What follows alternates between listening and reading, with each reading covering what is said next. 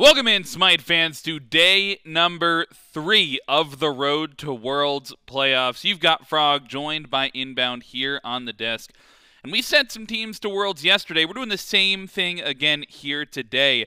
Ready to send some of these teams from the SPL to the SMITE World Championships, less than 60 days away in January. So getting excited for it. This tournament, though, a little bit fresh for the eyes. Best of fives all the way through. Similar to the Road to World season, right? We've got the top 6 teams from the SPL here matching up all the way through best of fives, double elimination. The top 4 teams that qualify through are going to be the top 4 seeds for the SMITE World Championship. The bottom 2 teams, they'll head down to the group stages that will be decided to qualify, get our last 4 teams for the World Championship. That'll happen all the way in January. And then, of course, the number 1 seed will get to pick from the qualifying teams. The group stages, number 2 seed gets the next pick, number 3, number 4, and so on and so forth. And today is all important, Inbound, because today is do or die. It is win and go to SWC or lose and go to the group stages. You're not fully out of it. Your season is not over. But these matchups we've got today, you can see how the brackets progressed. We're in the losers bracket phase of it now. The Jade Dragons versus the Camelot Kings, and later today, Oni Warriors versus the Highland Ravens. And the winner of these, they go to Worlds. The loser of these matchups, they have to try again in January, sent down to the group stages to qualify. Yeah, so, I mean, this is the final day, the final set for these guys, Dragons, Kings, Warriors, Ravens. This is the kind of winner-take-all, as you said. You're eliminated, you go to those January tournaments, and then you have to win that tournament just to make it to Worlds. So guarantee your spot at Worlds right now. You can't be a 1st or 2nd seed. We already established who those are going to be. We don't know which one's which yet, but you're playing for that 3rd, 4th seed. Guarantee that spot at Worlds. And, I mean, a lot of pressure on. This is like your chance to prove that you are a top 4 team. Absolutely. I mean, earlier in the weekend, yesterday to be precise, we did crown our top 2 seeds for Worlds. The Styx Merriman and the Atlantis Leviathans are going to be headed there. That's our top 2 seeds. We'll determine that seeding tomorrow. And then today, our 2 winners will play again tomorrow as well to determine seeding as far as like seed 3, seed 4 goes. But I'm not sure these teams today are just focused on making Worlds and just getting there in the first place. And I mean, our first matchup today, Jade Dragons versus the Camelot Kings, definitely set the stage for maybe a high-octane matchup. Yeah, and I think what we saw from both of these teams is kind of what we've seen all in the second phase.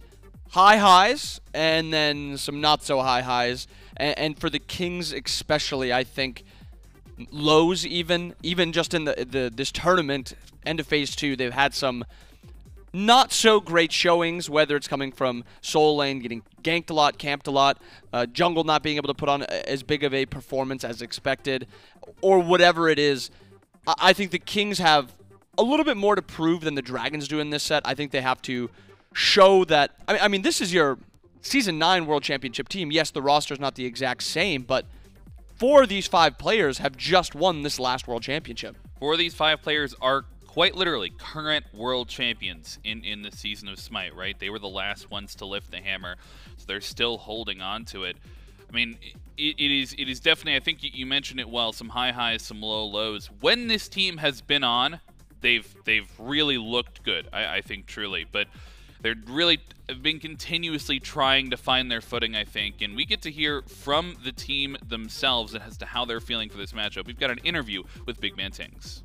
That's right, I got BMT here first. And actually, I want to ask you a little bit about the meta, because mages are still pretty popular. We've seen, I guess, Maman, who's, assassin mage going mid. But, like, how does it feel for you? Because you keep going to mages that are even outside the meta beyond that. Yeah, it feels a bit weird right now. I say the meta is very, I don't know, wide in terms of, like, the spectrum of the gods being played. But, I think more often than not, people are playing more mages than hunters now, so can't complain with that. So the other day, obviously doesn't go the way that you guys had expected. What kind of things did you learn from that set that you're bringing into today? Honestly, I don't think the drafts I felt were fine. I think just the gameplay was just not up to standard. We just didn't play very well, so hopefully today's just a little bit different. And today's match, it's an important one, right? Loser's going to go to the qualifying stage. Winner just gets to go straight to Worlds. How important to you is it to win this set? I mean, obviously it would be great just to qualify for Worlds, but you know, not saying we're not trying, we're sandbagging today, but like having the momentum of playing in the pre-Worlds tournament as well is also just a good advantage to have. So it depends. We're obviously going to try and win today, and hopefully we do. But what happens, happens. Well, good luck in your games, man. Thanks for your time, and we'll throw it back to the desk. Here at Third from BMT, definitely some confidence today, still trying to win, of course, but, you know, want to be clear. Yes, you get knocked down to the group stages if you lose these, but your season's not over, right? It's not do or die in the literal sense. And he makes a valid point. Playing through those group stages, we've seen world champions come through those group stages in the past. Yeah, I mean, we talk about momentum all the time, momentum in sets, momentum going towards the end of the year. And it's always going to help being able to establish some wins coming from that tournament in January with those SOC, SEC, and the lower SPL teams. So that's not like end of the world set right here. This is not what this set is. This set is just, if you are good enough right now, if you have, you know, scrimmed and everything is coming together and you can prove that you're already top 4, you get your entrance to World. You don't have to stress in January for that tournament, because if you don't win now, you have to win that tournament, or I guess top 4 that tournament in January. So there is going to be pressure then, even if there's not as much pressure as I think BMT kind of alluded to. There's not a ton of pressure on this set. He's happy to go to that tournament and get that momentum, or he's happy winning this one right here and proving that they're already a top 4 team. Yeah, certainly want to win here if you can. And I think their matchup on Thursday earlier on is going to be one they're looking to improve from. Obviously, they played, they lost, got sent down to the losers bracket a little bit earlier. And they're playing up against the Dragons. They've gotten a chance to adapt, potentially, watch what the Dragons want to do, and maybe a big focus is around BMT. Both of these teams have been the ones maybe more focused on this new Kukulkan pick, as we see right there in the clip, and maybe this more objective style of play. So I almost wonder, in Aphrodite as well, Quig and PBM have been the two to play that. I almost wonder in the picks and bans if we're going to see some of those maybe not super top of the tier list picks, but being fought over just because the play style and the drafts are a bit similar. Yeah, I think that's a good highlight. The meta that all these teams have, they're going to slightly differ until you actually get into these best of 5s. But, I mean, so far, just off the rip, where's Aphra going to be prioed? Where's Maman going to be prioed? Are we going to see any Cuckoo contention? Because I'm nearly positive we had an early Cuckoo pick by Dardez in one of their games. So is Cuckoo going to be one of those top 3 characters? And then on top of that, Anhur, where's Anhur going? Is Coast going to be able to get it? Is Jarcorrr going to pick it away and try to use that against Coast? And then, obviously, you got to touch on the mage solos. A bunch of mage solos. And when you talk about mage solos, I think Final K is one of those players that kind of sticks out to me. Raijin. Or, sorry, not Final K. Nika. Raijin. He plays a lot of Raijin. MLF, the same thing. I don't think of Opwash as much when I think of Nika. I think it's a little bit farther down the list. But he is a very good mage solo player, and he's kind of proved it. Were you thinking of Agni when you think in Nika? Maybe thinking for of some Persephone, reason, yes, a little bit, yes. When you think of Nika, because those, I mean, we saw those picks yesterday up against the Styx Varium and the Jade Dragons. Of course, they tried to qualify to Worlds yesterday. They were able to take a game. They were 600 health on a Titan away from pushing to a Game 5 versus the Styx Varium, and I'm sure that's lingering in the back of their minds in this matchup today. But trying to come in, especially with a fresh mindset. I mean, you've been a pro player before. Talk to me a little bit about how just, trying to reset mentally after a day where, man, you wish you could have won that set yesterday, but trying to come in with a fresh mindset today. Well, I can tell you all about coming off of a loss, because I had a lot of those. Yeah, exactly as you said. It's just resetting that mental, especially when it's as heartbreaking as that loss was, where it's not like you came in and you're getting destroyed for 30 minutes. It was pretty, I would say the Dragons had firm control of that game for most of it, and they just threw it towards the end. And I think that is something you can kind of look back on, where like this Ferryman team has kind of proved that one of the best. We nearly beat them. We had an opportunity to go to 5. This Kings team has not looked as cohesive as a unit as one would expect. So we should be going into this pretty confident, and that's what I think the Dragons are going to be doing. They're going to be showing confidence here. And I wouldn't be no surprise to see, I mean, a bunch of Anhur, the Aphrodite we already touched on, this duo that the Dragons really do like to run. When they get this and they have confidence in that duo lane, it seems like everything kind of plays really well around it. I mean, the duo is one that the Dragons have liked to play through. You get that pressure on VaporishCoast, this Anhur, of course, one that he likes to go back to, and then Mike playing the mages, the Baron, the Aphrodite. And we talked a little bit about the mid matchup. I mean, Kukulkan got banned away in the first phase from Dardez yesterday, right after they took that game 3. And then he top 2'd a Vulcan, which almost came out of nowhere, right? I mean, they are clearly experimenting with their own version of the meta and how they value these mages. And of course it includes those solo picks like Raijin, but it also includes, you know, things like Persephone, things like the Agni that we sort of saw. I mean, we were talking about, I gotta ask you about Spice, because that's I love watching some spicy picks. Same. You think Nika's pulling out anything spicy here in the solo lane today? I think if they keep holding Nika's pick for that 10th spot, I think he's going to 100% have some spicy picks. I mean, we even saw the E-Shell yesterday, which is not something we've seen a ton in solo. I think it's maybe had one other pick before then, but it's something that looked good when solo was on it. Yes, they didn't end up winning the last game they played that E-Shell, but I mean, he got a solo onto the Raijin, which is considered one of the best mage solos in the game. So that is something they could look for. We've seen the Persephone, we've seen the Agni, and there's always a chance that Maman is something that gets shoved over into solo lane, even though Dardez has looked really clean on it. I know Myth has kind of beaten into it a lot that Maman is not a very good mid laner, but she team fights well late game. It does not matter what role she's in.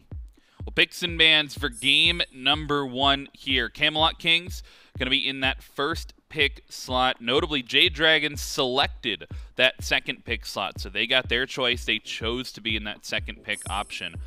And as these bans start to come through, I think pretty similar to what we saw yesterday would be not unexpected versus the Styx Ferryman. You saw the Ferryman trying to focus out a lot of what Dardez wanted to do. They took away Maman, they took away the Morrigan early on, and so trying to take away some of those picks from Dardez. Meanwhile, the Dragons taking away that Baba Yaga, I think something that BMT has played in the past, but I mean, notably this Naja. Not sure that there's another team that you're banning the Naja against. Twig's gone back to it so much.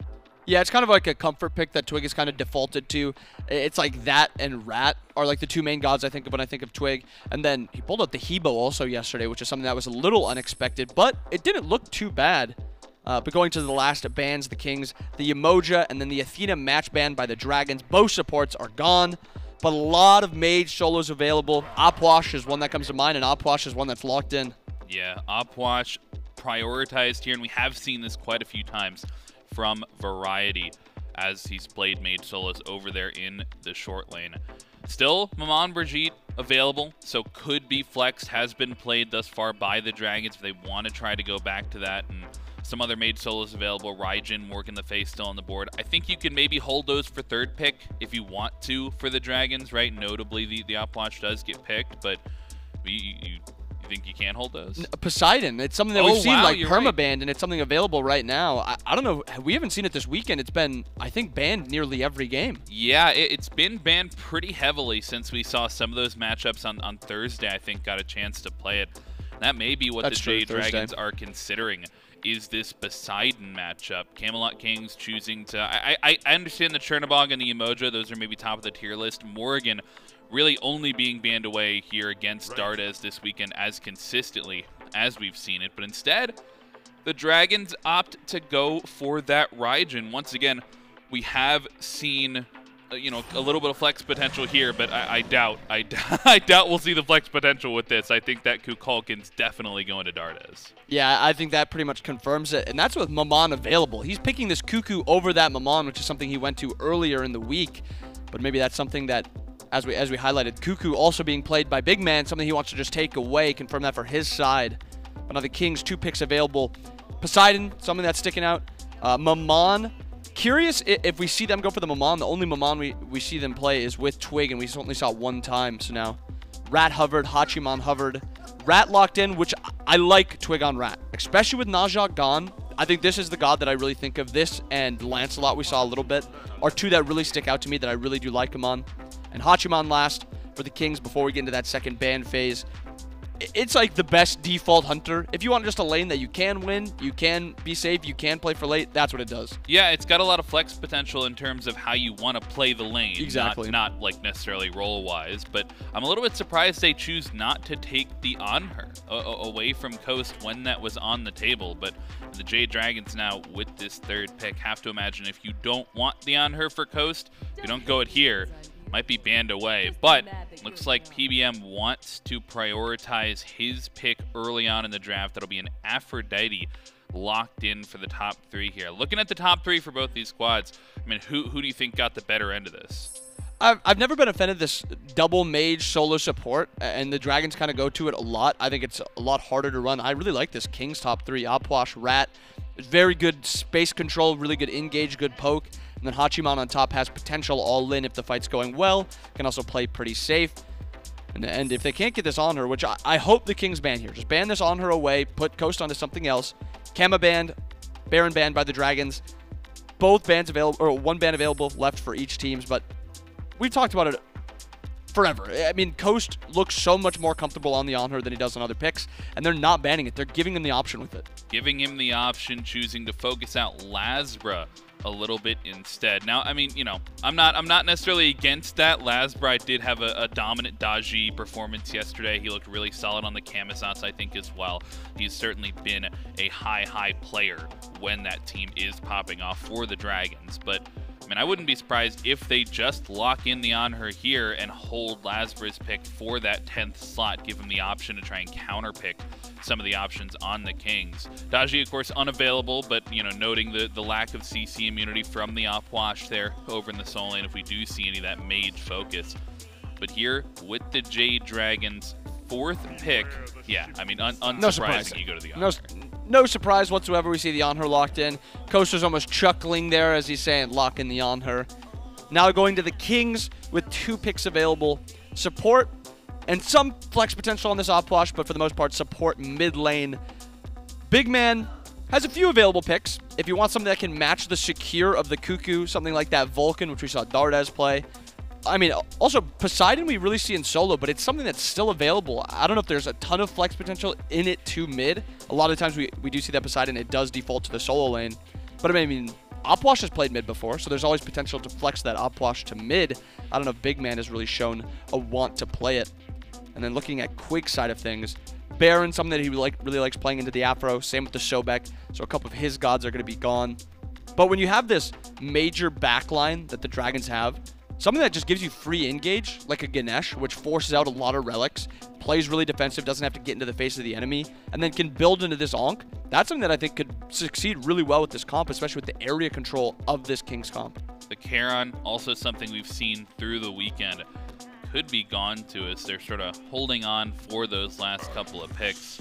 The Atlas, not one we've seen quite yet. I think it was banned away against Mike yesterday. But it goes back towards Quig here for the Camelot Kings. And then this Thoth lock-in, more than likely headed towards the mid lane. Opwash sealed into that solo lane. A lot of pressure we've seen from this mid lane pick. Shinto has played it. Paul has played it a little bit. But I think that's maybe the counter matchup you were looking for. Fenrir locked in against the Thoth is something that LASBRA is going to be looking to have a field day with, I think. Yeah, this Fenrir pick is incredible. The peel potential against him is very low. He chases down Hachi and ult, chases down Thoth and ult. Gank potential onto the Opwash is through the roof. This is such a great value 10th pick by the Dragons. And this is like the pick. I really liked the Atlas, actually. I think it really groups around this 5v5 well. Good area control, good peel until that Fenrir was locked in. This Fenrir could wreak havoc in this entire game. And it's something we've seen LASBRA play a little bit earlier on this weekend. Looked promising on it and has played it, of course, you know, throughout his career. This Jade Dragons composition, though, something that maybe they've found their meta with. I mean, this is something that looks very consistent to what they've picked throughout the week, and even the same pick order where you get like top 3 mages and you have a little bit of everything in the tool belt. You have, like, you know, a little bit of objective secure, a little bit of pressure coming through for that Anhur, and then that 10th pick jungler has just allowed them to almost like flex their comp around whatever the enemy team picks so well. Yeah, this Fenrir pick just, it finishes what exactly this Dragons comp kind of needs. They need some semblance of engage, and Fenrir is one of the better engage gods because he can avoid a lot of stuff. He can also avoid slows in the ultimate, avoid CC in that ultimate, and then he can look for picks with that, also with the ultimate, and then Raijin can force out beads. You know, a lot of beads pull, like a surprising amount for a comp that has no Guardian and no Warrior. So the punish potential on the Dragons is there, but I think when you go to that late game portion of the game and you have Thoth, Opwash, Atlas, it is a scary fight to kind of take. If the Dragons are at that late game 5v5, I mean, you can never count out a Thoth ult. You can never count out how much damage a Rat actually does in that late game. So if I'm the Dragons, I want to play for that early game, that mid game. I want to try to get LASBRA and coast a lead. But if it goes late, this comp still has everything you really need. It's just risky into what the Kings have. Yeah, I think for the Kings specifically, you look at their draft a little bit and think about how they're going to play through this early game. It might be towards that solo lane. You imagine you don't necessarily want to try and just match the duo pressure from the Jade Dragons, maybe let them play over there a little bit and try and focus out Variety, help him get a little bit of a lead so that this op wash can be a little bit more effective. We'll have to see in game number 1 here. Jade Dragons versus the Camelot Kings win and go to Worlds. We'll throw it over to the casters, Gore and Trelly. Thanks so much, Frog and Inbound. That's right, it's Gore, it's Trelly, and of course it's going to be Doug getting into the game. And Trelly, you know, I had so much that was on my mind. 30 seconds, maybe 600, 700 damage, a single tower, something like that stands between the Dragons and a game 5 yesterday against the Ferryman. Unfortunately, they made a call, maybe a little suspect in call, and did not find their success. Still have the Twitch chat favor, though, 62 to 38. The other thing that's standing on my mind, I don't think I've seen Coast play anything that isn't on her all weekend. Yeah, it doesn't seem like a pick that anyone wants to ban away, and I think that makes sense, right? You, with so many high prio picks, are you really wanting to ban away the hunter that can't fly the whole way across the map, or, you know, all of these other high pressure picks? It makes sense that Coast has been able to get his hands on the Anhur, just because other teams, you know, they'll look toward every once in a while, but Coast is just consistently looking for early pressure, which I think just fits the Jade Dragons play style so well.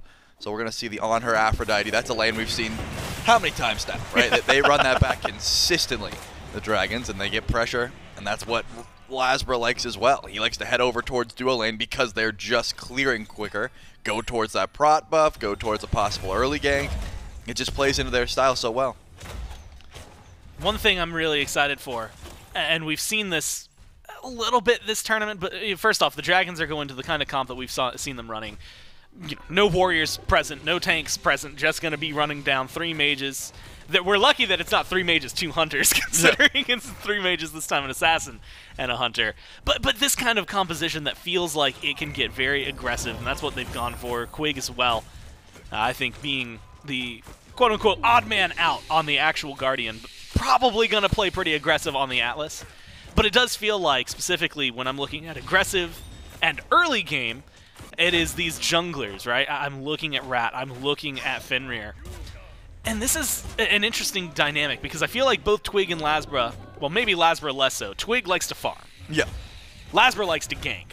It feels like LASBRA might force Twig into some early game presence, just depending on how they play. But how do you see the like Fenrir, the Ratatoskr dynamic going? Well, I mean, I see this Fenrir get a ton of value in a matchup like this. The desk already highlighted it.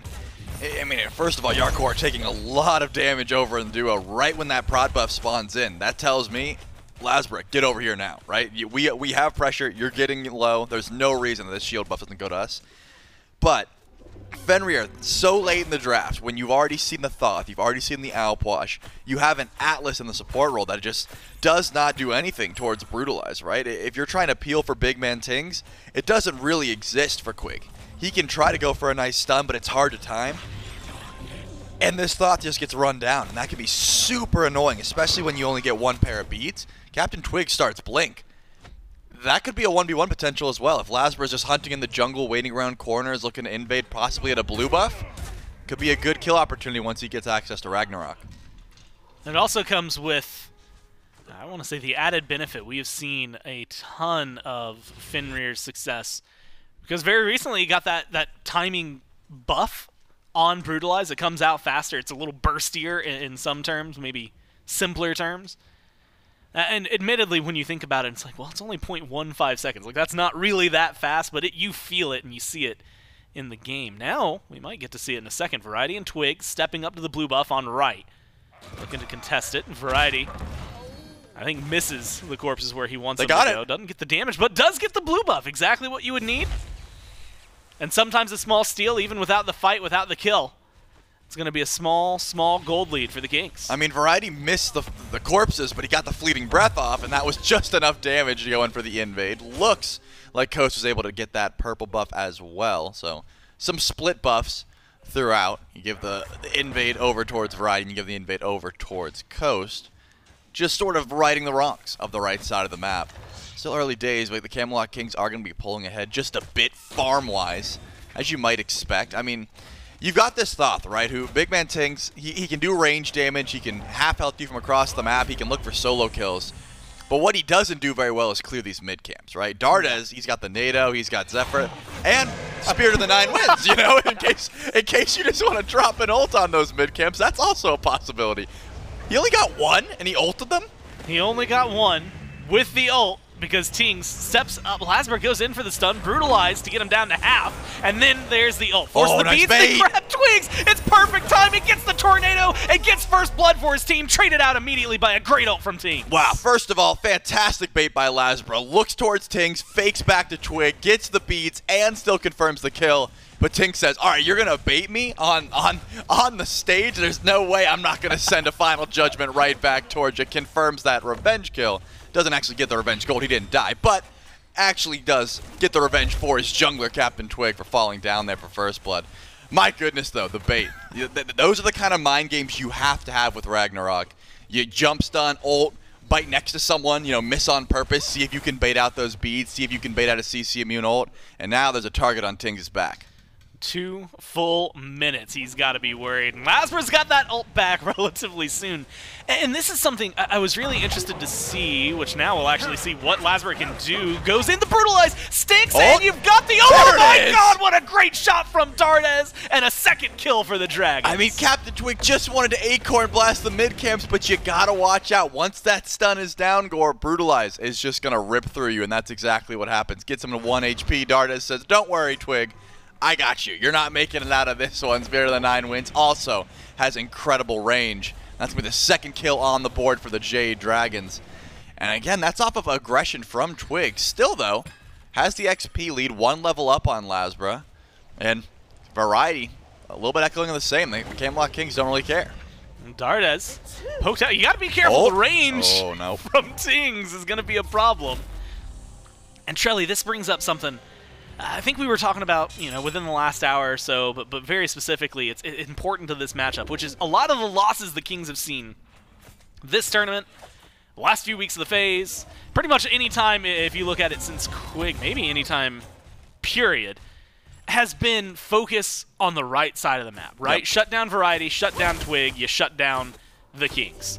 And a lot of what they had, you know, to counteract that, I think, early on, is even if that happened, they just had such a great team fight that coalesced in the late game, it didn't matter.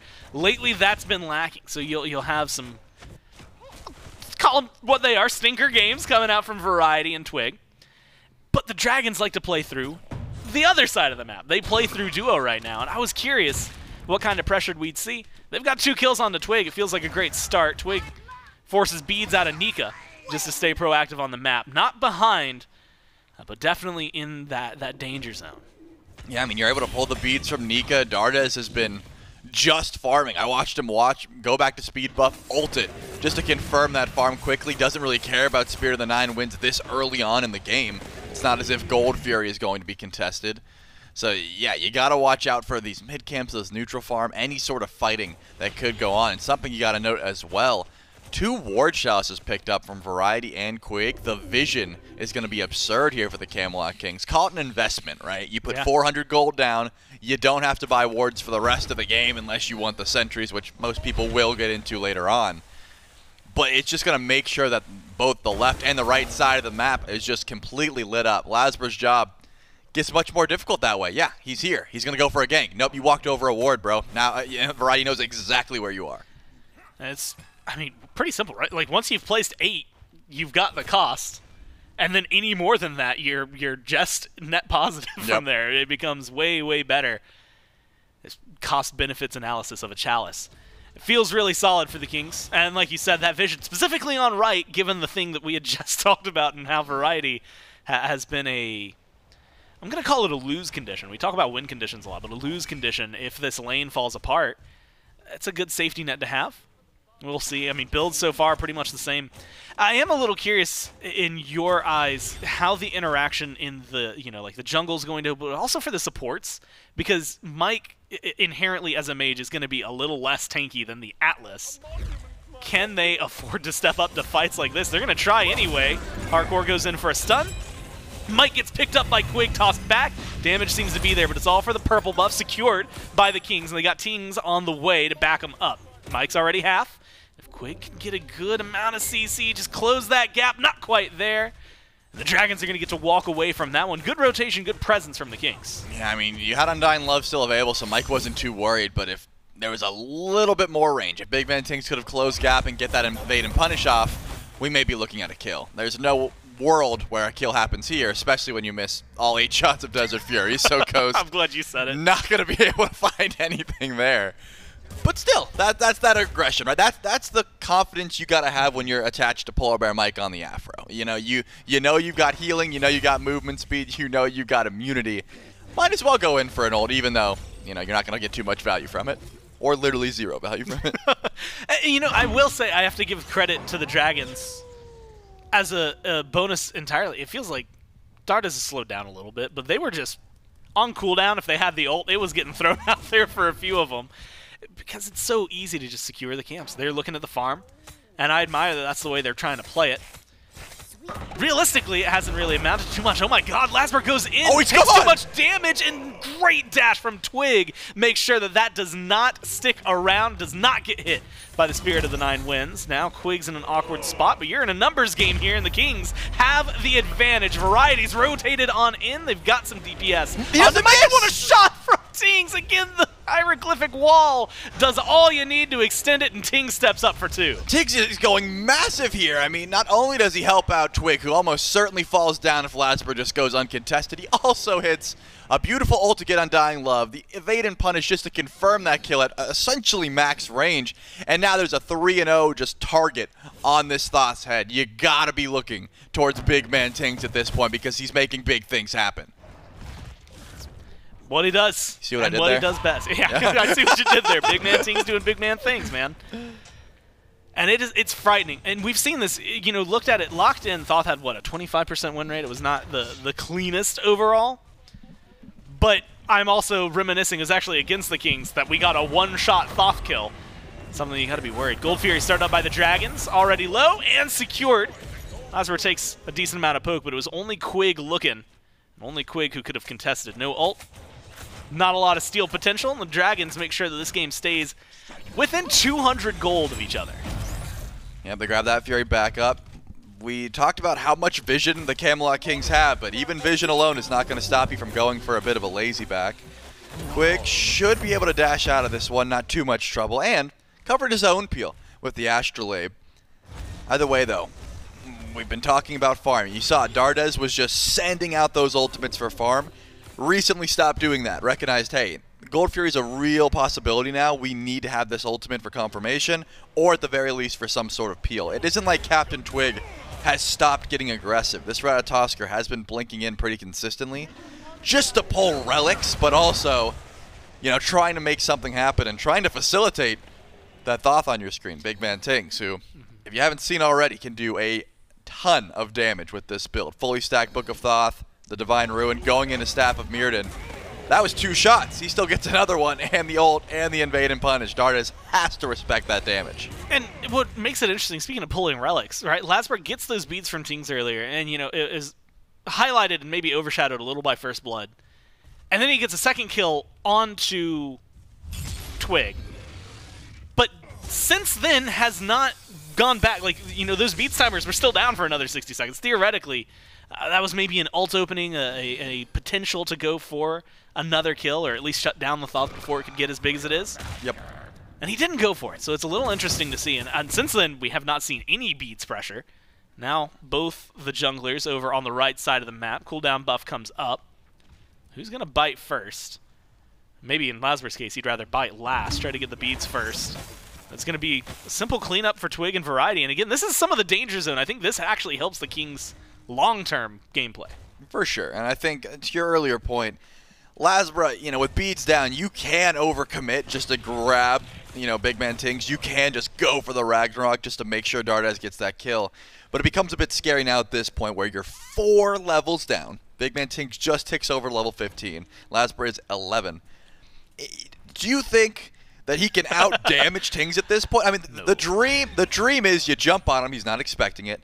You follow him with Evade and Punish, and then you bite him with Ragnarok, and that's 100-0. I'm pretty sure Tingz would kill you first at this point with this differential and itemization. You eat a full Hieroglyphic Assault, you eat Evade and Punish, and then he pre-beats and just Final Judgments you in the face. There's no way LASBRA survives that, so he's got to stay back. He has to hope that maybe Nika rotates in or Mike is attached to him to give him some immunity to really try and out-damage BigManTingz, the 3-0 Thoth.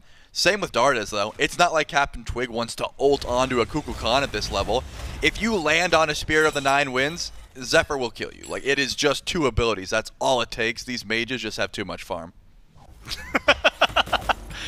They sounded a little bit like the junglers out there. The mages got too much farm. Hey, man, I'm a mid laner. I love it. Level 16 at 14 minutes. Keep it up, Tingz. You got this, man. He's doing more than what he needs to. The Kings the other day as well were pulling like 12-minute fire giants. Like, they were willing to go for it. Now they've got some damage. It is going to be fun to watch. More difficult game for LASBRA if you look at the right column of the relics. It's all beads and every single one of them is up. Twig and Variety. Well, we'll have the eyes of the Fenrir on right for now, but it doesn't seem like it's going to be too much. I think it's this Pyromancer. See 3-man grouping from the Kings. Almost 3-man grouping from the Dragons. It's going to come up in a few seconds. It does come down to secure. We've had this conversation. You've got 2 great secure mages, but I feel like setup right now, and I'm with you, feels like it's going one way. Unless you can do that, that's the perfect pickup. Then the beads from Variety. You got some burst. You got a dash in from Nika, but you just don't have the damage in Varieties. Got the moves to get away. Stays alive under tower, and of course the corpses heal him up. He's going to be just fine. Yeah, still dashing forward. If Raiju explodes, maybe Nika goes into the Taiko drums and tries to taunt Variety back in for LASBRA, but doesn't connect. And now Primal Fury started up here. Coast already spotted out, but here comes Tingz as well.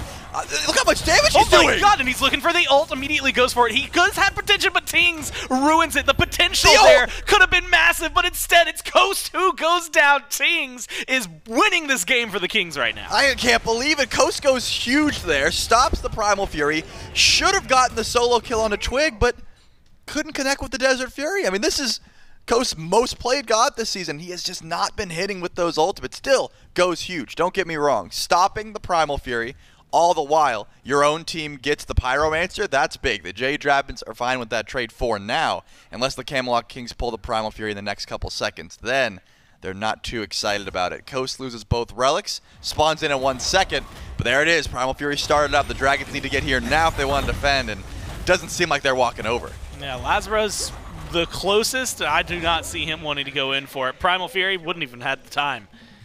Goes over to the Kings. It's as simple as that. Trelly, that is the difference. You know, no Tingz there. I think we have a double kill for Coast, and they probably pick up the Fury on the Dragon. Maybe they have to drop it.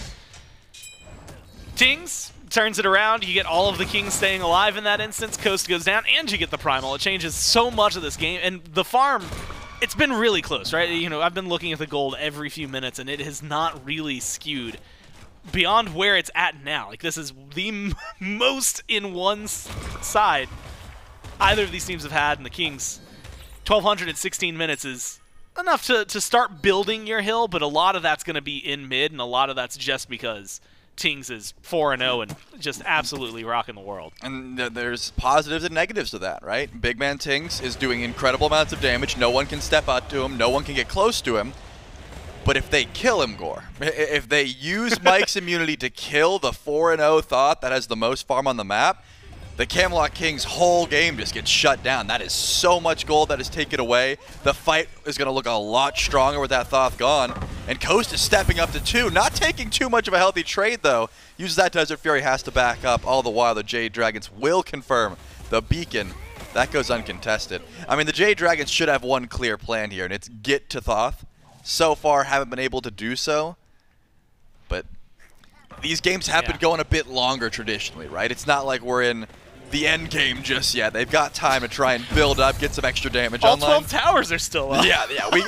There is time to find Tingz's beads in the next 5 or 6 minutes. And realistically, he might be worth more than that last Gold Fury we just saw at this point if you get a kill on him. could be huge for your team. LASBRA's been lurking over on the side.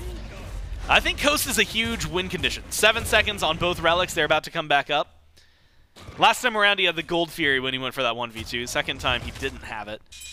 But he could be a lot. I mean, the pillars, even though, like, if we lock onto the Desert Furies, those have not been great. But everything else he's been doing has been spot on this game. For sure. And that's going to be some of the danger. Have a little bit of time before there's a Pyromancer. A little more time than that before there's a Fury. But there's still a lot of presence on the right-hand side of the map for both of these teams. It feels like they've been making sure to keep wards. 18.5 minutes. Like, we're in that realistic heat check Fire Giant territory. And if you're not paying attention, I mean, these teams, with the way the meta has shifted, burn and objective secure exist on both sides. You cannot leave them alone for, like, 10 seconds. And that's been the beauty of it. We've gotten to see Thoth versus Kuku as in the confirmed battle plenty of times, and traditionally the team with Kuku feels a lot more confident, right? You can cancel Final Judgment. You can stun it. You can make sure it only does a percentage of the damage it's supposed to, as long as you can get CC on the BigManTingz, of which the Jade Dragons have a ton. Whereas Dardez, he can stay a lot further back. He just has to, send out that ultimate on time. It does plenty of instant burst damage. CC doesn't matter. He's got the slow immunity. So the Jade Dragon still could feel confident going in for any sort of objective pull. It's all just about, like I said, not getting half-healthed by a Thoth before you walk up. It's all about looking towards where CaptainTwig's been, because despite him being 0-2, 4 assists, he's been active. He's been a part of every one of the kills the Camelot Kings have. This rat blinks in, gets a stun, baits himself a little bit, sometimes dies, sometimes doesn't, but he is still creating opportunities for his squad. Well, speaking of trying to create opportunities, goes for the stun on Nika. Is just a little short of being able to find it. And you've got ward coverage, so you know LASBRA's over here. At this point, you've got vision. LASBRA goes up, forces the beats from Variety. Do they have the damage to go in? What a great stun! And then a great root goes around. Tycho drums, missing every shot from Nika. Connects on the last one, and the knock-up from Twig not going to connect. Up, down, and LASBRA goes down because of it. Twig puts one on the board. Quig has Blink, though. I was wondering if he's going to chase down Nika. Doesn't look like he's got it. All the while, the Camelot Kings grouping up towards Pyromancer. Sure, Mike and Dardez are nearby, but you have plenty of dive now that Nika has to go back to base. This should be a fight or a pull. I guess CaptainTwig doesn't feel like he wants to go in yet, so they're not going to go in for the Pyromancer. Still, good damage coming onto Mike. You've got the ult from the Atlas. That should help out a lot, but great timing on the ultimate. Make sure that Tingz isn't going to one-shot him with the ultimate afterward. Unfortunately, it does now mean Undying Love is gone. Pyromancer started up by the Kings. They've got 4 over here. Dragon's going to match in numbers soon with Coast rotating in. Presence on ultimate's going to be a little skewed now that LASBRA has the bite back up, could potentially show back up. He's over on the left side speed, though. Pyromancer's going to get back to full health, Trelly, and they're going to stare at each other menacingly for a moment. I think they have to at this point, right? You know that the mage ultimates are down, but Twig and LASBRA, they just had a scrap before this. Twig's got no beads, no blink. Sure, LASBRA's got the beads available, but he's going to go in, find Tingz' beads. That's a good pull. Who's going to be able to make use of it, though? Jarcorrr ults in just for some poke damage.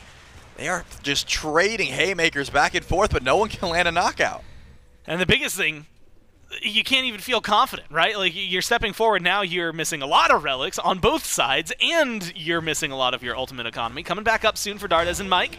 And the Dragons just have the perfect timing and the perfect window. Pick up the Pyro, pick up a Runic Bomb. 2 in the pocket for them. And we've only had 1 tower fall so far in 22 minutes. The right side tier 1 for the Dragons. A lot of gold still on the map. And Charlie, right now, Dragons need a little bit more. They're about 1,500 behind where the Kings have amassed. They are, but now they have the first opening I've seen so far this game, right? I think this is the second time that we have seen the 4-0 Thoth have beads down. LASBRA had to do just about everything, almost overcommit his life just to get those beads. And like I said earlier, who's going to make use of it? It's really just LASBRA. No one else on the side of the Dragons can convincingly get to this Thoth. So unfortunately, he might have to stay kissed to Mike, which he has been. Mike has been able to keep him with, nice and healed up. That immunity is there with Undying Love. But Tingz knows this. He's going to be staying so far back that there's no reason for him to be pulled by Ragnarok unless they vastly overcommit. So the Jade Dragons grab themselves the beacon, and that's going to unleash the Titans down mid lane. We're going to see a little bit of a scrap once again. Poke definitely in favor of the Camelot Kings, but it's not like Nika and Dardez can't also dish out some of that poke. We also have to talk about that sustain battle that Mike will make sure his team is winning. How important, well, very is the answer to that, but to get to Tingz, you've mentioned LASBRA specifically, right? Dardez might be able to get some long-range shots, Coast long-range shots, but it's a high hope for them. Yeah. Do you think Nika can dash in? Like, is it too reckless on the Raijin to dash in and try and kill off the Thoth? He can try and dash in, but he doesn't have the damage to 100 to 0 him, right? You need a little bit of backup from your squad. That's where that CC comes in, and Gorr, we've been talking about it so much, his beats are up in 40 seconds. Why would you step up at this point? If there's not a Fire Giant being polar in the next 10 seconds, there's no reason for Tingz to be within range to get hit by any Jade Dragon abilities, right? He just outranges everyone on that team. No reason to put himself in danger. And he hasn't, right? He's been sitting right behind Quig, right behind Twig. LASBRA's nearby, but he didn't go Blink. He goes Beads Aegis, which felt like he needed it in this game. He's 0-3, so he's clearly been under fire. He can't close gap, so it looks like Tingz is going to be just fine. Titan's going to clash in mid. Jets Quig! between the World Championship signs, and Quig takes a lot of damage. Great shot from Dardez, but it doesn't matter. It's between a rock and a hard place. You end up getting killed off by Coast. Titans still clashing. Numbers advantage for the Dragons. They're going to move over towards right. And you've got no seconds left on those beads. So what will Tingz do? Can step up safely. Fire Giant seems to be the main goal for the Dragons. Petrelli engaged, especially in these Aphrodite comps. Sometimes is where the issues lie. And Tingz shows he's not afraid to let the abilities fly. Get some good poke out there. Gives us a small reset. Well, I mean, the Jade Dragons, they have the lead they were looking for. They had the opening, but just didn't feel confident of it. And you saw Mike, one of the 2 tanks on the side of the Jade Dragons, walks up, gets half health by Tingz, has to back up. And all that starts with a great impale, right? VaporishCoast has been on point. Pillar into impale, gets Quig low, he beats, he runs away, but Nika has the taunt back in. The Taiko drums confirms that kill onto Quig. It's already over, though. Quig's back. He's got beads up in 2 minutes. Sure, that it does mean that LASBRA's got an opening. Maybe he can pick him up, bring him back to the squad. But the Jade Dragons did not do much with that lead. They just dealt with the Titans and had to retreat. There is still an issue of stepping up towards the Fire Giant because of the range the Camelot Kings have.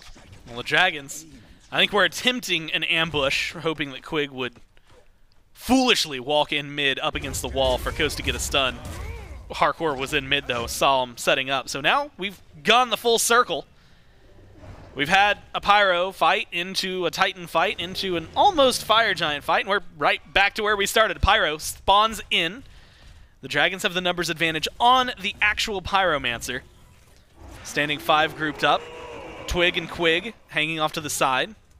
Tingz, ever-present threat, 4-0. The most kills on his team and in the game. Petrelli shifts a lot of that pressure back towards left. Kiss onto Variety. But it doesn't feel like the Dragons quite have that lockdown they want yet. No, they don't. They've got decent sustain. They're sitting around just looking for opportunities, but I like what Tingz has been doing as well, just charging up Final Judgment, send it out randomly on someone who's not expecting it. Maybe you go in. Dardez, of course, is going to confirm that Pyromancer for his team. 2nd Runic Bomb. 1 to LASBRA, 1 to Mike.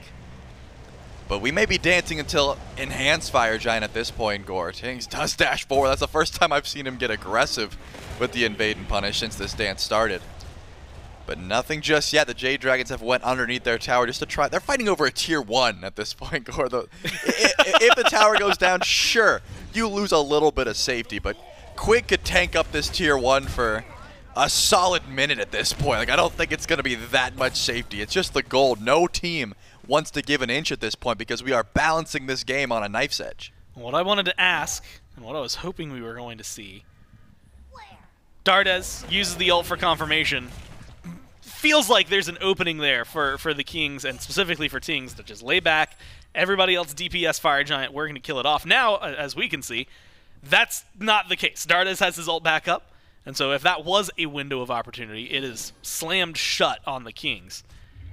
And we're in, again, such an interesting spot, Trelly, because you mentioned it. We're 27 minutes in, fighting over the tier 1, right? Dances around the Fire Giant, but neither of these teams really feeling confident in their engage. It's all on what Tingz is able to accomplish. Half health Dardez. And they're going to pull in Mike. Do they have the follow-up damage? They do! Oh my god, the shots are there! But he gets out of there, up into the sky. Twig, is he going to go for the kill, or is he going to fall back? There's no way you're diving that deep. Mike stays alive, uses both relics and his ultimate in order to do so. Now has to play carefully, especially around Tingz. I mean, Variety got the stun with the Lovebirds. They had so much damage. I just think Tingz didn't have to send Final Judgment out. If you have it at this point, maybe you can go in for a Fire Giant while Mike's gone. But still, the Jade Dragons stepping forward, taking a lot of damage from Hieroglyphic Assault. Not the opening the Camelot Kings were looking for, though. Dardez still has both relics, still has Spirit of the Nine Winds. They're going to pull this Fire Giant, but it's more of a bait. Jarcorr's not even in the pit. Trying to figure out where they could go. Variety's looking to zone, or at least keep vision. LASBRA's looping around the side. If he can get to Tingz, he's got a through line right now. Good lockdown, and they've got the damage, but the Aegis buys so much time, so much space. Goes in with the Brutalize, goes for the ult. You need one more hit, just one more hit, and he finds it, shuts down, but trades out his life in the process. 1 for 1 overall, but a huge kill for the Dragons. Big oh my god, Tornado! Tornado does a lot of damage. Variety's got the heals. It was close. Tingz and LASBRA on mere death timers here. And it looks like that's just going to be a full-on reset, Gore. I was right. We're dancing until Enhanced Fire Giant. No team is going to overcommit. No team is going to make the pull. But that's the dream situation for LASBRA. You come around the corner. Tingz isn't expecting you. Jump, brutalize, you get the auto attack. You pull both relics, and you get the kill. Sure, you commit your life, but at this point, Tingz is worth infinitely more than LASBRA, right? The only reason the Jade Dragons can't do this exactly is because they get half health every time they walk up. Variety can do a bit of that damage, but he does not have the same level of burst, the same level of range. Still, though, no true pull just yet. I think the Jade Dragons should be going in for this. There's no burst mage available to outconfirm Dardez, but they just can't walk up. Variety and Twig put enough damage out to make them feel scared, and the Jade Dragons have to back up. We will see the full-on reset. Now, it's just going to be who gets out of position first. The Thoth with no relics or the Fenrir with no relics? Well, unfortunately for the Fenrir with no relics, he also has a Raijin right next to him with no relics. Maybe causes some trouble. Jarcorrr not having beads, though, maybe opens up an opportunity. Again, it's watching where LASBRA's going to go. This dude is a ganker through and through. It's in his blood, it feels like. He does not want to walk up, and looking at the positioning of that last fight, right? You had Twig kind of more or less with the team, waiting for his ult to go in and when he could make that big opportunity. LASBRA just ran down mid, looked for an opportunity to swing in from the side, and that's just the way he likes to play. Pyromancer, do you fight over it this time if you're the Dragons? You step up nonetheless. Kings are going to secure that one. 3 runic bombs on one side, bomb. There it is. Over for the Kings, but yeah, like you said, secure is down. And the Dragons take the opportunity. Start up the Fire Giant, burn it down to half. Twig up in the sky, goes for a double knock up in the back. That's going to force Dardez. The Kings did it! Get the Fire Giant, and they get 2 kills to boot. They're going to chase down the Dragons. Coast jumps in, of all things, and as Aegis, oh, it only buys a little bit of time. The Kings crack this one wide open. There's no way Gamma Ray Burst out-confirms Dardez. Tingz definitely should be killing Mike here. The full-on deicide, unless LASBRA gets back, which he does, hides in the FG pit to go back to base. But that is ridiculous. Did they just win? Yeah, I mean, Tingz uses ult to confirm Pyromancer so the Jade Dragons see their opening, but it doesn't matter, Gore. This is Enhanced Fire Giant. There's 3 towers up, but like you said, we waited and danced until it was enhanced, and now the Kings, they get to walk in. One team fights all you need. They win game 1 and put the Dragons down in this set. There are still 4 tier 1 towers up, Gore. That's how slow this game was played. That's how balanced it was, right? Back and forth. All it took was one overcommit. And you know who broke the game wide open? It was CaptainTwig. That was a huge ultimate on the Fire Giant. You saw the follow-up damage. Everyone dispersed. Dardez had to use his ultimate to confirm, and it was a little bit late. Doesn't quite hit the Fire Giant in time, and even though the EFG didn't matter too much, you still got to give credit. Quig stole with Gamma Ray Burst, 100-something damage. And you know what? Couple hundred damage, sometimes that's the big difference maker for the Dragons, it feels like, and so far that's 2 games where things have gone wrong for them within the hundreds. Yep. And admittedly within these huge bursty ultimates, just not quite connecting where they need to. Unfortunately for them, they go down 1, but as we saw, a very close game until literally the very end. Oh yeah. So we'll see what we're up to. Kings are up 1-0. We'll find out what happens next right after this.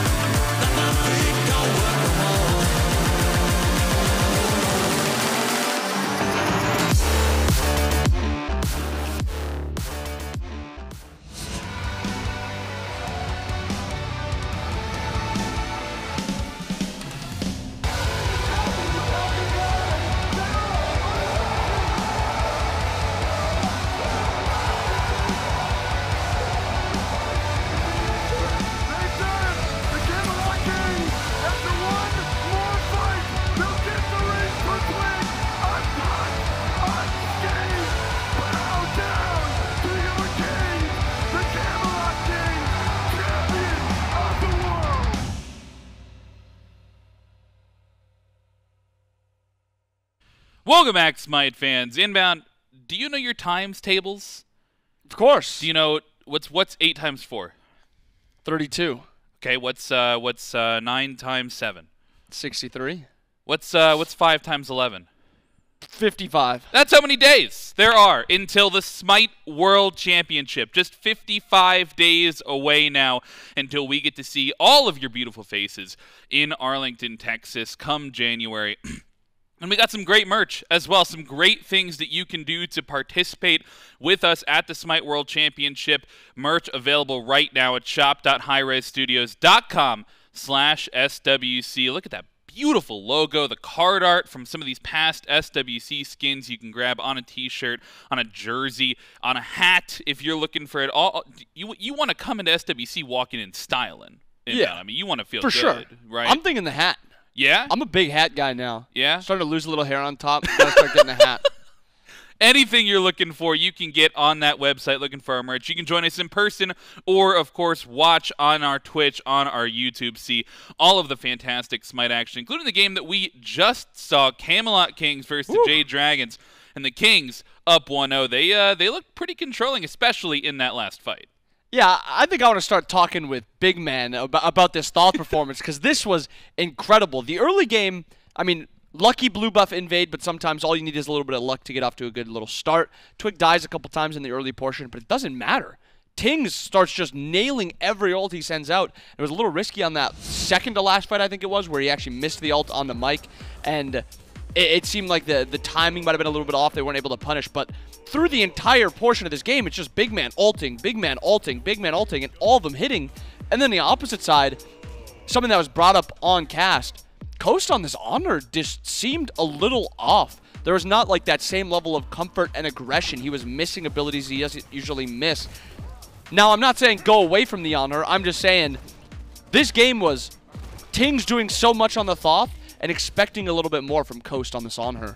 Yeah, I think perhaps, you know, a little bit of an off game, maybe for some of the players. I think LASBRA as well. I was maybe expecting a little bit more out of him on the Fenrir in particular. He did have a solid game, but I think you're right. It's really the story of this, though. It's so difficult to kill, and then almost baits the Dragons into a questionable play there at the end, right? You have the Thoth down, or rather, the Thoth ultimate down in that last fight, and you're like, okay, they used it to secure the Pyromancer.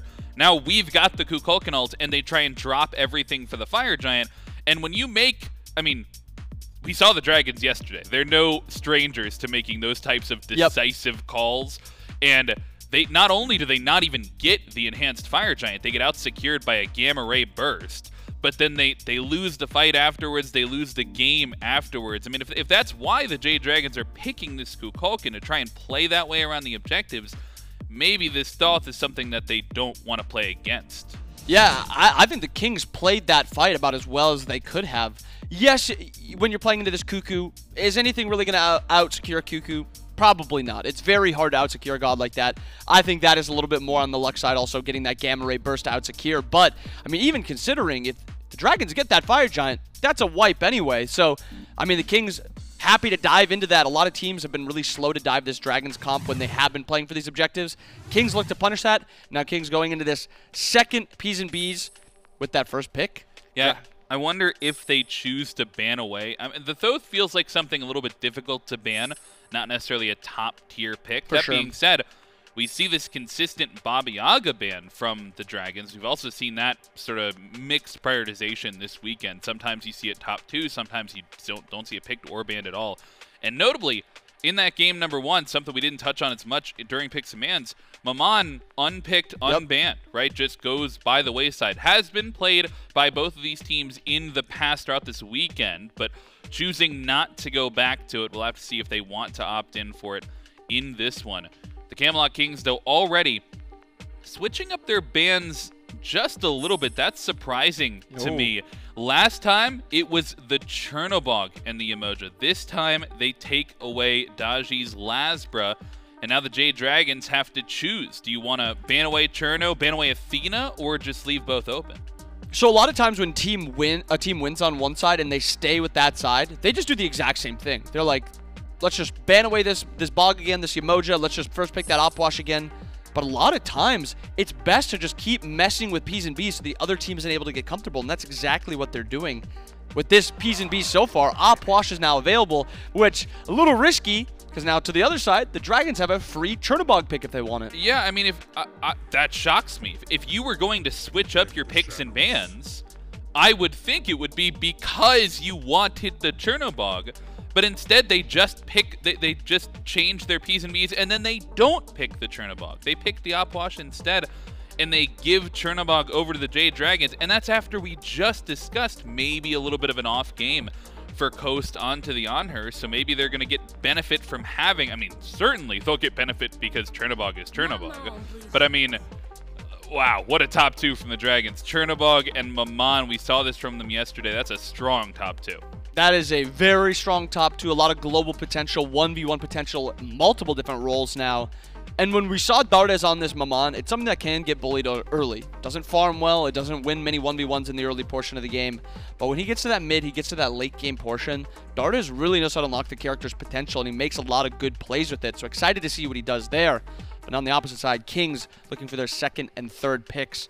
That Rat still available, which I think you lock in the Rat here no matter what. I think Twig looked fantastic on it. I liked yes, it a lot. What was it? His stat line was not the prettiest, but you're never getting a pretty stat line with Twig. He is just a character, or a player that just likes to get involved, and you can do that with Rat. So I like the Rat. Other side of it, I'm almost confident going back to that Thoth. I think that was so impressive that if you don't pick it here, it's probably getting banned. Yeah, I think that there are a lot still open on the Hunter side of things. You still get like the Ishtar and the Hach. But I think that in terms of prioritization, you might be right with that Thoth. That being said, the Kukulkan also up on the table, and something that we have seen BigManTingz go to in the past. So could have been the prioritization. Instead, they'll choose to keep this Hachiman on the draft, and of course go back to that Ratatoskr. So identical top 3 there for the Kings, despite the change in bans. The Jade Dragons, though, they switch up their top 3 quite a bit. We'll have to see what this lock-in is for that third pick, where they grabbed the Aphrodite last time. Now it is this Poseidon that went unpicked, unbanned in game 1. Yeah, and Poseidon's had a lot of prio before this game, or before the first game, so it was a little weird to see him go by the wayside. Same with this Maman. So now we're seeing 2 characters that made it through P's and B's now getting top 3'd by the Dragons, and it's paired with this Chernobog. This top 3 by the Dragons is phenomenal, but what the Kings did with this top 3 last game, I'm still entirely confident with this Kings draft. These 3 characters, I mean, we analyzed the last one, they do everything you really need. The Hunter has flex potential on how he wants to play, not necessarily the role. Rat can do a lot of different things. Puch can do a lot of different things. So it's a really comfortable top 3. And then slipping into the next bans, Thoth banned away by the Dragons, so we cannot have a repeat performance by Big Man. But as you said, there's a few mid laners still available for Big Man. Never really worried about Big Man's God pool, so I'm not too worried. Cuckoo is another thing we could see. And yeah, that look you're giving me, the Dragons are banning away their own Aphrodite. Well, it's not as much that, right? I mean, Quig plays the Aphrodite, of course, and so if PBM says, I'm not going to go to it, I understand the ban. I'm more confused by they don't ban away Kukulkan. I mean, if they are top picking Kukulkan, you have to think that they like it more than the Thoth, right? Like or maybe Dardez just has some comfort on it, but it's got the objective secure, it's got a little bit of that safety ever since that buff recently. And so I'm surprised that they leave it open, knowing that BMT can play very similarly on that pick, as they maybe not as harass focused as Thoth is in moving around the map with that poke. But I mean, if you're looking for objective pressure, if you're looking for the same team fight style, I mean, we waited 31 minutes for the enhanced Fire Giant in game number 1.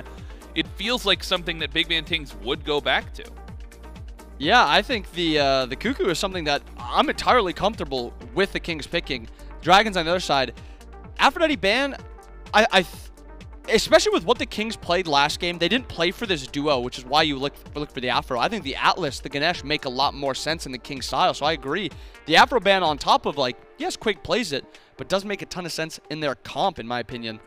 But now Dragons, their next pick available. We saw the Anhur last time here, but they already have their Hunter confirmed.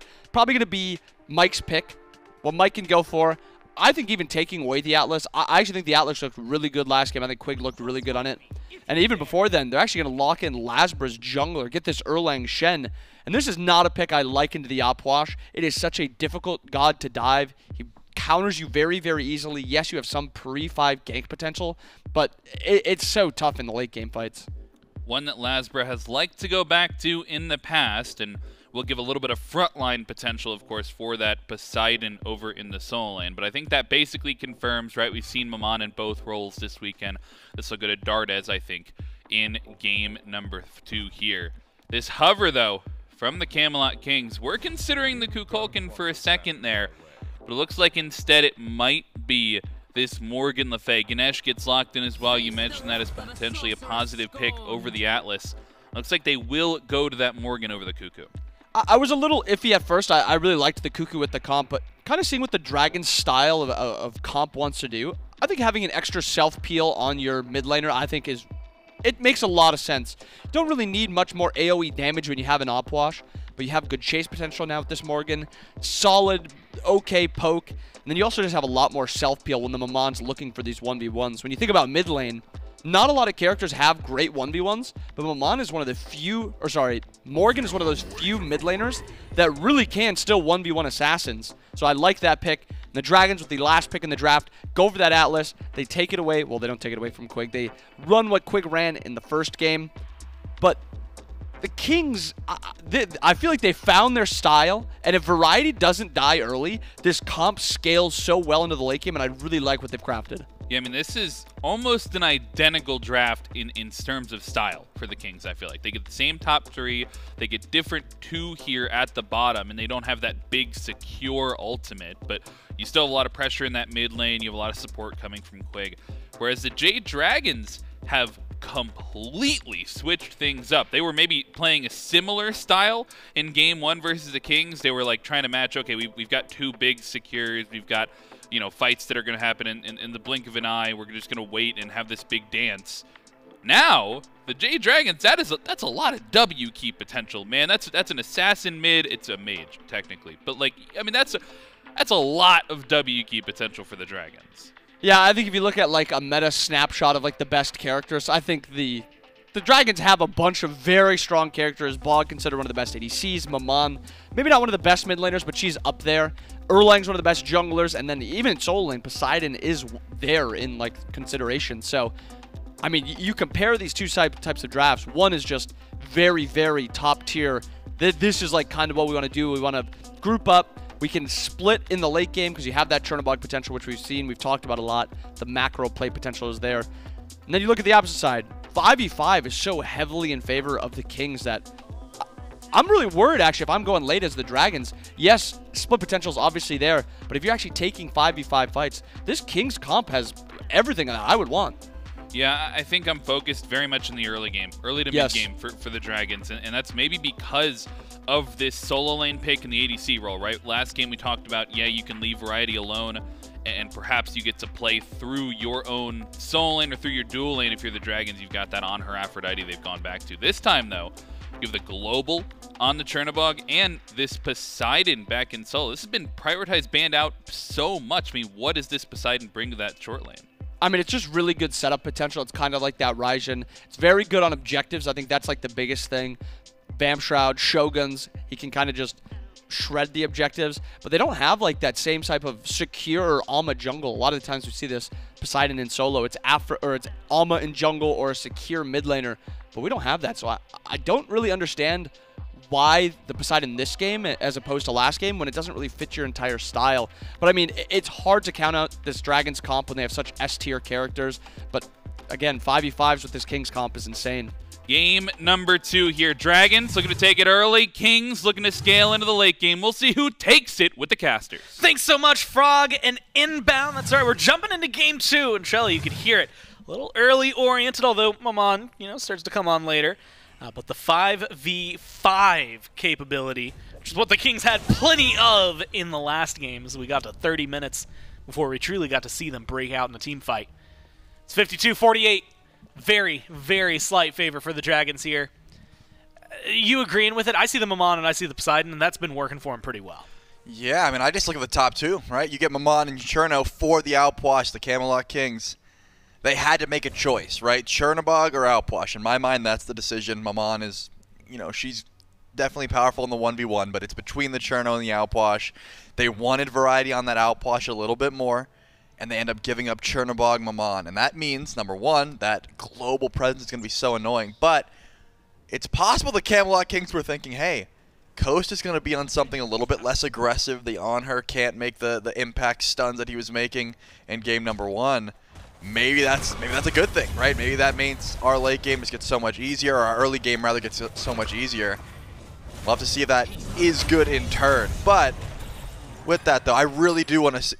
Wait, there's no way Variety meant to pick that up, right? The way he stepped made it look like he meant to pick it up, but there's no way he meant to. I mean, now he's a speedy Opwash. I mean, he's got Vamp Shroud, so his mana's not the worst thing, I guess. He's going to be speedy, you're right. We'll have to see how it works out for him. Well, hey, you know what? He's using it right now. He's just running a Nika, and he's got some damage. I mean, early on, you got to be careful here. If you're the Poseidon, Variety has no fear. The Whirlpool is going to create a little bit of distance. He's so fast, man. Yeah, he's zooming. You can't slow him down. And you know what? It does seem like his mana sustain's fine for now. Does that...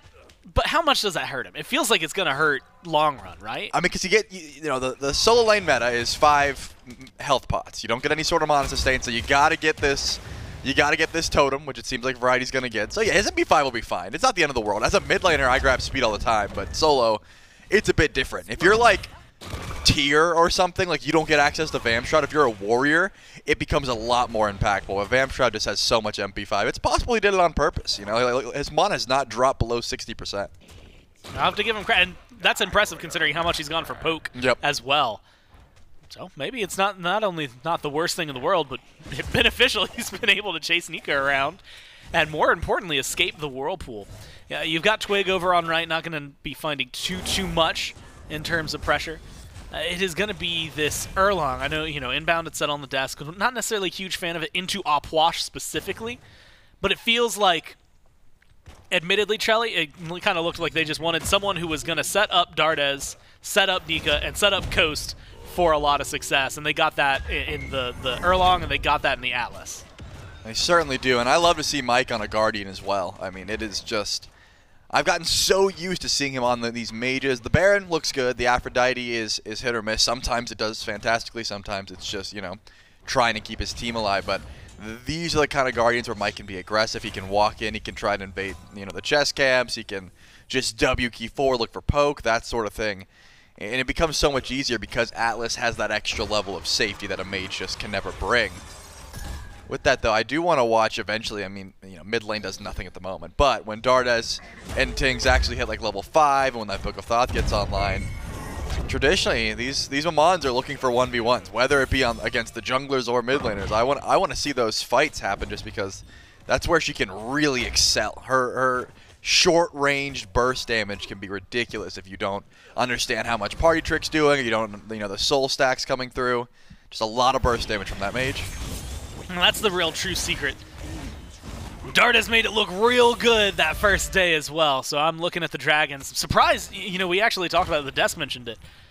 Poseidon and Maman were really, it felt like, essential to day 1 Dragons, banned out in day 2 Dragons, but it feels like I was surprised to see that they made it through picks and bans of game 1 without being picked up, because it does feel like they were not quintessential, but whatever one step down from quintessential is, like, they needed it, and it looks real good. I'm excited to see Poseidon towards the late game as well. It feels like Nika's been able to do a lot. But do you think that, you know, what we've seen, maybe Erlang is going to answer that question? There's a shield buff up, and he's over on left, but I don't think he's looking for a gank. Is there going to be a lot of fighting from the Dragons early on? I mean, so far, we're almost par for the course in the pace for last game. Yeah, this early doesn't, you know, need to be that sparks flying. Remember, Dardez was like ulting camps at that point. He just wanted to farm as quickly as possible, and I'm thinking that's going to be more of the same. When you have Fenrir, it's a bit different. You know, Erlang still does have CC, but he doesn't have that all-in potential.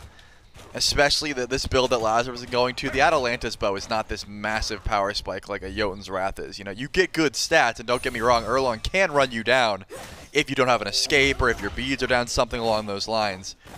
But it doesn't seem like there's too much opportunity for LASBRA to look for a gank unless it's on to, say, variety, right? BigManTingz has tremendous self-peel. CaptainTwig's probably going to go up into the sky. And the duo lane has been the duo lane. So I would assume that's the reason LASBRA hasn't sent out this 9 turns blessing just yet.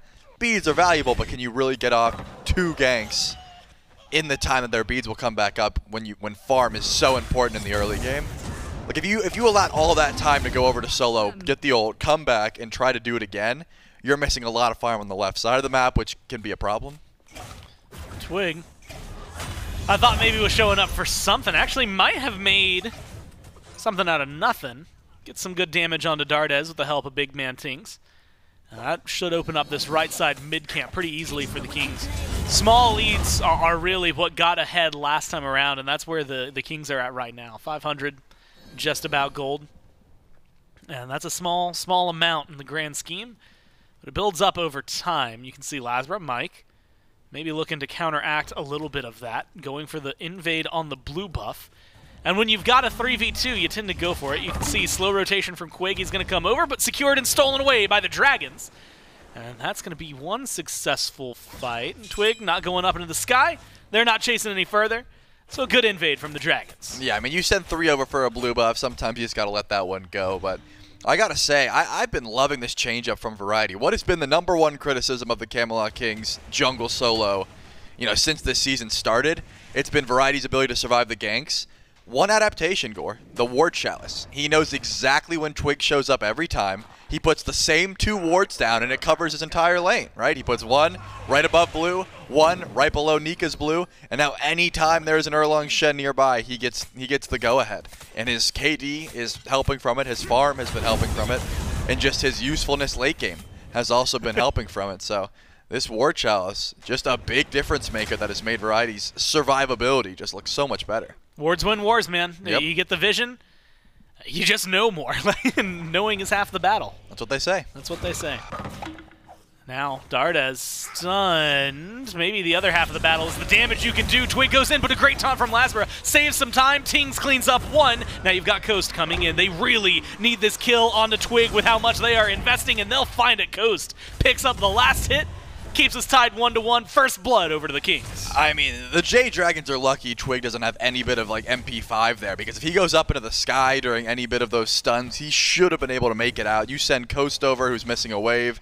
He's losing his Vashtions. All of that invested just to make sure that Ratatoskr goes down. But BigManTingz getting the first blood is what I want to look at. Dardez, he just could not find the Spirit Seas. It looks like he may have wanted to go into Twig to sort of stall out, but ends up just dashing away. And of course, BigManTingz has plenty of range with that ultimate. Confirms the kill. Can't save his rat, but at least he didn't die trying to save him, right? He said, good luck, I'm out. Later.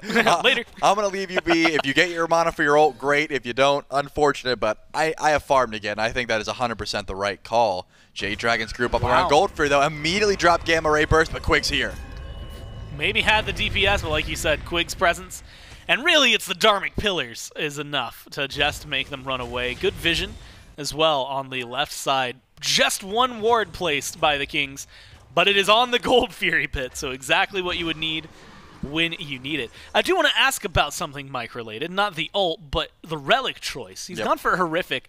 I love the Relic, especially against auto attackers late game, but what's it bringing? I guess, Variety, Tings in the late game, but Mike's not usually dealing with the mages as much before level 12. Yeah, the benefit of the Horrific is just if someone gets a little bit out of position, especially with the Atlas ult. You can Gamma Ray Burst, you can Horrific, they get stuck in it, and then you just help the rest of your team sort of show up. Imagine if Quig uses that dash, tries to evade obstacles, and then is just slowed afterwards. He's going to be a free target for just about anything on the side of the Jade Dragons.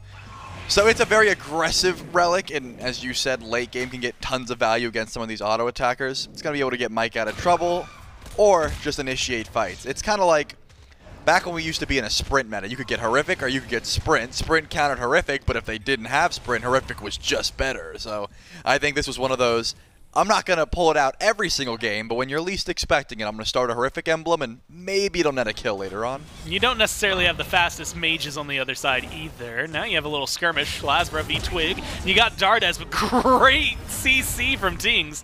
Creates some space. Now, Twig needs to get out of there, and you've got Quig to help you out. So space created, and space maintained. Kings maintain themselves. Now about a 2,000 gold lead, Shelly. They've just been able to manifest that. That first blood, a small bump, but really it's the farm game, and I think a lot of it has been in mid. It does seem like it. 400, about 500 gold just about there for BigManTingz, and that's always going to happen. I've said it a few times. Maman, not a mid laner, right? She has assassin clear. It takes her a bit to get last hits. You know, she's going to be able to clear quickly in the jungle, but takes a bit to clear these waves, especially when BigManTingz has the range that he does. Quig might be in some trouble. This is where the horrific emblem could really help him out, but Jarcorrr is here with the peel, and that should be enough to get his support out of trouble. But that's what I'm talking about. You know, you don't think it adds too much, but look at those 3 minions. Those are all going to die to tower. That is not the extra gold that Dardez gets from last hitting those minions, whereas Tingz gets that every single time. He is full clearing the wave with his combo, and it starts to add up. Look at the net worth charts. That is just last hitting minions, essentially. And like you said, I mean, when you're a fourth of the entire lead your team has, feeling pretty good about it. Right now, you've got the Gamma Ray Burst drop down. There's the Dharmic Pillars in response. Coast and Quig, both about half health. You got slow rotations, both mid laners kind of dancing in the jungle right now, but it doesn't seem like the pressure is going to be there for the Kings. That being said, they want more if you're the Dragons. Mike, just a little short on the pull. Means Jarcorrr doesn't have to use relics. Unfortunately for Quig, he can't make it into the sky. Nika and LASBRA punish him for going too deep, and they send that rat right back to the World Tree. Oh, I'm surprised. I think he could have ulted out a bit sooner there. Dardez and Tingz 1v1 needs the last shot to connect, but he doesn't have it. Dardez just barely makes it out with his life. And that was off a blink. That was a fight Dardez wanted. BigManTingz had both relics up. He does get the better end of that trade. These two teams, they went from like not fighting at all to skirmishing anywhere they could. Suddenly we have a lot of action. Variety needs to be careful. Has the beads. Nika, no ult, but does have a jungler nearby. That's going to help him out. Empties the crypts, creates a little bit of space. There's going to be the pin. Body blocks are good. You need some extra damage, though. Last hit, and LASBRA picks it up. 3 kills now for the Dragons, and a lot of them on right. Wow, Twig went up to the sky, seeing if he could help his solo laner. If he got there just a bit sooner, maybe they're able to turn that fight, but Variety just could not make it happen, could not survive long enough. That's going to be the 3-1 in favor of the Jade Dragons kills-wise, but of course, as you said, that farm still heavily to the Camelot Kings by nature of, you know, the 2 kills they're down. They shouldn't be able to be up that much XP and gold, but they are at the moment. I do think that grouping up towards the beacon, you know, that's not the biggest deal. This Gold Fury fight is going to be very telling if it ever, you know, comes through. The Jade Dragons went for 1 pull. They tried to sneak it. Quig was nearby. That was the reset. Remember, these solo laners don't have teleport. They have to book it all the way over to the left side of the map if they want to be a part of this fight. So keep your eyes on Nika, keep your eyes on Variety. If they're ever not in lane, they're probably setting up for a Gold Fury fight. Got to get that cardio in, man. You can run from solo to Gold Fury. How do you think Poseidon feels so confident not wearing a shirt? Well, first of all, confidence is key, and Variety is once again getting ganked. Oh, Why man. is he so far up, man? He doesn't. He has his beads. He has his Aegis. Beads used here, but the damage is just too powerful. I feel like I jinxed him. Yeah. I was like, he got these wards and he doesn't get ganked anymore. He got so used to that speed buff, he didn't realize he doesn't have it anymore. He's just not fast enough to run away. And now we have a little bit of a gank here from Quig. You probably didn't want it to be Mike, though. If that's Dardez, maybe you look for some more aggression, but the Atlas has the tank stats to back up a walk-up like that. I'm going to ask, Pyromancer shredded by the Dragons. Is this just, you know, the Poseidon damage? Is it Erlang Shen? Like, what's enabled it? Because this right side of the map, and I'm thinking Variety's health bar, but also very specifically what we just saw happen to the Pyro. And Nika and LASBRA are absolutely shredding everything. Yeah, I mean, if I had to guess, Nika's got his Trident maxed at this point. It's definitely one of the best ways you can play Poseidon. Yeah, the Trident maxed first, then you can just pick between the 3 and the 1. The Trident does more damage than Kraken. Like, if you are eating triple auto attacks with a Shoguns, you are doing more than a Kraken every day of the week. That ability can be insane. And especially if you have the Shoguns, you group up right next to the Pyromancer, and you just consistently chunk. Variety, once again, he's walking forward! Oh man, no beads this time either. Kraken hits. Yeah, I think we jinxed him, dude. The wards, they're not, well actually, they're not even down at this point. He's had a ward every single time! He's known about the gank every single time. It doesn't save him, though, because LASBRA's got so much lockdown. He didn't have the beads, had Aegis for the Kraken, but didn't feel like using it, and I think I think he's right. When you Aegis the Kraken in that situation, you're just lining yourself up for, you know, a bunch of try-not-os. You're stunned in place. You're still whirlpooled. It's not a fun time, so I can see why he held on to it at that time. But the Jade Dragons have such a lead at this point, considering how much they put to the right lane. I think this Gold Fury call is absolutely the right time. They're going to have it. They know where Twig is. You know where Variety's walking, because we can see him on the map. This one's going to be spotted out by Quig. Dharmic Pillars drop down. The DPS helps out the Dragons a little bit. They secure this one. Quig's going to get out with his life, and it looks like Tingz. There was conversation about going in, but instead just stays safe, plays it safe. And the Dragons, Trelly, they not only take away the King's leads, now they finally take it in their favor. A 4,000 total sweep, 2,400 in favor of the Dragons. And that's just by nature of good ganks over on right, getting Nika ahead, going towards that Pyromancer, the Camelot Kings. Didn't have the ability to walk forward. And now, that's the thing, CaptainTwig doesn't have the same ability to go for this gank. He can try. He maybe pulls beads, but yeah, I don't even think Nika has to care too much. If anything, he might be able to turn this because here comes LASBRA. Yeah, at that point, he uses the beads, uses the dart, necessary to get out of their pin onto Variety, and he's going to get punished for Twig's sins. One more auto, and again, one more kill. Twig tries to save him. Has Quig in the jungle, but that might be a bait. You don't want to go back in here. Nika can just kill you outright. Has Mike's that behind. Vamp Shroud. You've got Mike. Is he going to loop around? What's he looking for? Ult. Almost up. The important part, keeping him active. Blink in from Twig and a 1v1 in mid. They're going to be fighting on two split parts, forcing Twig into the sky. They're going to kill him off before he can get there, but they lose Dardez in the process. Yep, Dardez does lose the 1v1, and then Ko says, it was never a 1v1. I'm ulting in to help out my mid laner clean up. As BigManTingz unfortunately loses his life for the first time this game, now sitting at 2-1. But Twig, I mean, I got to say this time, there was no reason Variety doesn't Aegis that time. I mean, he had it up.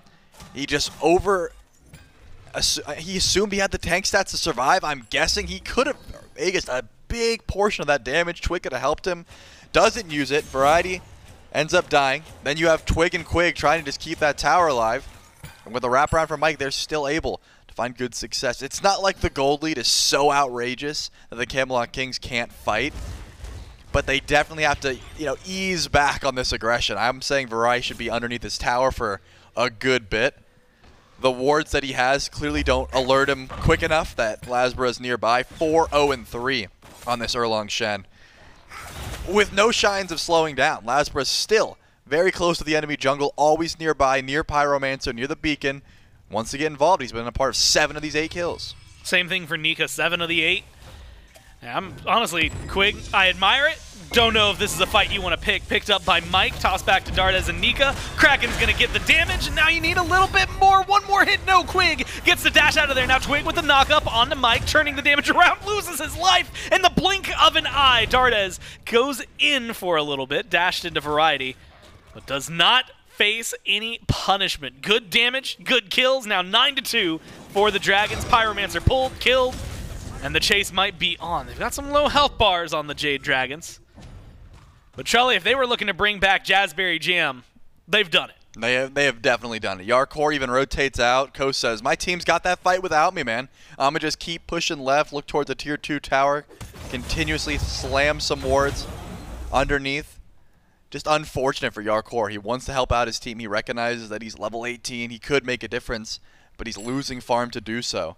Same with BigManTingz. He's trying to get active, trying to get involved, whereas it's just effortless for the Jade Dragons right now. Nika and LASBRA, the 2-man wrecking force that just zoom around the map with their movement speed and try to find fights. Props to Mike there. I mean, Quig could have silenced out that grab, didn't think he had to, didn't recognize there was a Kraken behind him.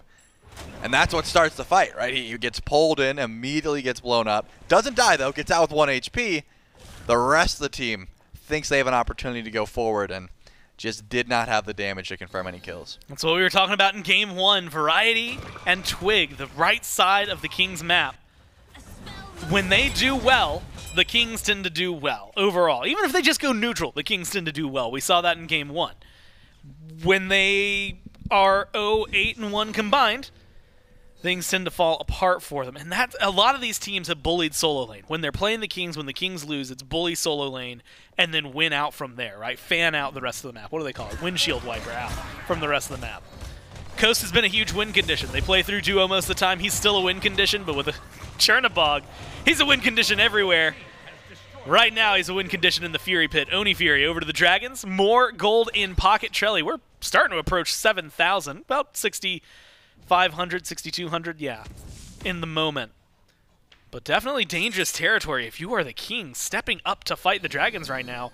You've got a 2.5 level difference in the jungle. Yeah, it doesn't seem like something the Camelot Kings want to do, right? They don't want to get aggressive. They can sit around, they can watch, and they can attempt to fight at an objective, but they're not going to take a fight from Evil standing, even if it's going to be a gank. It just doesn't seem like the right call. Twig's nearby. Doesn't know this is happening, beads and dashes away. Should be fine. 9 turns Blessing just to pull those beats off of Twig, but now his safety is in question. You got to make sure you're ready to go through the Cosmos at the next Blink ult or any bit of CC, because this rat is not tanky. Sure, Runeforge Hammer gives you some HP, but not enough survivability to try and, you know, live through the damage that the Jade Dragons have been able to dish out so far. Haven't even gotten to talk about Coast yet. I mean, level 20, upgraded starter, Demon Blade, those crits are going to be flying. You know, once this Chernobog actually rotates in, it is going to be disastrous. Well, looks like small skirmish on Mike has started up. We'll see the Dragons want to take this. Nika's rotating in. Coast is getting a Phoenix? Doesn't seem like they want to go for much in Coast. Yeah, he's going to be just fine. And look, the rest of the Dragons haven't even done anything. They're just hanging out on the map. Coast gets it for free. Not a single king is able to back. And what a pressure play from the Dragons. Now, Trelly, we're starting to go up to 8,000 gold in the conversation. And who knows if we'll get to see a huge team fight. LASBRA goes in, is looking for the taunt. He's got backup. Let's listen in with the Dragons as they take this. Morrigan, don't overcommit. Maybe Coast is in a bad spot. I put touch him, I'm not. I'm low. Just play it. Hachi's low. Hachi's ult me. I'm with you. He's by himself. I'm chewing him. He has no beats. beats. No beats. Yo, Hachi's out of the fight. Yo, chill. Let him heal. Yes. I think really excited. Resparked there for a moment, Trelly, when Twig goes in and opens up a bit of a conversation for the Dragons, but falls apart on accounts of nobody's hitting their stuff. Nobody's got the lockdown fully. Now, Fire Giant started by the Dragons. They've maybe got the potential to do so. It's already half health. You get a Frenzy Pop, and you get the shred necessary. 21 minutes, 10 minutes earlier than the last one, and no contest from the Kings to secure that. Yeah, they just couldn't step forward. I mean, they found a little bit of poke there on the Coast because he ulted in, but nothing to confirm a kill. Farm is certainly lacking here on the Camelot Kings, whereas the Jade Dragons, they have such easy target selection. Mike just steps forward, tries to find a pull. Immediately, Nika is there with the Whirlpool in it. Really does screw over a good bit of the Camelot Kings, right? Quig never going to be able to dash out of that. BigManTingz does not appreciate being locked in place. And, of course, CaptainTwig, you heard the comps. No beats, no beats. You know, we get any bit of stun, any bit of cripple onto him. He's going to be forced into the ult or he's just going to die. So I like the game plan here from the Jade Dragons. Good target selection. They're slowing down the pace of the game as well. That's something I noticed. Mike was saying, yo, chill. We are up by so much. There's no reason to overcommit. Let's just make this a slow bleed type of game and try and tie up the set.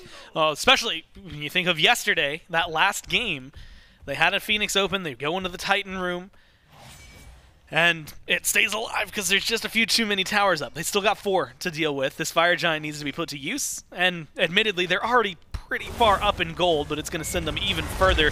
Good pickup on Tings, forces the beads immediately from Mike, and now the chase is on, the damage is there, forces the Aegis, but it only buys time. Now Coast comes in, and Coast wants a little bit more. He's going for Quig, and he's got the kill. 2 gone in the blink of an eye. Twig forced into the sky by LASBRA. Meanwhile, the Dragons continue to tear down mid. Yeah, great ultimate there, just to force it away from Twig as LASBRA tries to win that 1v1, and of course, all the pressure in the world put on Tings. Even canceled his ult early to try and get an Aegis off. Not enough to save him from the 4-man dive squad. That is the Jade Dragons. I mean, Coast just ults in for fun at that point. Look at the damage that Dardez just does to Jarcorrr for free. Just blinks in, nothing returned. He's full HP on this Maman Brigitte. That's the benefit of this assassin playstyle. Yeah, you're a glass cannon, but if no one does damage to you, that's the kind of DPS you can return. Has an alternate timeline even if he overcommits at that point. So you gotta watch out for Dardez as well, who has not even been able to last hit a kill. Sitting at 0-2, hasn't really had the opportunity to look for too much of a fight. It's just been a lot of, it's been the LASBRA Nika show so far. But that does not mean the Jade Dragons don't have Coast and Dardez in the backline ready to pop off. Now you've got a 5-man grouping over on right. Titans were clashing in mid. It was the Order Titan that falls first. Chaos Titan still pushing. Fire Minions on left, something to deal with. I mean, Ghost opened up that side of the base for free earlier. And now the Kings are going to have to deal with it. A big separation. Key engage.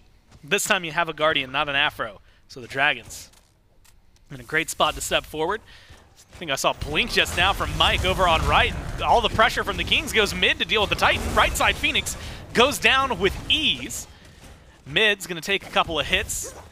That Archer trying to put in work, but won't quite find it on left. So one respawn to Phoenix, traded out. Well, it's one hit for the right side Phoenix, and the Dragons get to back up pretty happy with their siege. Yeah, I mean, I like that call, right? You have the Phoenix pushing, or the Titan pushing mid. You know that they're going to have to deal with it. Go ahead and you grab yourself the right bird.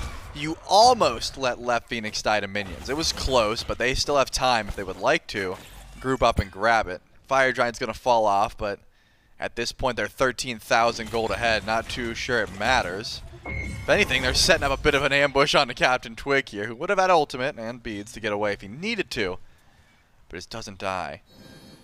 But now I mean, map state-wise, the Camelot Kings have to be feeling a little bit better about this, right? You let your left side Phoenix spawn in, your right side Phoenix is the one that's down now, and that's very close to Fire Giant, so not too difficult to try and clear that wave and still go for a steal. But when Nika pops the Frenzy, when the Shoguns gets rolling, when, you know, Poseidon, Erlang, Maman, and Coast with these crits all group up towards an objective, it is not long for this world. So if the Camelot Kings want to try and go for a defense, I mean, they have to do it very quickly, right? They need the ward coverage, they need to be ready to go in, and it's not even enhanced Fire Giant, so I wouldn't be surprised if the Camelot Kings just put their pressure towards the left side of the map and just give up. But you can see, trying to set up an ambush here. All the Jade Dragons are around. I think Twig needs to just give up on this one. I think you let Jarcorrr die. Yeah, Coast is going to go up in the air, comes straight down, looks for the one shot, finds it. I think Twig was spotted out and actually chased down by Nika now, and that might cause a little bit of distress. Fire Giant's going to be back on the map in just a second. So the Dragon's positioning, it's on left. Maybe they go to knock down this Phoenix, weakened as it is. I've got a Runic Bomb in pocket for Mike, so a lot of work that could be done. No. I think they're going to instead play the objective, and Trelly, I don't think there's going to be any response from the Kings here. No, you got to let this Fire Giant go. Not enhanced. You already lost Jarcorrr. Time to just give that one up. As we said, it's going to go very quickly as it does. Just work on, you know, the best base defense you can try and scrap together. Jarcorr's still down for 15 seconds. If the Jade Dragons hurry, maybe they can look towards this Phoenix before it even goes in. But Twig's going for speed buff. Blink in, does make it out. Doesn't have to use too much. But man, that's close. You got to watch out. Even your speed buff's not safe. Well, now mid-Phoenix might not be safe. Mike taking it up. You said it's not enhanced. The backdoor protections is still there. The damage from the Dragons is just good. Gets the Phoenix down to 1/3.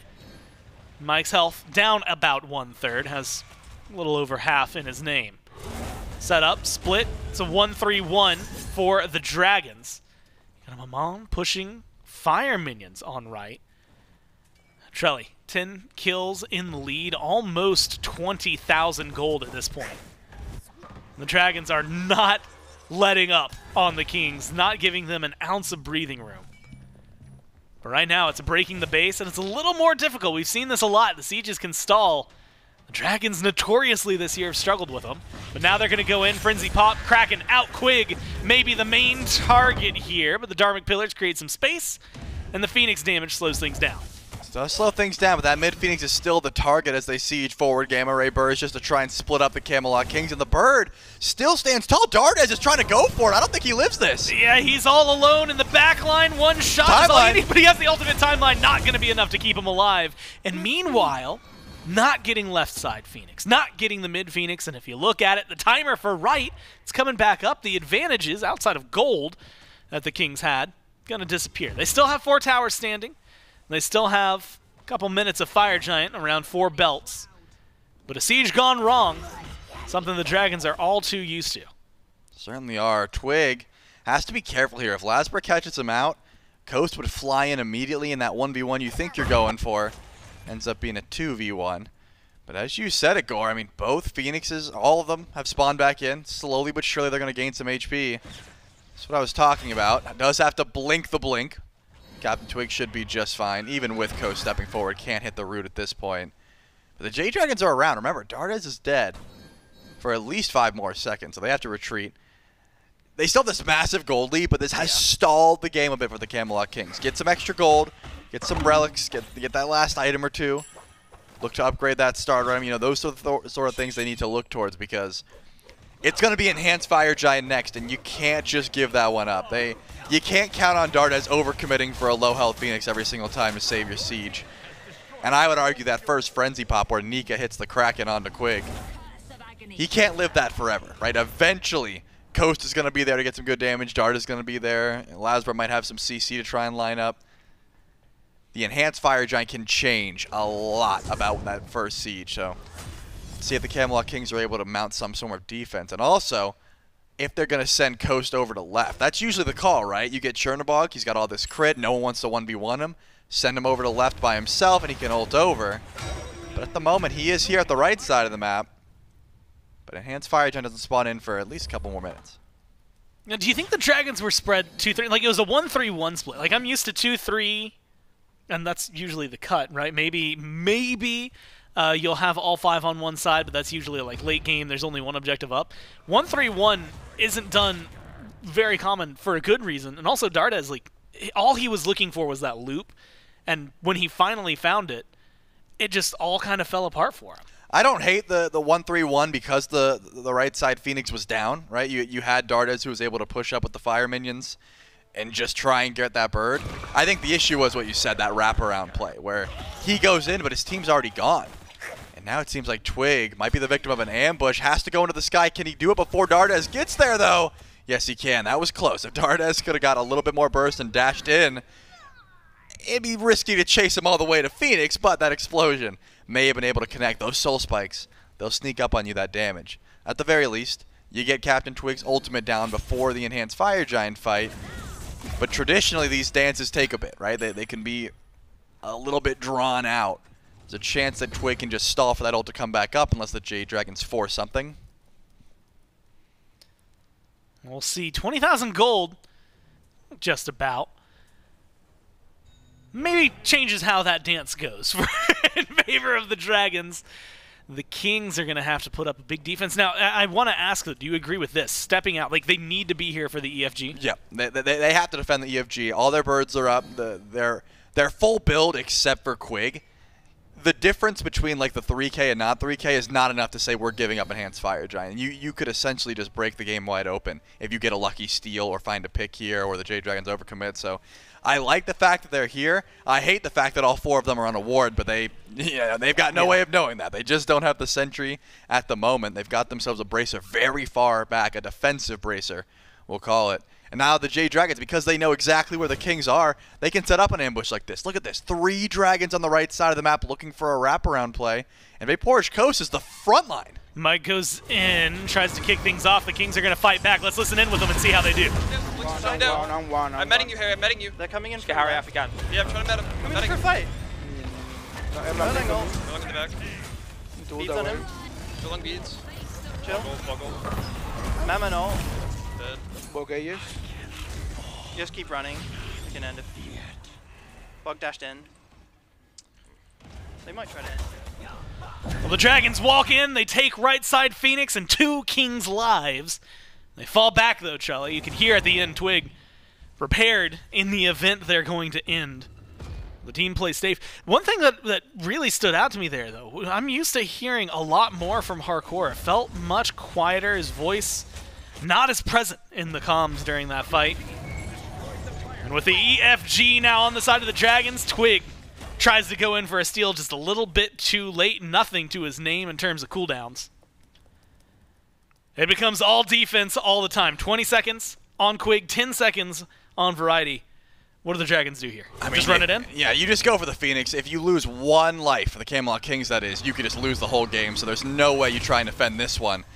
Give up the mid-bird for sure, and that's exactly what they do. The Jade Dragons, I think they've got time to reset. Look at those health bars. They will be able to naturally heal up with Enhanced Fire Giant, but you might as well grab the Oni Fury, head on back to base, maybe even grab a Runic Bomb. You're already down 1-0 in this set. Getting a win here, pretty big for the momentum shift. I think you play this one as slow as possible if you're with the Jade Dragons. There really isn't many ways to mess this up. you only have deaths on Dardez. You've got all the gold in the world, all the upgraded relics in the world, enhanced fire giant, elixirs of power. Oh my god. Yeah, I mean, this is just... Mike has an elixir of power. Yeah, this is just slow and steady wins the race here, Gore. I mean, split up, let the Oni fire waves push. I guarantee you, if Quig got caught in a wave of Oni fire minions, he could die at this point. Like, he just doesn't have the damage, he doesn't have the team play to try and survive that. So there's no way he's clearing it as well. You have to clear these minions out. CaptainTwig over on the right side of the map deals with one wave, but the Jade Dragons know exactly where he's at. Well, the Dragons split up. Again, it's a I'm going to call it 2-1-2, about to be a 3-2 split, depending on where Dardez goes. Only Phoenix left standing is left, weakened after Coast took it earlier. Kings are going to have to mount a defense and keep eyes on a lot of the Dragons. Mike goes in with reckless abandon and wants this win like nothing. On the side, Variety picked up by LASBRA, and the chase is on. The kills run through Dardez with 2 already. Quig caught out, Quig killed off, and then 1 more for the Dia side. Who cares? It's strike 1 for the Kings, and the Dragons tie this set up 1-1. Dardez with the triple kill in the base, making sure to knock down CaptainTwig. No Kings left standing. They don't want any doubts in their mind who won this one. 1-0 for this squad, right? They needed this win to tie it up, to stop the momentum. You don't want the Camelot Kings to run away with it. You need to change the vibes, and I think we heard those comms. That's what it was feeling like, right? That game seemed a bit desperate. The gold lead was ridiculous. The Jade Dragons played very clinical, and it was all from that right side of the map. What did we see time and time again? Erlang, Shen, Poseidon, onto Variety. That's also taking Quig's farm. He doesn't get blue buffs anymore, or Twig's farm rather. He doesn't get blue buffs anymore. He doesn't get the sap waves from Variety. And once you shut that down, the rest of the team fight crumbles. Outside of the triple kill at the end, right? Kind of quiet game for the Maman, but Poseidon, Maman, and then insert setup jungler for LASBRA feels like a winning combo for the Dragons. It's been successful a lot so far this weekend, and it's tied things up 1-1. We'll see who takes the lead and is one step closer to that trip to Worlds right after this.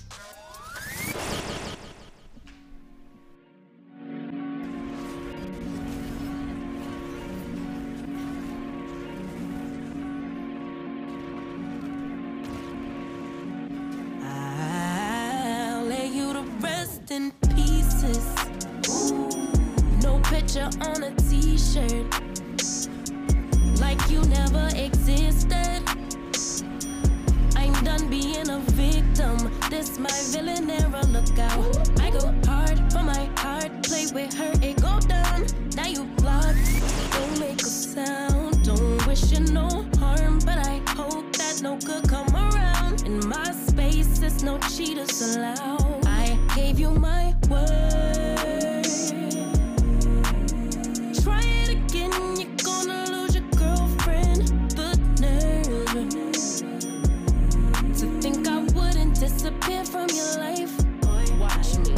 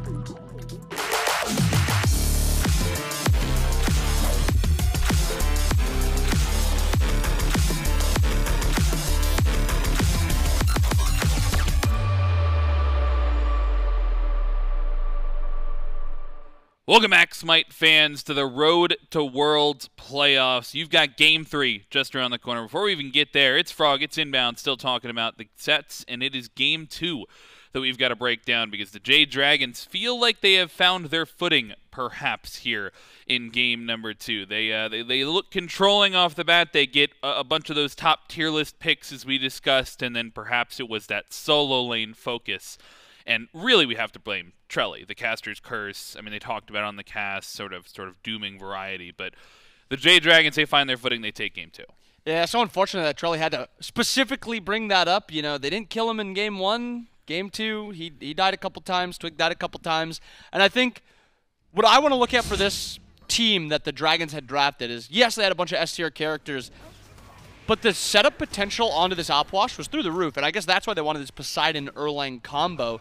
Very good CC, very good damage, and when you get to that, not even mid-game, like even the early portions of the game, the objective and pyro potentials were still there because the Shogun's rush by this Poseidon allowed them to go for it.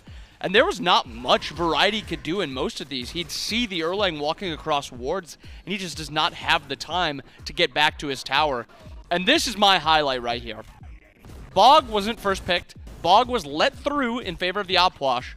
I think the Opwash was fine in Game 1, but in Game 2, when a god like Chernobog is up, like that's got to be a prio, right? And it was their bans that give the pick to the Dragons. They just choose almost out of nowhere to ban the Daji instead of the Chernobog, and they give this pick over to Coast. And Coast, I mean, what? He split push to Phoenix.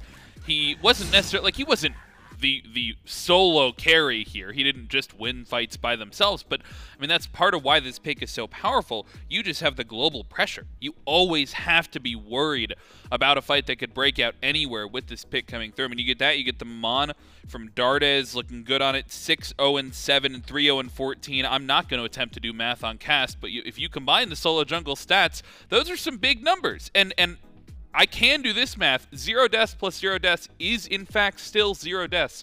Undying solo jungle combo for the Jade Dragons. They look a little bit clinical. Yeah, and you look at the other side, and there was a little bit more than 0 deaths in solo jungle. On the opposite side, Twig died 5 times, Variety died 6 times, and that's where the pressure was put by the Dragons. I mean, we talked about it a little bit, but Trelly talked about it on cast. Variety's ability to live a lot of the time decides how good the early and mid portion of the Kings games go. Almost every Kings game is going to be going late, but at what point in that late game are they going to be? Are they going to be 10,000, 15,000 gold behind like they were in Game 2? Or in Game 1, they're going to be down 1,000 gold, and then they can really contest those fights. And that's the strength of the Kings, not losing that early game and team fighting late game. And I think, yes, Chernobog was really effective early, mid, and late game, but I mean, early game, this Erlang put out a lot of pressure. This Poseidon was a strong enough laner. I think just about any other mage could have done it. I think Morrigan brings the same amount. I think Raijin does also, so I'm not too worried about that. But I was talking about a lot more of the late game with this early game where I was worried. But, I mean, if he can play through the early game like that, and then they have a Bog, Maman late game, that's a perfect draft. Picks and bans for game number 3 here. Notably, the Kings get the choice this time around, and they choose to stay in first pick. They don't have any interest in going over towards that second big slot. And for me, I mean, that's a little bit questionable because I wonder if they are going to change the prioritization in this first pick. They go to the Opwash in game number 2. They changed the picks and bans around. They might try to do something similar. Thus far, it is the same. Out of the gate, the Morrigan and the Emoja taken away for the Kings. The Jade Dragons take away the Baba Yaga and take away this Athena pick. We'll have to see where this third ban comes through, whether or not it's a Chernobog or if it's something like a throwaway like the Daji like we saw in game number 2. And if it is the Daji, whether or not they then want to pick the Chernobog, assuming that the Dragons don't ban it. Yeah, I think we've seen now the strength of this Chernobog, and I think the Kings finally realize just how much that character actually does. But I think they just want to focus a little bit more on a throwaway ban here, get rid of that Poseidon. Again, I don't think the Poseidon was even, it was picked third, so it wasn't even priod that much. And then the opposite side, the Dragons go for that Nausea ban. Chernobog's available again. Opwash is available again. They opt for the Opwash. Still not worried about this Chernobog. Going to be available for the Jade Dragons, and Maman available as well. So the Jade Dragons, if they want to go back to that strong top 2, as they did in game number 2, they do have the ability to do so. But it'll be a question of whether they want to go back to that same draft. Maybe they want to switch things up. If I'm the Dragons, I don't think I need to switch things up. I'm probably trying to go back to the exact same thing. And this makes me, ask the question of what are the Kings looking to change? If you're going to go back to this Opwash, what do you have to pick later on in the draft to maybe try and change things up? But that's a bit of a surprising pick for me. They go away from the Maman, back to the Chernobog, but this time they pick the Morrigan Le Fay, so it won't be BigManTingz able to pick that later on in the draft. It's just some of these picks are a little weird to me. It's not like they're bad picks. Morrigan's a great character. She solos very, very well. But, I mean, last game, Morrigan was picked in the second P's and B's portion of it by the Kings. It was actually their 5th pick. Now, the Kings or the Dragons are thinking, we need to get this pick early. The Bog is available. The Maman is available. Maybe they just played that game out, and Dardez is saying something along the lines of, hey, I felt good in the Maman, but I think other mages might just be better for this style, and if they opt for the Morrigan. And this is now 2 games in a row that I think the bright spot for the Kings was Big Man. I think, again, he played a good game. I think he was in an unfortunate spot with what transpired in the early portion in solo duo. So taking away anything that he can play is always going to be good. But his God pool is so deep. And going over to the Kings with their next picks, Rat being hovered. They went for the Hachiman also here. Seems like maybe they want to go for this Aphrodite. I mean, would provide a bit of safety if you're looking for that individual safety from the Kings. Looks like they'll pick the Thoth in that 3rd slot here. So more than likely will be Quig on the Aphrodite. BigManTingz back to this Thoth that he had a bit of a dominant performance on in game number 1. Really felt like he was running the game at times. The Jade Dragons, notably, they can still go to that Maman Brigitte if they would like, right? They can put the Morrigan Le Fay in solo and try and get this mid lane matchup. And I've heard rumblings a little bit about this matchup in mid. Maman, may have that positive matchup into something like the Thoth there. Yeah, and Maman is actually the one locked in by the Jade Dragons. Maybe something where late game is such a free kill for the Maman. Get that blink off, dash into the Thoth, and the Thoth is then played a guessing game of when to get that dash off. But either way, the Dragons have a similar top 3 to their previous game. The only thing really switching out is that Poseidon for the Morrigan Le Fay. On the opposite side, the Kings kind of switching up their comp a lot. No Rat, no Hachiman. Kind of almost a Dragons-esque top 3 for the Kings. Triple Mage with Mage support, Mage solo. So interesting picks there. Dragons now have 2 bans available. Kings have 2 bans available before we see picks again. And I think Erlang is something I do not want to see the Dragons go for again. I want to see the Kings target that, get rid of it. I think it was something that helped. Well, you saw it. How many times Variety died from this Erlang visiting that lane. Even if the late game did not matter that much, the late game from the Dragons doesn't need any more help. They just need something for that early game. We'll see how the bans come through here. Still need an ADC and a jungler, more than likely, for the Camelot Kings. Meanwhile, Jade Dragons looking for their jungler as well. Potentially looking for a mid laner or a solo laner, depending on where you want to put this Morrigan Le Fay. But as the bans come out, Alert gets targeted out. We've seen Jarcorrr try and play that before. So it will, that rhymed. I was pretty happy with that. Jade Dragons ban away the Uller. On the other side, Camelot Kings looking to take away the Camazotz, have taken away the Daji before as well in this pick and ban phase, and into the Thoth Opwash might be a pick that you want to take away once again.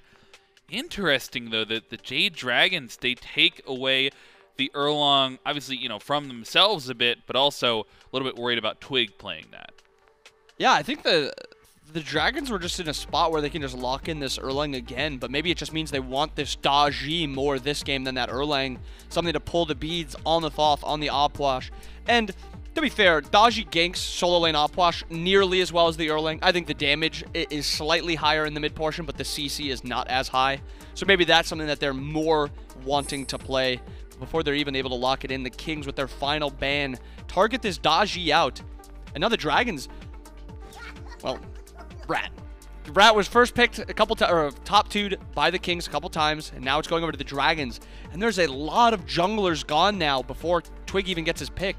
Lancelot is something that comes to mind with Twig. Maybe the Awilix, but not a ton of great picks. Or maybe Hebo too, I guess. Quad Mage. Oh yeah, and maybe not Hebo. Quad maybe Mage, not Hebo. maybe the Hebo comes through. That would be a lot of magical damage. Maybe Twig going to be forced a little bit deeper into the God pool here as they're considering those last 2 picks. Still, the Hachiman up and available on the table if Jarcorrr wants to go back to that pick. Anhur available as well, but I mean, this jungle definitely going to be the focus for me on the side of the Kings, because it's, I mean, if they're going to try and keep Opwash alive, they're going to try and keep Variety alive, oftentimes it's going to have to be Quig, or Twig rather, over there on that side of the map, trying to help out the Opwash and keep Variety from falling. So this Lancelot, I mean, they're going to be looking at him to be a rotation presence for that 2v2 over on the solo side. And the Kings actually going for a Dragons-esque comp in general, with also that Anhur Aphrodite duo lane. That means, from what it looks like before we see anything actually transpire in game, the Kings have this Aphrodite Anhur to dominate that duo lane, maybe to kind of slow down this Chernobog and the potential to rotate. Because last game, he rotated early, he got an early kill, even if it was not a great trade because they did give up first blood and he ended up losing the wave also. But past that, Chernobog was able to get a lot of rotations off, pick up some assists, pick up some kills. But now if you're going to be able to, you know, go for shield camps, invade purple buffs, maybe you can put this Chernobog behind even more and make those rotations even riskier. Because when you have a strong duo lane like Anhur Aphrodite, I mean, we see the Kings team fight. It's going to be great. If you can just win some portion of the game, duo lane is something you can now win. And I like that they have this opportunity. And you don't have to worry too much about solo this game compared to last game. There's not as much CC, not as much damage, but there is still kill potential there. We're going to have to see Variety get some wards down. Maybe Charlie won't jinx him this time and he can actually live a few times, but yeah, that's how I think the game is going to play out a little bit more. For me, the focus is around this mid laner once again. BigManTingz back on this Thoth, and after the game 1 performance, starts out 4-0, is hitting these ultimates dominantly. I mean, it looked in game 1 like they were competing almost, had very similar playstyles, the Cuckoo Secure versus the Thoth Secure. And now, there's no similar Secure on the other side. You're not battling up against the Kukulkan. It's just this Thoth. And so now that you have the solo Secure, you can just be the one to contest those objectives. I wonder if it becomes BigManTingz trying to drive this King's playstyle. Yeah, on top of that, they have pretty good burn also. Opwash is always going to help with that. He's also got good Secure to help out, even Thoth Secure if you have double types of Secure like that.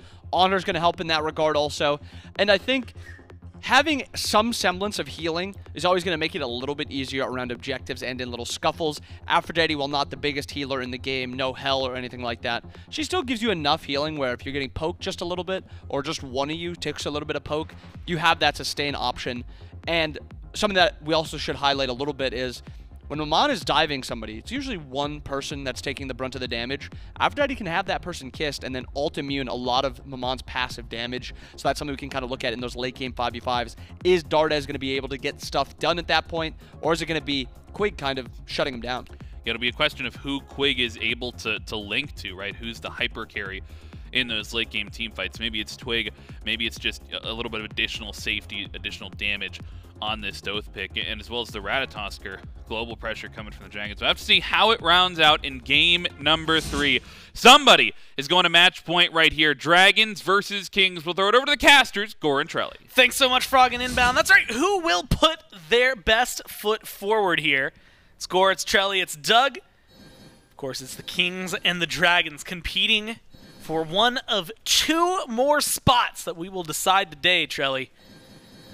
The last 2 teams guaranteed going to Worlds. Loser isn't necessarily knocked out completely. They just have to go through the qualifiers where the Hounds and the Gladiators are waiting. So a little more work for anyone who doesn't win today. And a trip to Worlds for whoever wins. 71-29 in favor of the Dragons. It was pretty close the first time, the first poll. Second poll, decently close as well. Are you leaning with Twitch chat? Do you think that it's a little more heavily Dragons favored this game? Well, I wouldn't say it's, as heavily Dragons favored. You definitely like to see, Nika on the Morrigan Le Fay, LASBRA on the Rat. Dardez on the Maman is indifferent to me. He had some great pop-off moments, but also some overcommitments last game. I expect that from a pick like this. It's very trade your life for a kill or kill or be killed sort of situation. That's kind of what Maman brings, so I definitely don't hate that one. And then, of course, you get Chernobog once again in the duo lane, and Mike looked real good on the Atlas, so I can see where Twitch chat's getting their favoritism, of course. But you also have BigManTingz on the Thoth. That was a big part of what won in the Camelot Kings game number 1. Quig on the Lancelot, which is one of his signatures so far this season. He's been looking real clean on it. So, it really depends. I'll have to keep my eyes open before I really decide. This is what I was worried about, the double blink. CaptainTwig is into big trouble here. Yeah, and running the wrong direction to get away from this one. One more hit, and Dardez, first blood, sub 1 minute into game 3. Yeah, you got blink on Dardez, you got blink on LASBRA. You had to know a play like that was coming. Unfortunately, Twig was already in combat, could not blink out. And that's the kind of play you expect from a Maman mid, right? She's not the greatest clear, but what she does do is duel, right? She can battle, and that's exactly what they do. Double blink onto the guy who also has blink, and make sure to get that first blood on Dardez. And Coast, last game was the first time he didn't play on her, I believe, for this tournament. And now he's gone for it twice in a row. Unfortunately, Jarcorrr, very good at on her, and was showcasing that a second ago. Forced Mike and Coast under the tower. A lot of pressure on left for the Kings. And admittedly, Chelly, you're going to need that when you're losing a lot of pressure elsewhere. Also, looking at LASBRA, looks like he wants to go in. Aegis, not beads for Variety. Stun, not there. And so the lockdown and potential to get a kill on Variety this early disappears, but nothing to be too worried about. You've got some jungle that you could dance for, and specifically the cooldown buff you could fight over. He's got it. LASBRA goes in for the cooldown, but I was wondering if Twig wanted to go for a wraparound play. Remember, Twig didn't use his blink, so could look for a fight onto Nika, but gallops right over a ward, shows his hand.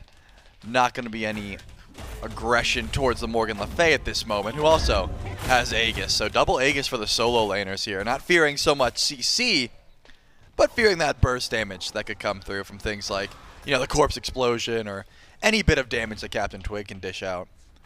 But with that being said, I expect a bit of a slower pace game, even with Dardez pulling that first blood. You got blink, but I think it was specifically for a moment like that, for a level 2 play. Doesn't necessarily mean that we have to see sparks fly early on, but Twig couldn't decide between his own blue buff and a possible invade. Looks like he's got time, so he'll go for mid camps first. LASBRA, even though he's gotten a little bit of pressure with that assist, still doesn't feel like he needs to go in for an invade either, so Variety should get his blue buff just fine. We got to talk about Twig, though, on this Lancelot. Saw it earlier this phase. It can be a hard carry for this team. And you had mentioned it, Tings, when you've got him on this Thoth. It feels like it is the combination necessary. So the real question, how big of a setback is that first blood? Like, is that enough to take this from carry potential to he's just got a vibe for a little while, or is Twig not really that far out of it? No, I don't think he's that far out of it. You definitely don't get level 5 first, which is a bit unfortunate. You lose a bit of your ability to look towards some of these fights and some of these early ganks, but certainly not going to be the end of the world. Usually you can catch up pretty fast in the jungle. You just sort of forego ganks for a bit and focus more on farm, which is exactly what CaptainTwig's been doing. Mike getting very low. Does the Impale connect? No, not enough damage. The kiss into the Desert Fury, though. Jarcorrr showing exactly how much damage this Anhur can provide. Mike makes it out just barely. Needed a small bit more burst to find a kill there. Speaking of burst, CaptainTwig's in trouble. Yeah, has to play careful. Can't play careful. Darts there. Ult used to get out of there. The jousting fields create enough space. And I was surprised at this. Coast had stepped up to Jarcorrr and Quig, and Mike is going in with them. Has some damage, but you gotta be careful here. Twig, oh my god, LASBRA chased him down. LASBRA wants a little more. Has the ult. Is he gonna go for something cheeky here? Does swing around the tier 1. And he's hanging out. Tries to stop it from far, but can't get the second one. And Twig makes it back to the base alive this time, but the bullying is what I'm gonna call that from the Dragons.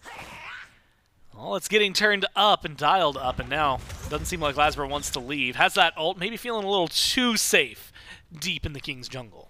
And goes in for the invade. Can't quite find it. Variety's got some great bursts as well.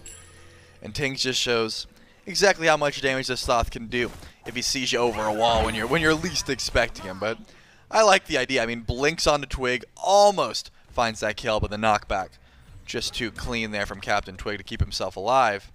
And of course, fearing exactly what BigManTingz could do. Force LASBRA away, but the aggression is still certainly there. This rat feels safe for a reason. Through the Cosmos, we'll get you out of just about anything if Tingz isn't like pre-charging his ultimate, or, you know, if Variety's not nearby. So good plays by LASBRA, who actually has fallen a bit behind XP-wise, thanks to what I was just talking about. CaptainTwig, he knows when to bunker down and just farm, and he knows when to look for possible fights. And so far, hasn't cared too much about fights. Just running, or I guess riding back and forth between, you know, just right and left, looking for as much farm as he can get using that horse's movement speed. It's going to increase his farm load and also help him out once an actual fight begins, possibly towards, you know, I wouldn't be surprised if it was Beacon. You do have VaporishCoast, who has the ability to just ult up and chase anyone down, and that's even more reason for the Camelot Kings to play passive. And so far, passive about the way I would describe it. Well, maybe not the duo lane. Jarcorrr and Quig have been full court pressed against this tier 1. They have not given Coast and Mike a lot of wiggle room to work with. Everybody else, though, has had to play cautiously. Tingz has some good damage. And really, Trelly, you know, watching him, it feels like Tingz is a ticking time bomb with the amount of damage we saw game 1 coming out from him. And it's just waiting for that moment where suddenly LASBRA goes in and loses 3/4 of a health bar instead of the other way around. And I feel like that moment comes on online a lot sooner for like the Thoth than it would for a Maman. Like, we've been talking about Maman needing 2-3 items to really feel in there. You know, level 13 maybe is like the start of a Maman. I feel like we'll see Tingz in the next couple of minutes really, like, essentially once the book is finished, really start to hit hard. Yeah, and that's the benefit of the Thoth, right? The range is ridiculous. He doesn't have to overcommit, doesn't have to get blink. He can just sort of poke you out from across the map, whereas Dardez kind of needs that blink, or for you to try and get aggressive towards him, or sets up an ambush around a wall. You know, those are the 3 situations where he can get active now. Would rather just farm up and look for some more aggressive itemization. Obviously, he's got Book of Thoth, but it's not stacked. He needs some more farm in his pocket. But still, yeah, I mean, if BigManTingz dashes on a wave, Dardez can certainly blink in. That is a possibility. Well, knock up LASBRA onto Variety. Inside the crypts, taking a lot of damage. Variety feels confident. Twig comes in, blinks over the wall. Has some damage onto Nika, but isn't here in time. Burst actually going to land there, and I think Twig realizes exactly what you're saying. Could have ulted, maybe could have got something.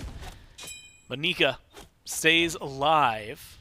I think stays around, hoping that his blue buff isn't invaded. Feels safe there. Twig has actually made it over to the mid camps.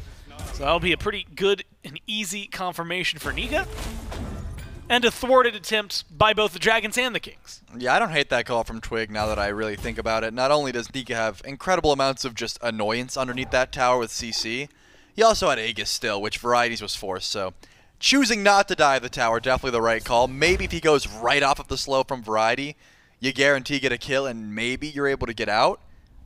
But better play it safe than sorry when you got first blooded. You know, you need that extra bit of farm. You don't want to die and lose that opportunity. So I like the patience there from CaptainTwig. And Variety this time, the Aegis paying off, right? I don't think there was any ganks that he was able to live last game on this outwash, because he was just almost always, even when he knew the gank was coming and was under tower, just out of position by nature of the range and the CC that LASBRA and Nika had. This time around, Aegising that through the Cosmos knockup. Plenty of damage was avoided, and that means he's allowed to survive and honestly be relatively healthy in this solo lane for now. Still about 3 minutes off the beacon spawning in. That's when I really think we will see the scraps. But does it mean that LASBRA and CaptainTwig can't try their hand at some of those ganks over towards solo? Now, we've been living in a world where Afro support has been very common. It's mostly Mike, but a few others pick it up. And it's not necessarily a question about Quig. More, do you like that Mike went Onk so early? I feel like that's usually like a level 12, now we're dealing with it in team fights. But it feels like he wanted pressure and maybe just hasn't found the opportunity to truly use it yet. Yeah, my guess is he knew they weren't going to have too much pressure in the lane up against Afro on her. And he picked up that Onk just in case a team fight breaks out, just in case he has to worry about what this Aphrodite can do later on. Because something like the Horrific Emblem's all well and good, but you're going to be losing pressure in duo anyways.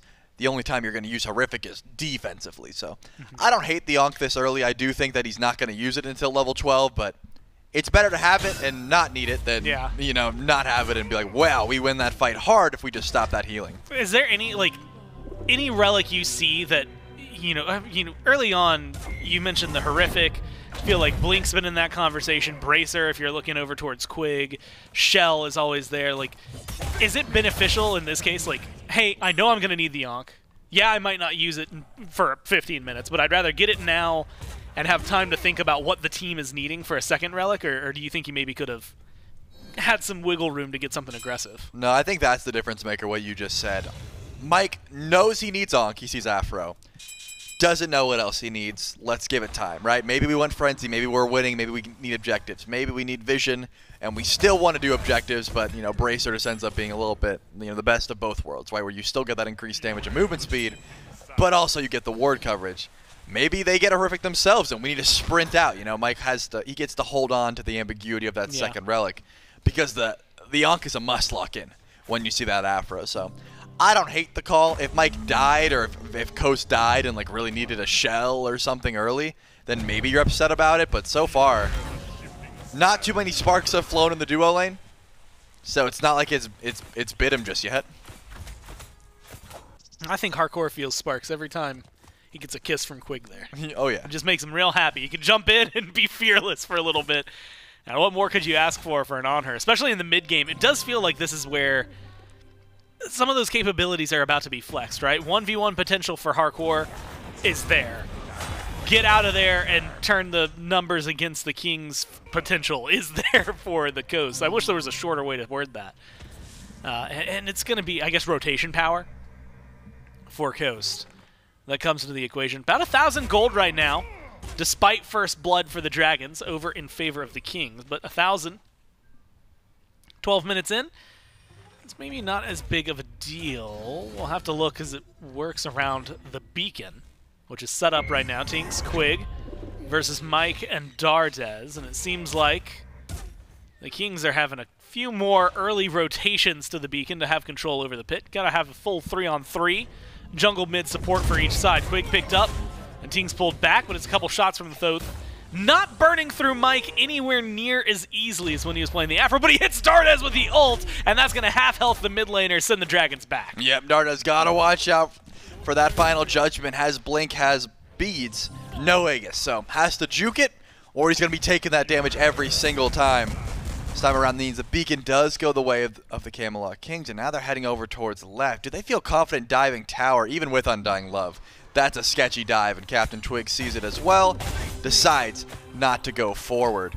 Gold Fury is available, though, and if you want to talk about bursts, you still have to look towards BigManTingz. Of course, Final Judgment down for now, but if the Camelot Kings wanted to go in for a pull, drop a bracer, go for DPS, and then just hope they get it, I'm thinking Thoth has the best burst on the map to make sure that it goes towards them. And that ult, it's down for now, but it'll be back up soon. Dragons are the ones grouping up over on left, though. Jarcorrr picked up, uses the beads.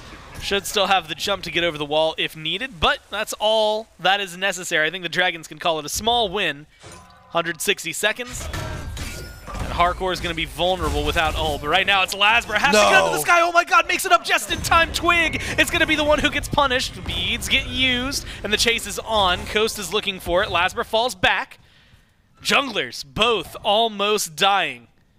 I cannot believe LASBRA got out of there. Yeah, maybe that's like a tier 2 Hydra's diff or something like he's got brawlers instead. There's so many different options that maybe net a kill there for CaptainTwig, but just could not get into the Grand Joust in time. Could not cancel through the Cosmos. So LASBRA goes up to the sky, almost falls down. Good peel by Quig, by the way. If he doesn't hit that kiss and the threat of Undying Love is not there, I'm thinking the Jade Dragons try and dive that a little bit further, whether that's a blink from Dardez or Coast stashing forward. But they get their consolation prize, the Pyromancer. It's a good consolation prize. Yep, grab a Runic Bomb over CaptainTwig. And I guess not even a consolation. It's not like gold drive. It's not like no one died. They look sad that that's the only prize that's been given so far. The Camelot Kings already have the beacon, so pressure on the left side of the map. Certainly going towards the Camelot Kings. And if they can keep fights going like that, where CaptainTwig just gets to chunk out Dardez, do some great damage towards LASBRA as well, yeah, I'd repeat that play as many times as I can. A big difference is games 1 and 3 so far. Variety has a much easier time in lane and just existing in general. I think we only saw LASBRA really come over here once, and it was a great Aegis by Variety. Stopped anything big from really happening. And you get that again here. I mean, Variety, a similar notion, has not been shut down. He's not been chased out. He's on par with Nika. Actually, might even be a little ahead of Nika in terms of experience. Trelly, that's sometimes been the big difference maker. In fact, only the 1 kill. It means that when you look down the board, it's all up to the farm game right now. And is maybe the biggest deal. You can see the junglers right next to each other. But yeah, the Opwash actually almost 1,000 gold ahead on his own from where Nika's at. Not a bad look so far. That's actually wild. Where is he getting all that? This man just knows how to farm, you know? at the end of the day, he knows how to farm. Say what you want. It's something I notice a lot with Variety in particular, is that even when he gets ganked consistently, which this game ganked once, but even when he's like 0-4, he's even, or like just a little bit behind, which is very hard to do, especially in solo lane. Like, you lose a wave, you lose your blue buff, that lane's dead for just about anyone else. But Variety finds a way to stay even, and I believe it's because he takes Twig's mid camps a lot, or back camps a lot.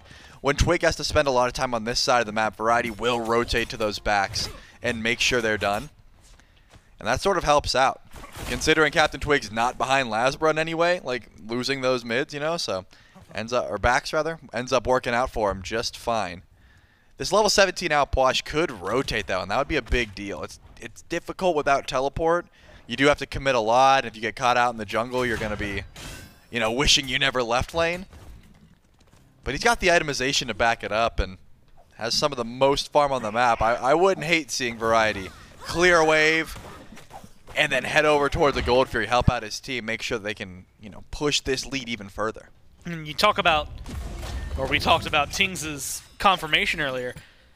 You add that with an Empty the Crypts to just zone, and good luck Dragons getting in there to do anything about it. I feel like that's going to be, like you said, maybe the secret recipe, right? The secret formula for objectives for the Kings. And the Dragons are going to have to do their best to try and figure out how to stop that. Blink was the option at level 12 for Mike, so he gets to play a little aggressive. It was the similar relics last time, Blinks for LASBRA, Dardez, and Mike. We'll see how well it works. They're going to need to do something. This is going to be the second uncontested objective that the Kings are able to pick up this game. First the Pyro, now the Gold Fury, add a beacon to boot. And Charlie, we're talking quite a few thousand gold in their favor. Now a fight in mid, knockup looks to be found by LASBRA, cannot connect onto Tingz, has to fall back immediately. And they still got a lot of damage coming out from the Kings and a lot of potential for them to set up. Empty the Crypts comes out, creates some space all over the beacon right now. Jarcorrr rotates in from the side, looks for an opportunity. But it doesn't seem like the Kings want to bite off more than they can chew. They recognize they've used their ults, they use the pressure, grab the beacon, and back up. Yeah, I mean, a question will play throughout, right? The Camelot Kings walk up. Seems like they want to go for the beacon. Dardez actually blinks in to start that fight. He feels like he can do enough to Tingz to set up for a dive from LASBRA. Has to retreat immediately because Quig attaches to BigManTingz, and that's just going to end all of your aggression. Some good damage coming through from the Camelot Kings, but LASBRA actually blinks forward. And he takes a lot of damage for it, sent back immediately. The rest of the Kings, they were trying to pull the Pyromancer, instead joined the fray. Variety thinks they have some damage, throws out a lot to Mike. And that should be a technical knockout onto the support, send him back to the base the old-fashioned way. Pyromancer picked up. And Trelly, fight-wise, there's 1 kill on the board 19 minutes in. And if you go back to game 1, it's a slower pace, right? A couple kills early on, I think, for both teams. But we got to about the 20-minute, 30-minute mark, all dead even. That's what the Dragons were able to manifest for themselves. This time around, less fights, and maybe glimpses to Season 9 World Champion run Kings. They've pulled themselves ahead almost 6,000, actually now I think a little over 6,000 gold. And they do not look to be slowing down the farm game. Yeah, that is ridiculous score. This is, you know, a very even set so far, back and forth throughout, but these kind of gold leads don't just show up, right? They are built over time, and that is exactly what the Camelot Kings have been doing. I do think the Jade Dragons still have plenty of ways to try and combat this. It gets a little bit tiresome talking about it, but I'm mainly talking about the Chernobog, right? You don't have to just give up all this farm for free. VaporishCoast can just split push, try and grab a tier 1, try and grab a tier 2, and then ult over whenever the Fire Giant is actually looked at. But Tingz still needs to be dealt with, right? The burst is the issue when you're going in for a Fire Giant like that. It can be a little bit more tricky with Thoth because Final Judgment, you have to charge up. You can't just throw it out whenever to get that full burst damage. You got to make sure you're on that last charge to get the actual confirmation towards a Fire Giant, so maybe that's a reason that the Camelot Kings haven't tried to push this lead further towards that objective. But one more beacon and we're unleashing Titans, and there's only 1 kill on the board. I'm thinking the Camelot Kings upgrade level 20, get some upgraded starters, and then push up with their Titan, try and make something happen. At this point, we're about a minute out from having another Fury on the board. Maybe they can go for another fight around an objective. Although I say fight around the objective, they haven't had too many that they've had to deal with. I think that last Pyromancer was the most contested we've really seen as the Kings have stepped up. Of course, a Fire Giant at this point would be. 21 minutes in, you could definitely burn it. I saw how fast they just took that tier 1. Right now they have something else in mind. It looks like a collapse onto Coast, and the stun's not going to connect. Good damage. Forces Coast in the sky. Where does he land? His team looks to be going into duo, and he's going to join him. Quig is the target, dash into the wall immediately for Coast. A couple of autos is all you need, but he's going to fall back. Fire Giant is going to be the main target, but without a kill, without a pick, the Dragons don't feel confident yet. Yeah, I mean, Coast chooses the right call for sure. It would have been scary going over towards Tingz, who's underneath his tower.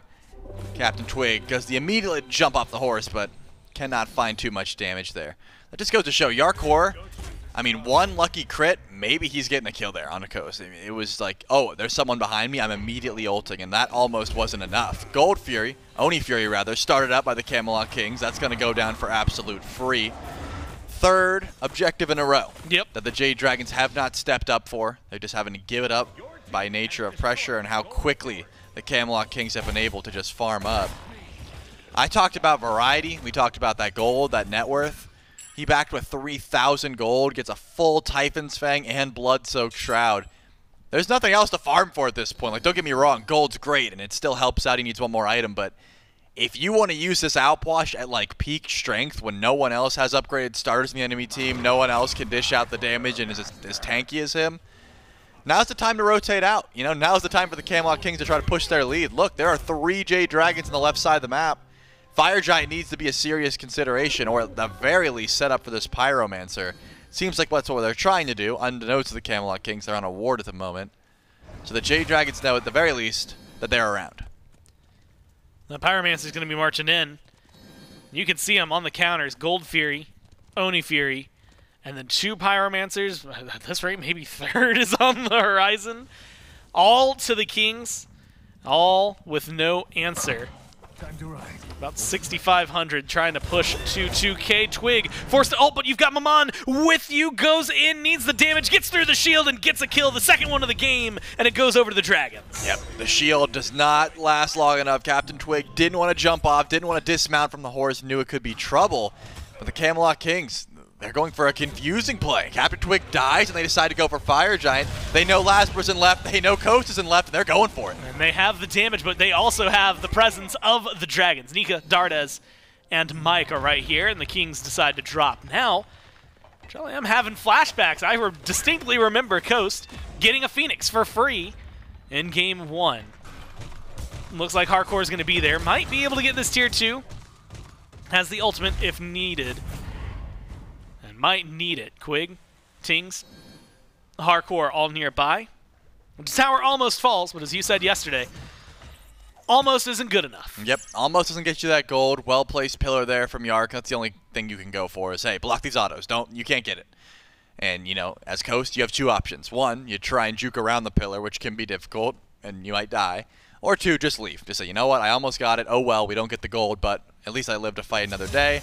And that's exactly what happens. Good thing for CaptainTwig is that he didn't use his relics during that fight, so not going to lose too much during the time of his death. If anything, the Camelot Kings are right back in the driver's seat here.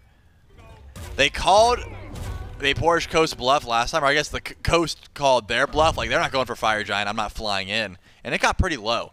So the Camelot Kings could try again, but it looks like Jarcorrr still wants to try and find at least a 1v1 or trying to keep this tier 2 tower alive.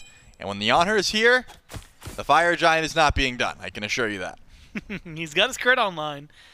And that's a good amount of damage. Both of the Hunters have their crit online. And so, objectives suddenly on the board, still slightly favoring the Kings in the grand scheme.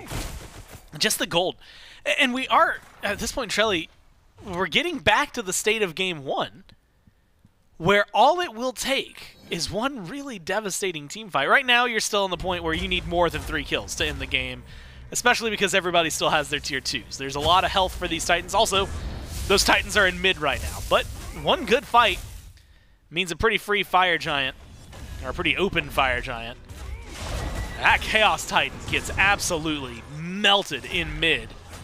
Dragons left to deal with the Order Titan marching down mid. They're going to take a little longer, and the Kings can take over the FG pit. The question, oh, I like this. How confident are they feeling around the objective? Halfway down already, Twig finds a fight with LASBRA, but it's all about the Fire Giant right now. Kings secure it, and now they just got to get away, and they've got plenty of room to do so. Up to the sky goes Coast, and dashes in onto Variety. Mike trying to chase down the rest. Here comes LASBRA for the knockup. Damage is good, but the knockup's not there.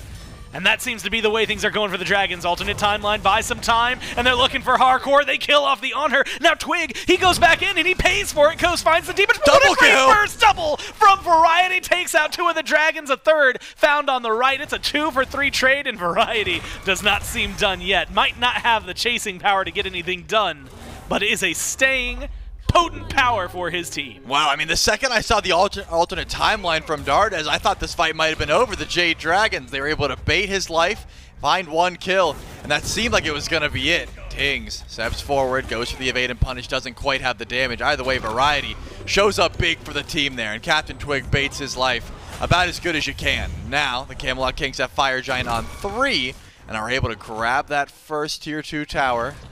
Possibly look towards the Pyromancer, the Primal Fury. There's a lot on the table.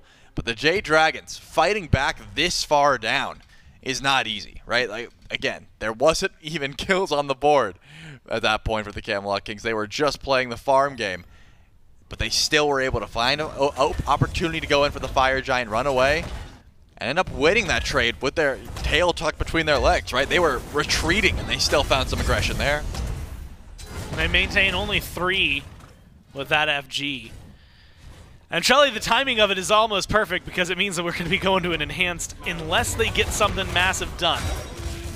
Tier 2s in left and right still standing for the Dragons. All 3 still up, although left barely so for the Kings.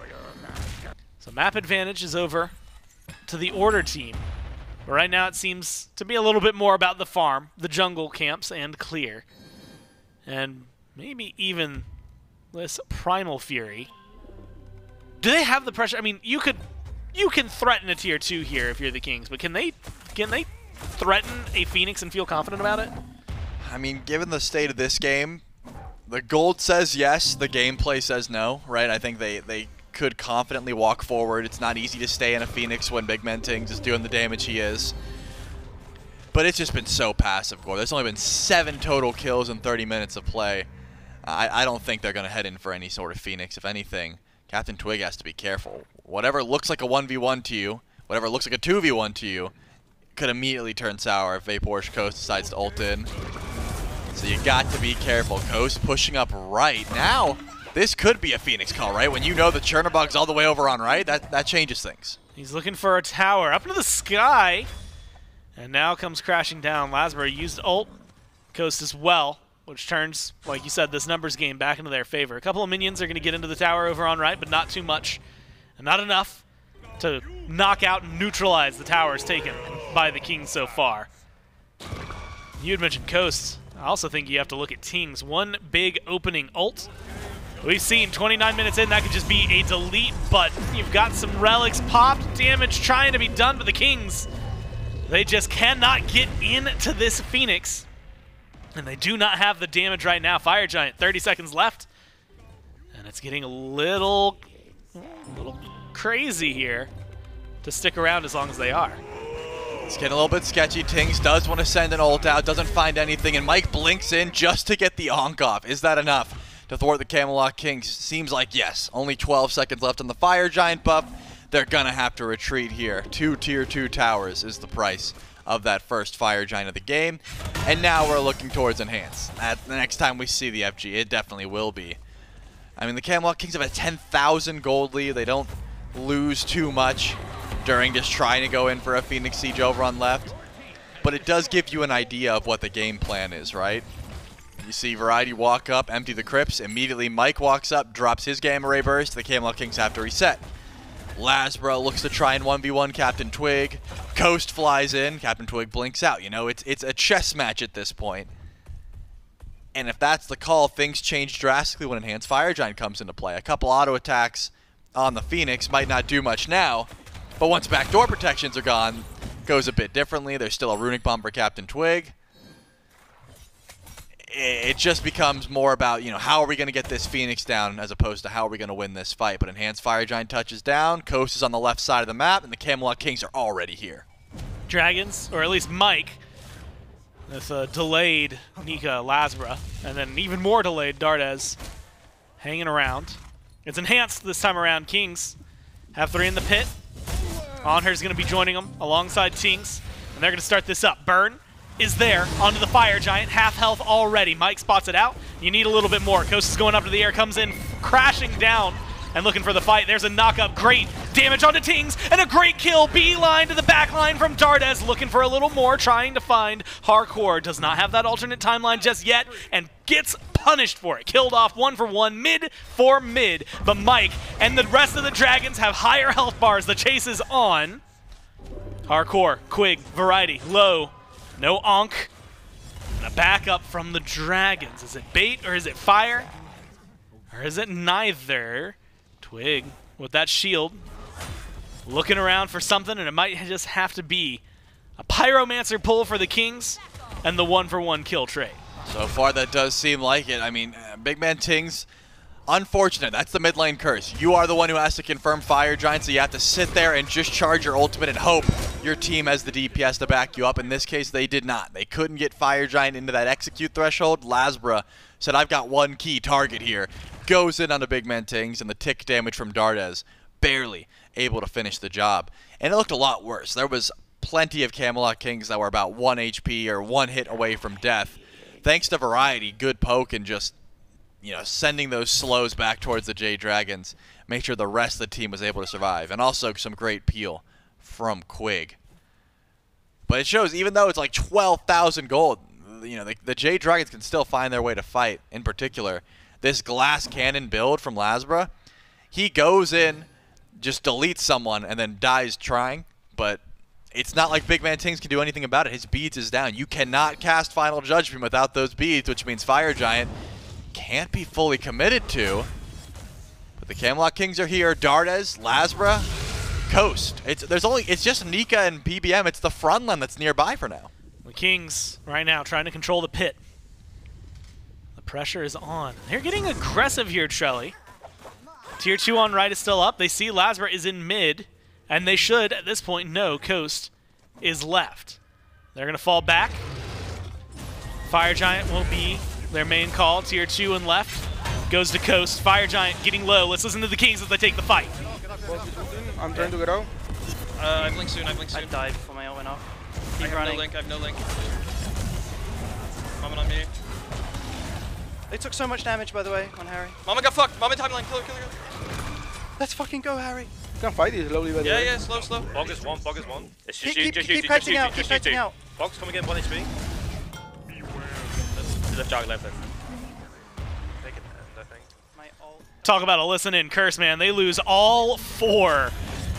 But they keep Jarcorrr with the FG. You got a lot of time here if you're the Dragons. 10,000 gold up still for the Kings. You lose LASBRA on the other side, but it should be a tier 2.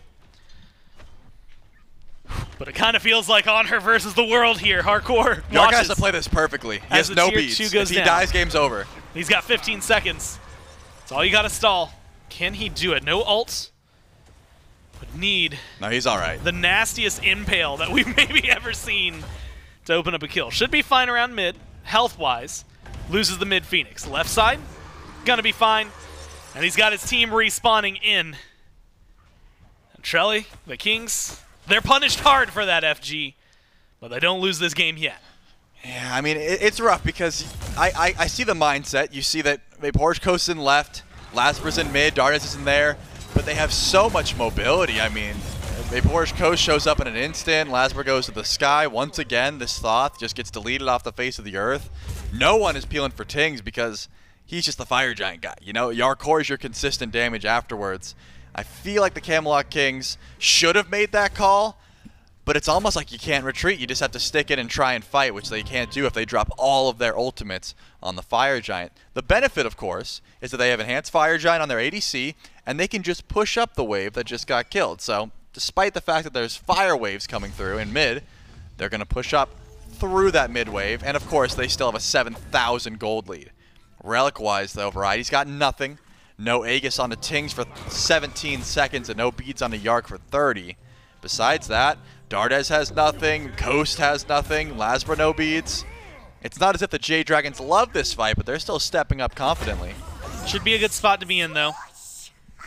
Like you said, maybe not the easiest fight in the world for him. Probably not even a Phoenix conversation. But it looks like it's going to be a pretty easy Pyromancer. We don't see any dragons in the neighborhood.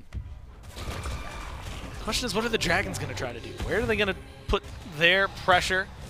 So there's a massive grouping in left. In fact, there's going to be some contest on the Pyromancer. Enough to force him back was unexpected. Good shot from Tingz. And he's going to make sure that goes to his team one way or another. But now it's Coast. It's Jarcorrr. It's the Kings. It's the Dragons. They're fighting in mid and they're fighting on the left. Quig uses the ult to get out of their Coast. Wow. Goes into his demise. What a clean setup and a well-played engage from Jarcorrr to force that ult out. And a kill off the enemy carry. Now the Kings surge forward in mid with energy.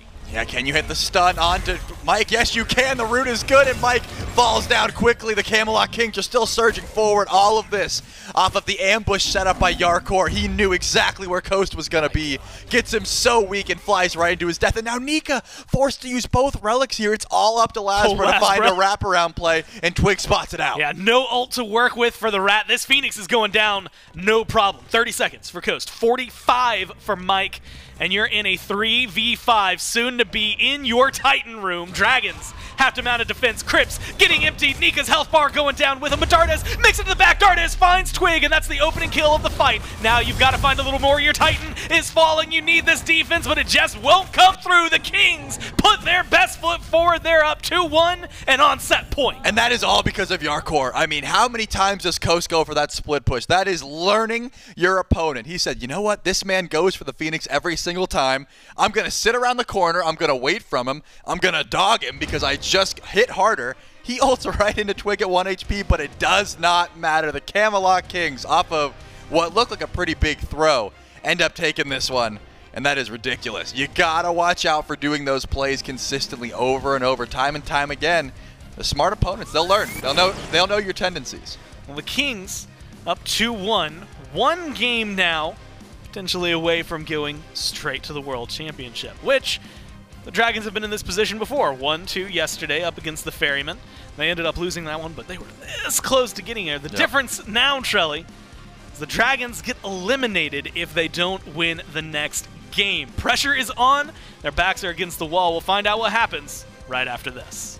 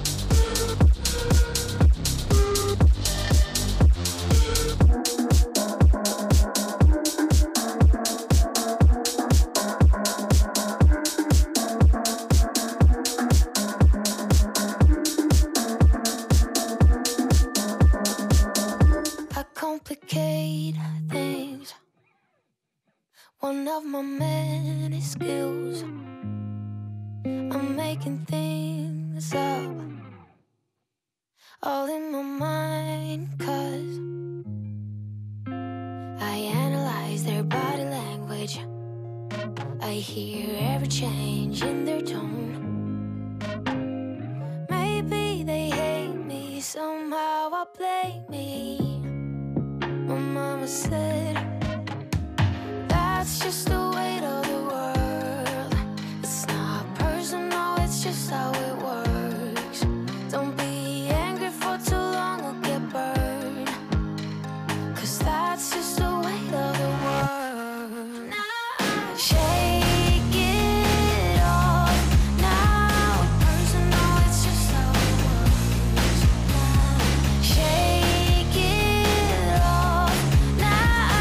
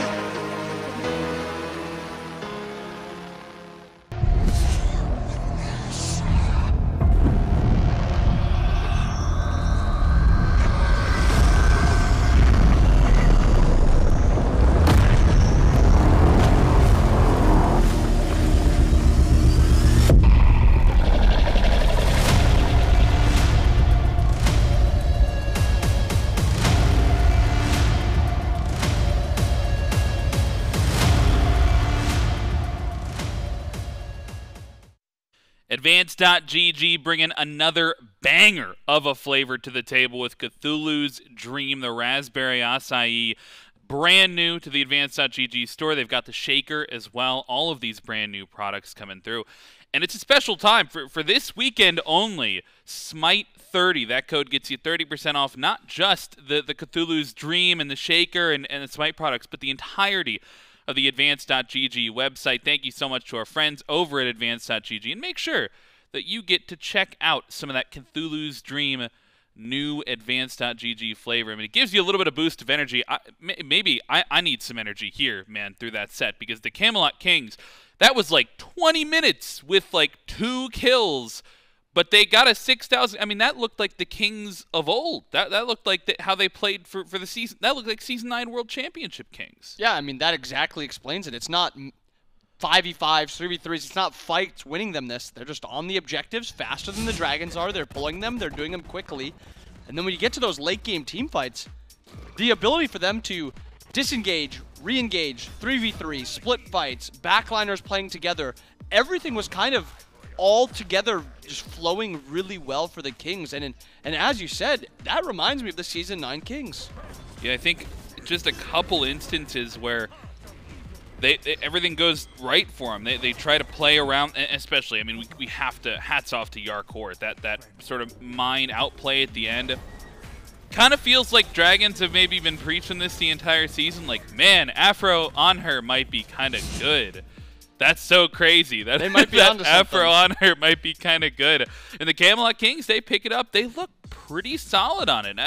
Once again, though, the story might be around variety. This time, you know, I'm happy with BigManTingz' performance. He secures a couple of Fire Giants. They look well. They look solid around the objectives, but variety does not fall down basically at all. Only 1 death, and that was in a team fight, I believe, not in the lane. So 4-1 for the Opwash, able to stay alive. I think he had a 2-level lead at one point during that one. And if variety stands tall, they're able to have a lot more pressure in these fights. Yeah, I mean, in a lot of these fights, it is the Dragons winning them, and then as either Variety's getting chased out or as he's leaving, he's just able to turn, get a bunch of damage off, and get 1 to 2 kills. And highlight for me, too, is Variety. Yes, no deaths in laning phase. The 1 death was after a pretty, I'll say bold call at that Fire Giant. That was the one where everyone died except Jarcorrr, and the Dragons actually almost were able to get the end off there. I think other than that, Variety played a nearly flawless game. A lot of really good positioning, good ultimates, good zoning potential. And then you look at the other side, I really didn't feel like the Dragons did that much wrong. I just think the Kings did a lot more better than they did. Well, if you're the Dragons, you're thinking about maybe yesterday, right? This is a very reminiscent spot for them. 2-1 down. Kings up in that lead now, and the Dragons, they're backs up against the wall. This is a win or go home. You're not, season's not over, but you got to fight in January if you don't win this game through the group stages for SWC versus just taking it home now. They want to go to the World Championships right now, want to punch their ticket. And this has to be the game that they stand tall, right? They have to push this to a Game 5 if they want to be able to hold on here. Otherwise, the Camelot Kings, they are going to head to that World Championship themselves, guarantee themselves that spot. And in interest of that, the Dragons, after 2 choices of selecting that second pick slot, they go towards that first pick slot. So they lose that game number 3, and they immediately say, okay, maybe it's a draft thing. We want to change up our strategy, and now they're in that first pick slot for game number 4. Yeah, and you and I talked a little bit about this, where we don't feel like the Kings drafting is the problem. We think their drafts have made sense. It's just in the team fights, in the late game, it just seems like the Kings are doing better in those positions. And I think the one thing about the P's and B's that sticks out to me is this Opwash. The prio the Kings are putting onto it. This is now 3 straight games in a row where the Kings are prying this Opwash over Chernobog, Maman, Poseidon. I mean, even gods like Ratatoskr, Morrigan, Afro. This is the god in the game right now when you're banning away Athena, Yemoja, some of those other characters. So maybe that is like the god the Dragons are identifying as the problem in these team fights. They can get maybe Nika on this Opwash, or even force the Kings into banning it, because even if they are taking the first side, that is still a god that the Kings are able to ban. And then on the opposite side, it could be Afro Anhur has now been picked twice in these P's and B's, and it's looked good in both of them. So maybe that's where the Dragons want to go. They want to confirm either the Aphro or the Anhur in that second, third slot. But this is going to be a very important picks and bans because, as you said, the Dragons need this one. If they lose this one, Kings are heading to Worlds, and they have to go to that qualifier in January. So they have to kind of go back to, in my opinion, more the basics, and that's the Aphro Anhur. Aphro Anhur has been something that they've been successful with in the past. And picks and bans for game number 4. You'll see how the Jade Dragons are looking to adapt into this one. We haven't seen many switch-ups in the bans thus far throughout the set, but this will be once again the first time that we're seeing that switch-up. The Dragons, they've been banning this Baba Yaga all set, and it, you know, admittedly, a little bit interesting priority for me. I'm not sure BigManTingz would play it if it was let through, as we've seen it be let through before. Either way, though, Dragons in this first pick position are going to have the opportunity to prioritize basically whatever pick they want that's left open, right? It's been the Opwash for the Kings. So maybe the Dragons look to prioritize something like that. Instead, the Kings ban away the Pwash, and the Dragons, they take away the Thoth. Yeah, usually in your first pick side, you can kind of determine how you want the draft to play out. Do you want those mages to be available? Do you want the mages gone? And then the opposite side, the second pick has to ban those OP gods like that Athena. Looking at the P's and B's so far, something sticking out to me is that Yemoja is still available. Bog is another one that's available. Maman has had some weird ups and downs in Prio. She's still a very strong god, but she hasn't been seen as strong as the rest of them. And then another one that's sticking out is that Raijin, Poseidon, solo lane gods. So a few gods still available for the Kings here. I think you just want to roll with these double Guardian bans. I think Mike has always looked great on Athena and always looked great on Yemoja. Just get rid of both of them and kind of understand that the support role is not going to be, you know, focused with those two strongest gods, and allow the Dragons to first pick that Chernobog again if they want it. I mean, Mike's Yemoja game was the one that where they were able to take off of the Styx Ferryman yesterday, the one game they won in that set, but will be taken away. And despite the Chernobog being available, the Jade Dragons, in the one game they did win this set, it was Nika on that Poseidon, bringing a lot of pressure over towards that solo lane. So it'll be a first pick Poseidon, immediately answered back with the Raijin Chernobog from the Kings. A strong top 2 for them. I mean, I think Poseidon is a very strong god in its own right, but I think you kind of need to draft a little bit of stuff around it. I think Bog and Raijin just do so many things correctly and well in this current meta that they just define this top 2 as just already strong. Going over to the Dragon side again, they have this Poseidon probably slotting into solo lane. I almost think that you want to get just this Anhur Erlang right here. I think LASBRA looks fantastic on that Erlang, and I think Coast, I feel like I say this every time I'm talking about Dragon P's and B's, where I'm like, yeah, Coast Anhur is just fantastic. But it's just so good. Even if game 1 it didn't look that great, as we talked about, I still think game on the line, you want to get Coast on that Anhur. Yeah, it's still available if they want to go back instead. Ooh. We missed that one. Was not banned away. And so Dardez gets the opportunity to go back towards this Morrigan. And Camazotz, which has been consistently banned away in that second phase from the Kings, will be the option for LASBRA, more than likely headed towards that solo lane. So already quite a different composition here for the Dragons. And I think I would have been a fan of the Erlang Anhur. I certainly wouldn't have complained about it. I mean, that would have been very solid, I think, for the Dragons. But you get the Camazotz and the Morrigan, which not only pair well together, Morrigan's already got a good transformation, but also notably, the Kings have been banning them. That means that they don't want to play against them. Maybe they're worse at playing into these picks particularly. And so they're part of their strategy, right? The Jade Dragons finding some comfort in that top 3. Both very hard to kind of just lock down. Yes, Raijin does a lot of damage. He has good CC. Chernobog, a lot of damage. But Morrigan, very rarely is some... I thought I heard Zeus. Okay, that worried me for a second. I heard it. I thought I heard Zeus, but did not hear Zeus.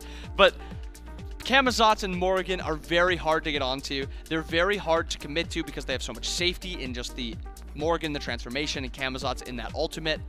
And the Kings with that, a very hard pick for the Morrigan to play into is this Ganesha. And they have the opportunity to pick it. They lock it in. And now we see with this top 3, Kings have a horrible laning phase in duo. Chernobog and Ganesh, 2 of the worst laning characters. That is an easy spot for the Dragons to exploit. Kings, before the Dragons can actually do their picks, get their bans. The Kings are banning away that Khepri first, which not shown a ton of prio, but it's kind of like that second ban phase ban. Yeah, I have to imagine they might ban away the Anhur here as well if they're worried about that duo pressure. coming through. We saw Mike on the Sylvanas way back to Thursday, a couple days ago. That's a little bit shocking to me that the hunter that they choose to ban away is the Hachiman, but I suppose just I mean, that's so weird to just say, yeah, challenge Coast on the Anhur. It's like, yeah, we don't care if you pick Anhur when he has proven time and time again that he is the Anhur player. I'm not sure Coast will be too unhappy to go back to that if they want to. That'll be up on the table. Camelot Kings, though, their 4th pick available. Still looking more than likely for a mid laner in that slot, and with Thoth not available, they'll hold on to that pick for that 5th pick, and they give Twig the Nemesis. Once again, maybe a little bit surprising in this pick, especially into the cripple from Poseidon. Yeah, and it's not a god that I really considered him picking right now. I thought he was just going to default back to that Ratatoskr or maybe that Lance if that's what he decided for, but I mean, this this allows you to lock down and kill one character or win just about any 1v1. Yes, there are certain characters that you can't win 1v1s against, but they're not really in the meta right now. And with that, Twig is on this Nem. No CC. Really, the only CC the Kings actually have is in that Raijin ultimate. Now, going over to the Dragon side, you talked about it already. Sylvanas for Mike. And with one more pick available, whatever ADC they want, they do not lock in the Anhur, and they go for the Rama. Coast is no, he's not. I was gonna joke. Coast might be mental boomed, dude. He had a bad Anhur game in game 1. Doesn't want to go back to it, but now feels more comfortable on the ROM. It's been a minute since we've seen this pick, right? Obviously brings a little bit of that semi-global pressure, shoots from anywhere, but man, there's a lot of pressure in that duo lane. Yeah, and I highlighted how bad the Kings duo is. You look at the opposite side, and it's probably 2 of the best laners you can get. One fights very well and clears very well. One fights okay, but clears very well. So this Dragon's going to have a lot of duo lane pressure. And when you look at the late game 5v5 of both of these comps, the dive potential of this Dragon's comp, I mean, I would not be too surprised if Mike opts for a blink and looks to start fights by a blink ult. Because if he can get fights started, Camazotz diving backline, Morrigan diving backline and then transforming into the Camazotz, and then also Rama reining in ults, and that entire time they have potential to kill the frontliners with the Rama and Poseidon true damage. So much different look with this Dragon's comp, but I like how they've kind of crafted this.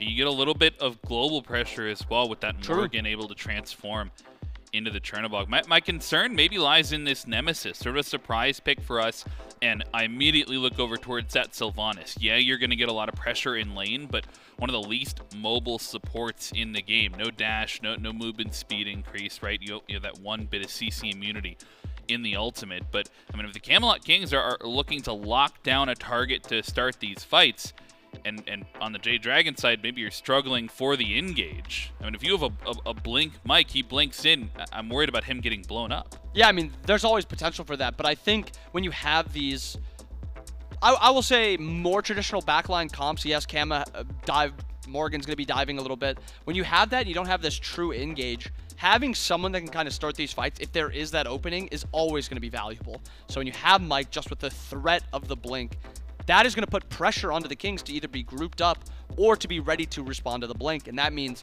Twig has to be there, ready, drop the ult. Ganesha has to be ready, drop the ult. And then do they have the damage to actually kill Mike before the rest of the team comes diving in with him and can actually put out damage? So it's going to be interesting. There's also the opposite side of Mike just playing for poke, sustain with this Sylvanas, playing front to back. But I think when you're lacking as much CC as they are, outside of the Sylvanas, Poseidon not much, Kama not much, Morrigan not much, Rama not much, you need somebody to start these fights. So I almost want him to go for that blink. I mean, he'll certainly will take a lot of focus off if you put yourself as a Sylvanas in the front line. Might be looking for those pulls as well. I love the hype of a good Sylvanas pull through the wall. I mean, this is for all the marbles potentially here. Jade Dragons, they're trying to push this to a game number 5. Camelot Kings, they could close it out right here and then send themselves to SWC. You think we're going to game 5, or do you think the Kings take it? I'm a Sylvanas lover. I'm going to say we're going to game 5. I think they're going to play well enough around Mike, and they're going to be ready to take these fights, and then we're going to see maybe a Morrigan ban heading into game 5. So that's what my prediction is. Bobby's thinking game 5. Dragons trying to push us there. Camelot Kings want to close it out here. Game number 4 with the casters. And it could be the ticket the Kings need to go to Worlds. All right here. It's Gore, it's Trelly, and of course it's going to be Doug giving us the views in. And Charlie, we've got a very interesting dynamic for these teams as they take each other on. First off, duo lane-wise, I would argue a huge, huge advantage over to the Dragons. And of course, one that I am very excited to see. Coast on Rom feels like it always comes out during the flashiest of plays and the flashiest of moments. What's caught your eye the most coming into this, though? Well, what caught my eye immediately was the fact that the Jade Dragons gave up Raijin Chernobog, right? Yeah, that's pretty big. That's pretty big. And then you realize they wanted Chernobog for themselves, but not on Coast. They wanted it on Dardez, right? Then they revealed the Morrigan that comes out. You expect Dardez to just go towards the Maman like he's been going. Wasn't like it was taken away. It was just, hey, we're going to let that Chernobog through. Now we have one on our side, as well as the Camazotz, as well as the Poseidon. So I don't love the idea of giving up Raijin Chernobog, but I do see where the Jade Dragons went with this. And now Dardez not only can follow the global pressure, he can use it himself, but also can turn into double Camazotz with LASBRA. They can dive, he can be a solo agent. Since you baited out the Chernobog, you don't have to worry about like a Heimdall being locked in to reveal that stealth. Notably though, with CaptainTwig going Nemesis, Aphrodite got buffed. That's a fantastic item to go towards to try and reveal the Morrigan. So there is some answers to the stealth. But I definitely see what the Jade Dragons were cooking up here. They knew the Chernobog would come through, and now they get to take that for themselves with Dardez. Doesn't amount to much, but a double root from Mike early. In my mind, maybe it shows off some of the plays we'll see. Mike, last time seeing this Sylvanas hit some really, really gnarly pulls. And that's what I'm kind of watching for. Early on, pressure should be in their favor, but it is that late game that I'm watching for, right? The snipes from Coast, the pulls from Mike, maybe making the big difference. I'm also really interested. So Nemesis as well picked up something that was recently buffed, right? She looked really good and should have some decent damage, especially with the Aphrodite. Just we'll have to hold that thought. LASBRA now getting collapsed on, doesn't have the leap to get away, needs some help, and might not be able to find it. No, they pull away, and instead Nika slows him down. One more leap gets LASBRA away. Whirlpool damage decent, but you'd need more help from Nika to turn this completely on the Kings. You save your jungler, and that's enough for the Dragons. Wow, that's wild. I love that play from the Camelot Kings. Variety rotates out a lane, tries to track down LASBRA, but the big issue there, Raiju missed. If you connect with Raiju, the slow, the consistent DPS, that 100% confirms first blood. Variety just couldn't land it. Did have some decent damage, and you get the Aegis from Nika, but you don't get the benefit of rotating out. I guess the real benefit there was the fact that Nika also left, so it's not like you lost farm for that play either. But you would have loved to hit that first blood, and now LASBRA's nearby, has Blink. Vampire Bats almost confirms the first blood. Does he connect it? Yes, but Variety's quick enough. Immediately turns and dashes away. LASBRA won't be able to chase that one down. Keeps the pressure up, though, and I think that's the big deal. LASBRA on right. Will this be his only trip? And did he notice Quig in the jungle? Now Nika slowed down. It's not going to amount to too much. We've talked about it, but look at the Kings' wins and look at their losses. And the difference is those on the right lane. Twig and Variety, if left to their own devices, are going to be able to get enough done for the team in the late game. So early shutdowns could be the key. And LASBRA's pathing in the jungle this entire game, to me, Charlie, it might be the most important. And for them, it is one of the most important games they've played this entire year to make sure that that's on point. Mike's going for a purple buff invade on left. Does not quite have Coast's help yet.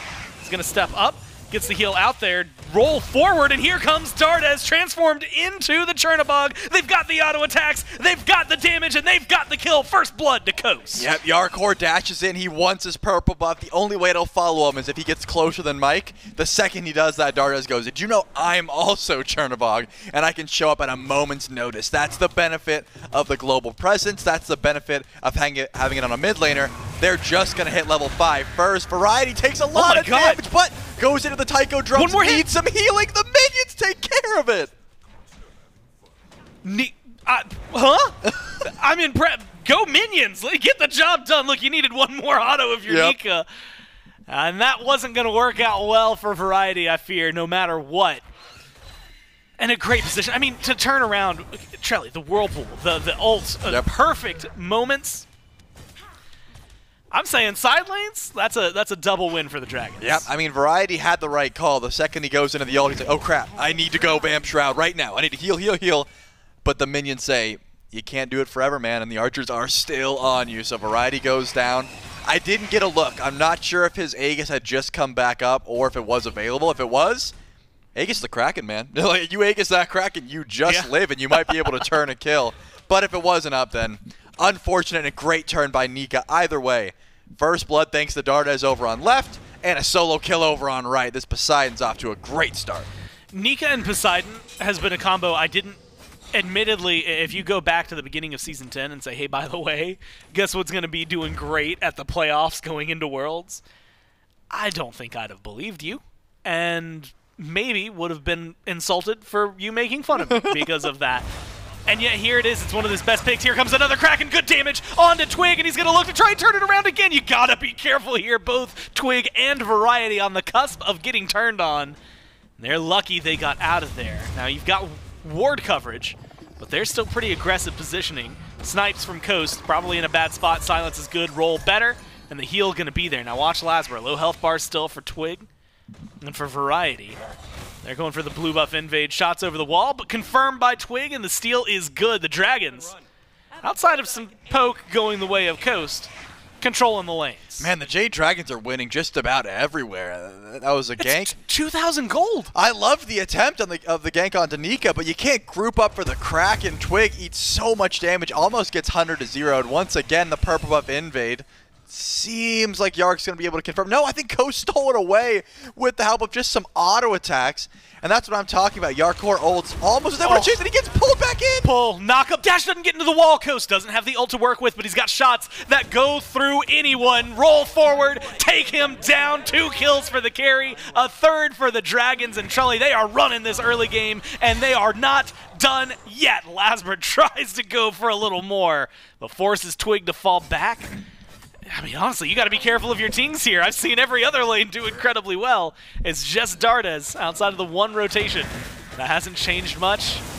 Variety, dash forward, fights everywhere. Taiko Drum's not going to connect. Nika not putting as much threat on his life this time.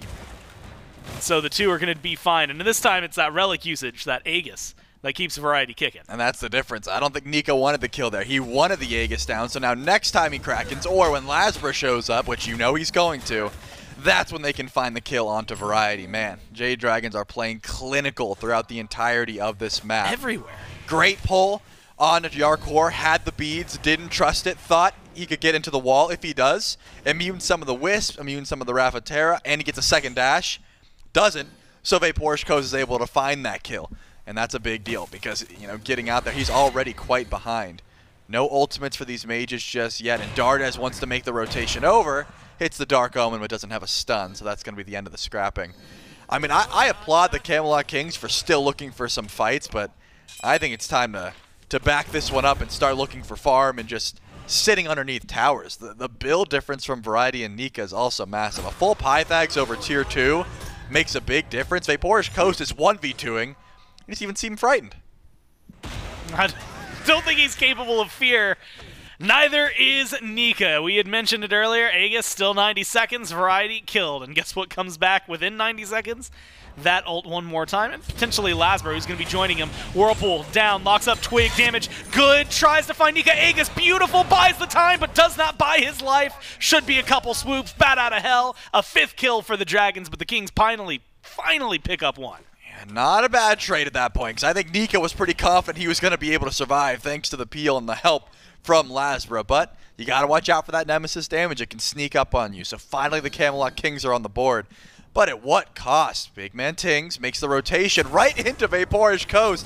But here comes Dardez as well. This could be scary. Autos are good. Coast has snipe up into the sky. 1 shot, 2 shots, takes him down. 3rd onto Quig. And you've got Dardez to come in and rotate for you. Bat out of hell. Slams down. But where is the Chernobog going? Straight back down to their waiting arms. Roll forward. 1 good pull and another good kill. Double 4-0 for Coast. I mean, you can't ask for a better start, Gore. The Jade Dragons are just doing whatever they want, wherever they want. Gold Fury seems pretty doable doable. 9 minutes into the game, just about everyone is popping off, but 4-0 from VaporishCoast. Mike has been setting up all these kills and hasn't taken one of them from his ADC. The pulls have been on point as well. This Sylvanas deserves all the props and more, not to mention the fact that Nika has just been disgusting on this Poseidon. Finding the Whirlpool into the Kraken, the peel for LASBRA there. I mean, it's just going to be very hard to deal with. It's not like the Camelot Kings are completely out of the game, right? Like I said, Variety, if nothing else, is very good at staying even XP-wise. He's still level 10. His build is looking a little bit worse for wear. Here's an attempt at Nika's life, but he's got Kraken. Yeah, chops it down, hits on Quig, has good damage. Aegis used by Variety. They dive the tower, but LASBRA over the wall. Low health bars. Is it enough? And does he have the gap? Hits the Vampire Bats, tries to go in. Gets low health bars, forces Variety out. They get some relics off of the Kings, which might be as big a win as you can get in that situation. I mean, that's a high-risk play that you don't have to go for, but I actually really like it. Variety tanks up the tower, but pops his Aegis, right? He doesn't have physical damage, or defense, rather. It's Pythag's magical defense, and only tier 1 at that. That tower would have started to chunk, right? Especially with LASBRA close by, but he pops his Aegis, says, I'll tank for you, Twig, go. Kill that guy. Like, I need you to finish this Poseidon because he's a threat. They get it, and they're able to get out. That's a big deal. Now, CaptainTwig goes over to level 11, even with LASBRA, and 2-1 now on the Nemesis. Not going to help the just duo lane chasm that we're seeing currently, a 3-level differential for VaporishCoast over Jarcorrr, but it's a good start. And if anything, slow Nika down a little bit as well. I feel like they've been able to play so heavily on Duel of the Dragons, that is, because Nika has been able to solo Variety several times and not worry about it. And Variety did use that Aegis. Kraken's back up. And you got Shogun's Kusari. Nika is definitely in a position to continue the fight. Pull just off the mark. Just a little short, really. And it's a good dash from Twig. Coast, no fear. At the tower line, autos are good. Purple buff invade. And poor Jarcorrr, I don't think he's gotten one since the first buff. No, he definitely died for his first one. Pull on the Mike, but CaptainTwig doesn't care about that. Remember, he's got a shield that can reflect all that tick damage. Just showing the Mike's on point, though. He's not missing. So if you see the Sylvanas in front of you, you might want to get your finger on beads because he's going to be hitting those pulls. So far, though, not much going to come. In preparation for a possible beacon fight, Mike's going to plant just a little sprout. It will eventually give him some MP5 and the rest of the squad once they group up. But that's the kind of, planning you need to have for the Jade Dragons. How do we make sure that the Camelot Kings, their duo lane never gets online? Variety and Twig, they've caught up. In fact, I think they're just about even at this point. Whereas the rest of the team, they still have some farming to go, right? To be able to battle in, there's no way Jarcorrr wants to fight anytime soon. He's like, guys, please leave me alone. I want solo farm and I want a purple buff. Those are the two things that Jarcorrr really needs. CaptainTwig might have a wraparound on to VaporishCoast, though. With that ultimate, goes up into the sky, can stall for way too long. Does steal away the buff. But, yeah, there's no way you're finding a kill on the coast. Luckily, you've got Quig. I was going to say, with Mike coming up, you might even be in danger of losing your life just for going for that. I saw a ping just now. I believe a Dragon's ping on to the Fury. So, Trelly, much like you, they have their mind on it. 3,200 gold. The Jade Dragons have not really accelerated their lead in about 5 minutes. A lot of that was amassed right around the 8-minute mark. But that is a very, very steady slope for them to climb. And a lot of work for the Kings to try and undo. Luckily for them, the pace is slowed down. Gold Fury might change a little bit of that. Aggression. Not only onto the objective, but onto Jarcorrr. Damage is good, forces him into the sky. He's going to see that they're on the Gold Fury. Goes into mid, tries to find LASBRA, isolated and alone. Won't quite get the Camazotz. Maybe they're going to have time to put pressure onto this Fury. Quig comes around, should have the Dharmic Pillars to drop him. Has the damage, does not have the steal. Dragons confirm it, push their gold lead even further. Yep, love that call. I mean, VaporishCoast gets aggressive, tries to focus out Jarcorrr, make him ult somewhere he doesn't like it. Unfortunately for Yark, or fortunately for Yark in this case, LASBRA was pretty weak, was not going to be able to finish that kill. And, of course, able to find a little bit of damage here. Quig diving the tier 1 tower, getting very low. Should fall down to the double Camazotz. In fact, definitely will fall down to LASBRA, while it looks like Dardez is still pushing forward because here comes Nika. Chases him down.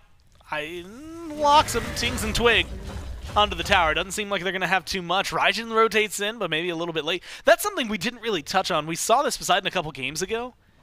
And we might have to hold that thought because LASBRA's still playing pretty aggressive, and it might not be his choice to stay aggressive.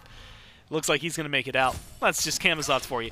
But Poseidon, you know, we've seen it in the jungle, and in the past we've seen it kind of everywhere because it feels like with the right... Well, at the time it was the right build. Right now it's because you're leveling your Trident. But you get move speed, you're kind of zooming around the map. His rotation's going to be hard to match. Yeah, it's definitely difficult to keep up with Poseidon, especially when that Trident's online, when you have this much cooldown like Nika will have after that breastplate.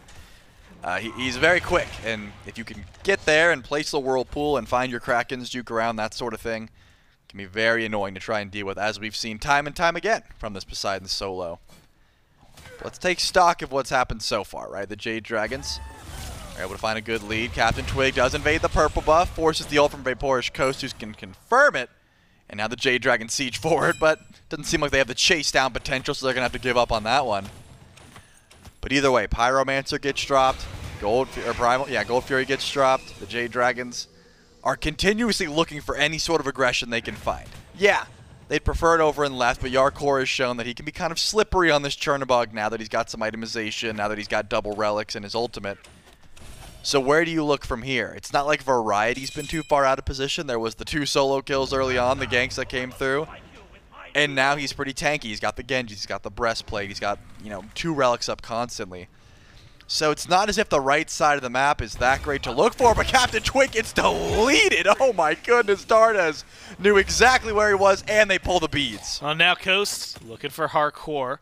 Doesn't have that ult yet, but it's just looking for the auto, steps onto the tower, and it's looking for the last few shots, finds all he needs, 5-0. It's a superhero skin for superhero plays. VaporishCoast showing the reason he was picked up. Yeah, I don't see why Yark walked back, man. If Coast just fully commits to the wave, yeah, you get some free auto attacks, but you put yourself in so much trouble. You still have your 4 levels. You still have your life. You can still go clear. Puts himself out of trouble, and now VaporishCoast, as you said, 5-0, 4 levels. It may be looking towards Fire Giant time. I mean, Nika's got the Shoguns. This Rama's a little bit of gold away from getting crit. It's going to be hard to deal with. The Jade Dragons, just, they can do no wrong on the map right now, Gore. Hell, I almost don't want to see Coast into it, just because look at like the waves at the tier 2. Like, Coast has to go so far to get any farm. Maybe it is worth rotating over. Like you said, needs a little bit more gold, gets the shield buff. Looks like your back camps are going to be coming up soon, so a lot of gold available on this side of the map. That might be the difference maker right here and right now. 4 levels in the carries, Jarcorrr, kind of a non-factor. 2 levels in the jungle as well. Twig, you know, 2 and 2. It's not a bad slash line, but they have been making sure to strip away as much as they can. I mean, blue buffs, purple buffs. Any invades the Dragons can make, they've been going for, and they're going to extend it a little further. They knocked down the tier 1 in left. They've knocked down the tier 1 in mid. They're going to grab this second beacon and group up in mid. Beacon. Almost done. Going down here in favor of the Jade Dragons. Gore, I need to, you know, rehash what's going on here. The Camelot Kings are on World's Point, right? Yeah. They want this win. And the Jade Dragons, with their backs against the wall, they give up the Chernobog, they give up the Raijin, and they're making the Chernobog have a very, very rough time. Not only has Coast left, now LASBRA is trying to take the 1v1, misses just about everything and has to back up. But either way, the Jade Dragons have done everything in their power to stunt the momentum of the Camelot Kings. They won a game number 5. And so far, they've been putting themselves in a great position to do so. Primal Fury, Pyromancer, Fire Giant is up. And you ask 100 people, 99% of them are going to say they're the Jade Dragons relics to go for. They're the Jade Dragons objective to try and knock down. Pyromancer started. Twig has to be careful. Dardez is out looking for blood if he finds that stun. Just a little shy. Good dash from Twig, gets him away. And it goes to show the threat. I mean, and that's the combo right now. First off, Pyromancer to the Dragons. But second, Mike, pull, Dardez, stun. If you hit one into the other, your health bar is gone in an instant. That's what happened to Twig earlier.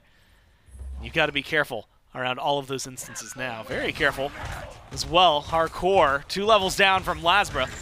That's going to be a jump in from the jungle. You've got some damage. You got a little bit of crit. You got to play carefully here. If you're LASBRA, Bat Out of Hell comes out. But you might need to run away. You need some help from Coast. Up into the sky, and Jarcorrr rethinks it when he sees who's right around the corner. That's the 5-0 guy who's been controlling your lane. But Tingz is there. He must have spotted him, right? Coast has to take this 1v1 unless he sees him. Sees him now, goes in for the 1v1 anyway, looks for the autos, pulls out the Aegis, shots are there, and he's going to be able to find it without going up to the sky. Uses the Aegis, uses the beads, now into the air, shot 1, shot 2, no, whisk is, and at that point you just wait for Dardez, cleans it up for you. 6-0-1. Charlie, I was hoping he was just going to keep on getting the kills, and at this point, that's exactly what the Dragons are doing. They will not slow down. They will not let you have a moment to breathe. They won't let me have a moment to breathe as they find yet another one, this one on the Quig. A chase on to Twig, who gets pulled back in. Beads is late, and it is aggression, aggression, aggression. Jazzberry Jam just straight down every lane. I mean, that's the thing, Gore. Almost gets the 1v1. Jarcorrr really wants to chase. Sees Coast walk forward. Doesn't matter. Fire Giant, 19 minutes in. It's all up to Variety to try and keep it alive, but it looks like it might be a bait. They might just go for kills. Why not?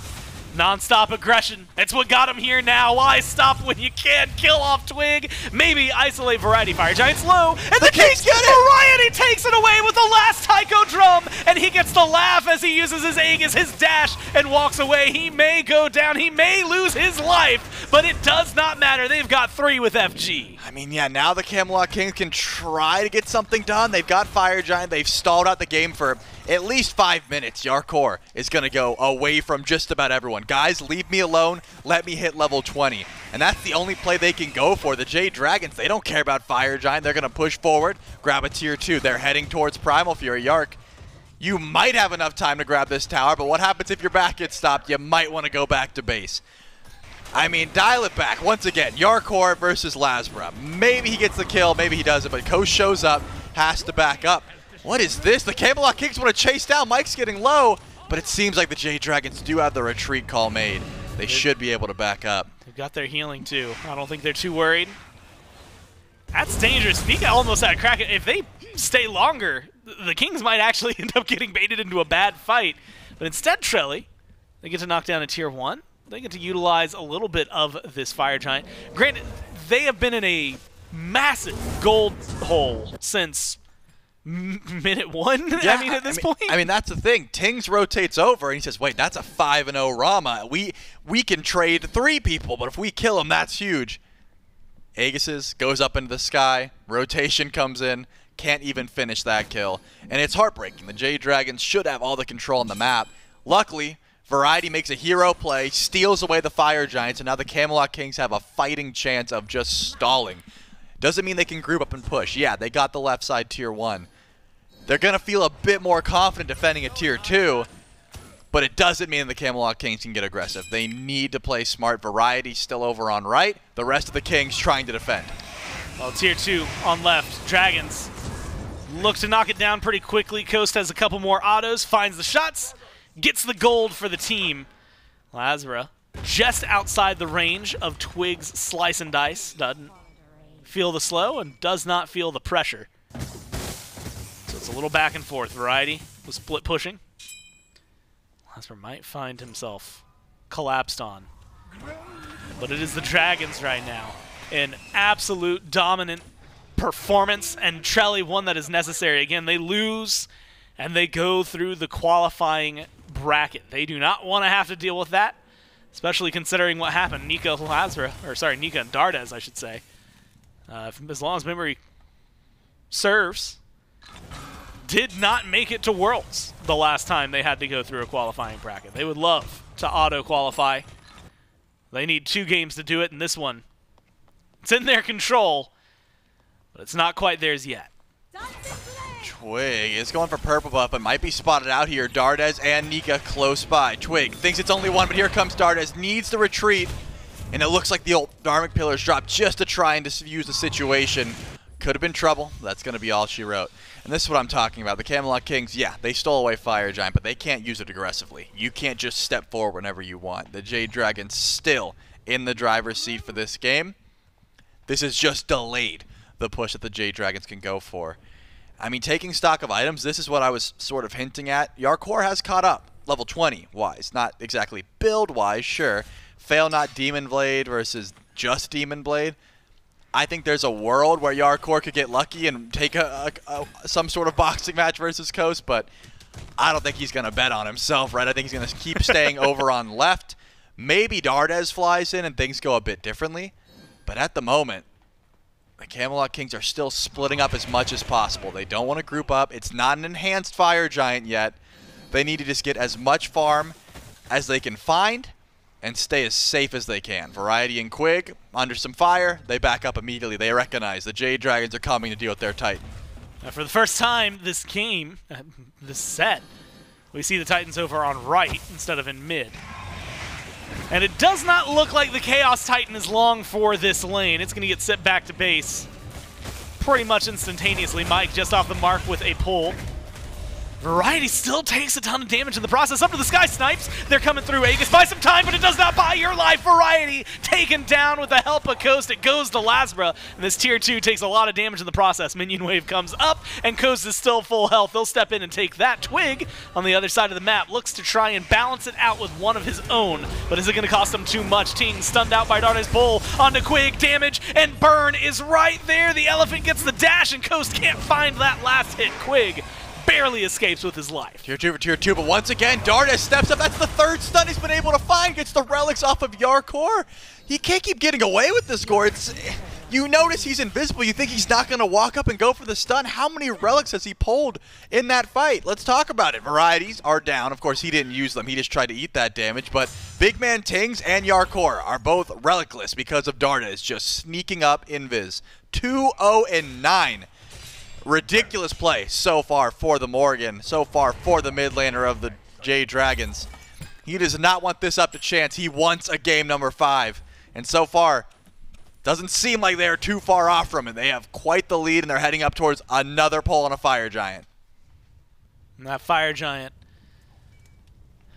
Do you step up? If you're the Kings, you're down decent chunk of gold. Actually, this Primal Fury might level some things out. It's not EFG. It's not EFG, you just let it go? Let this one go. Not worth your life. Quig shouldn't even be here.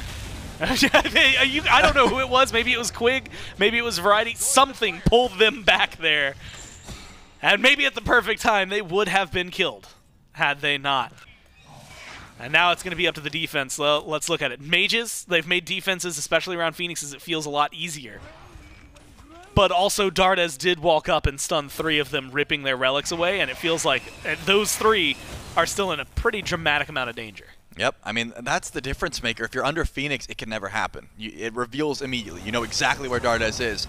But the Kings keep walking up. They keep putting themselves in range of a stun from an invisible Morrigan. Just doesn't seem like a smart call. Mike has been on point, misses the pull, but he gets another chance in a couple seconds. All the while, 2 Phoenixes are under fire at once. LASBRA's in mid, the rest of the team over and right, and they've got stall, they've got sustain. Keep your eyes on Dardez. It's what he does and how they go in. Variety starts the fight, but it's not going to be a full commit. Instead, it's right side. Again, retreat from the Dragons. Shelly, they have to figure out how to crack this one open. And it can be devastating. Again, flashbacks to yesterday. All of it came crashing down in a 2-1 situation. They were in the lead, but it did not matter, as it was their Titan that fell. But right now, they've got to find the step into the Phoenix. Is going to be on the back of a pull from Mike, but each one has just been a little shy, a little to the left, a little to the right. And while they've all looked good, they've all been just slightly off the mark. Pressure's up, fight starts. Let's listen in with the Dragons as they try to take it. I'm living. Reset and heal, reset and heal. Raijin Aegis. Can we go in?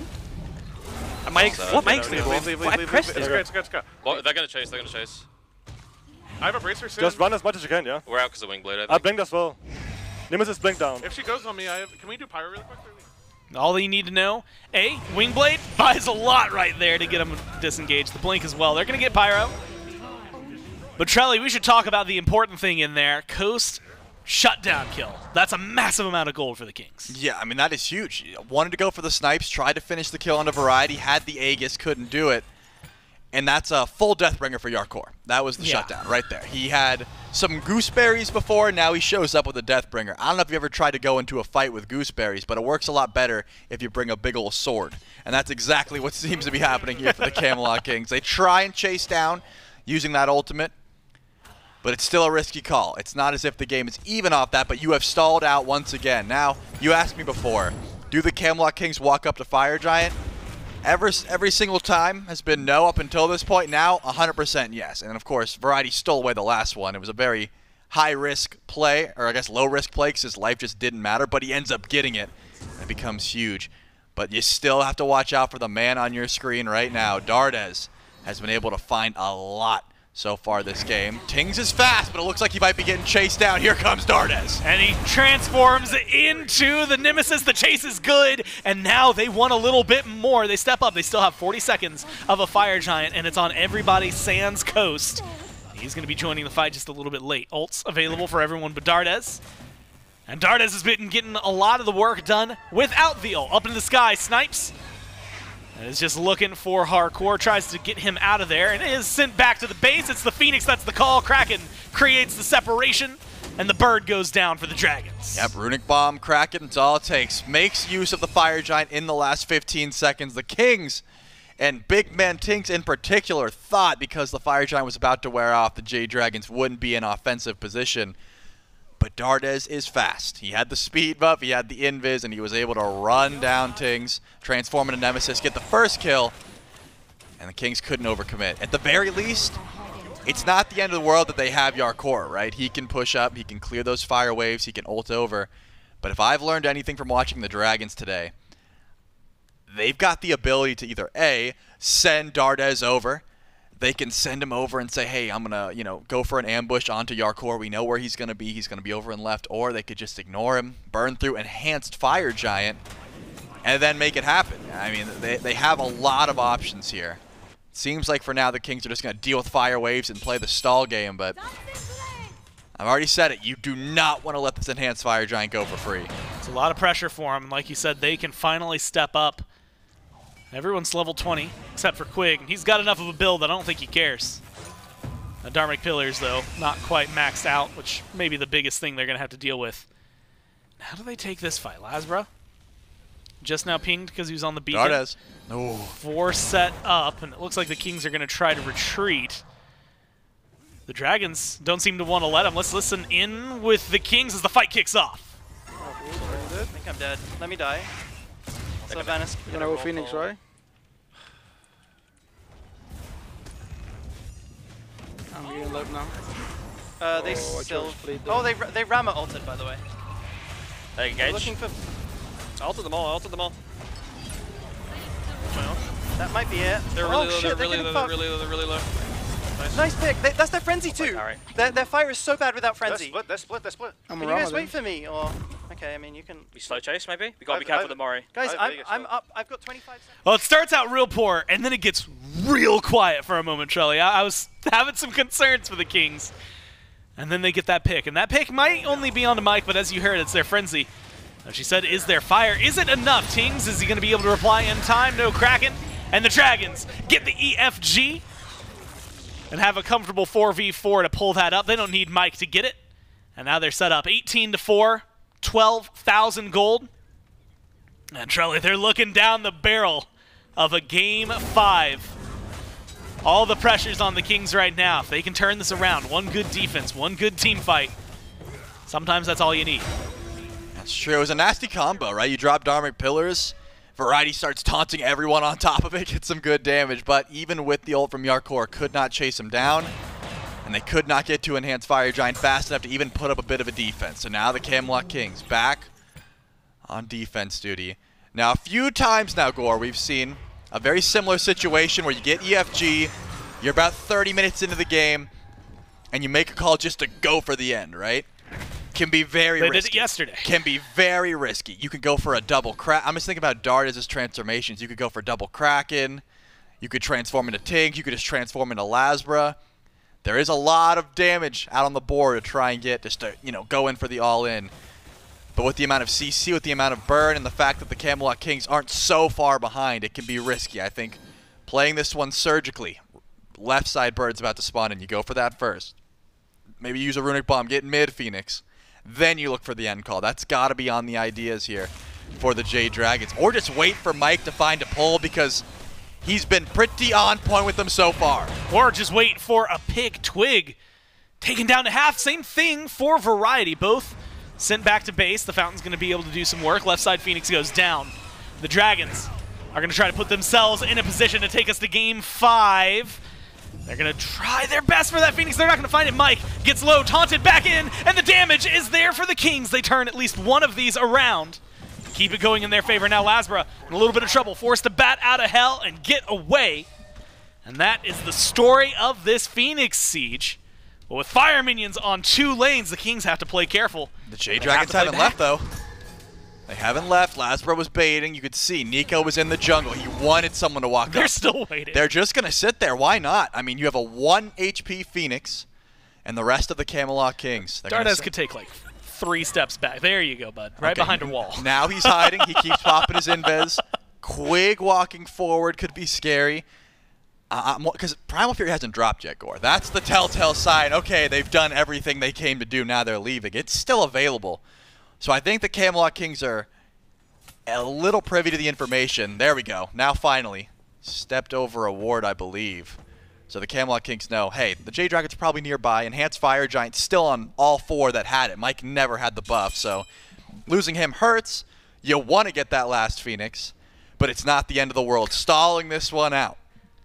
I kind of like this, because like you said, Primal, like if that screams, that's the sign, oh, they've passed mid, we can step forward.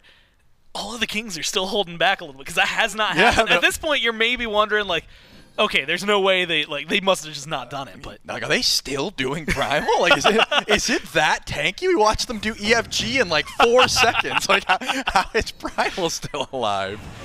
But you gotta watch out. I'm still just watching Dardez because he has been lethal on the Morrigan. Even when it is known that he is stealthed, he finds intense stuns. Like, Quig can just spin around in circles with his ohm up and try and find him. But Dardez has been, you know, speed buff, stealthy, very annoying to try and deal with. A little bit of time, 15 seconds left on EFG, and you got 2 weak birds. And you can step in. You need coast. You might be able to find right a little easier, although there's a lot of Kings here looking to defend. Instead, it's mid they find pretty easily because the Kings, they position themselves to stop the right Phoenix from going down. LASBRA and Dardez work together, take that one down.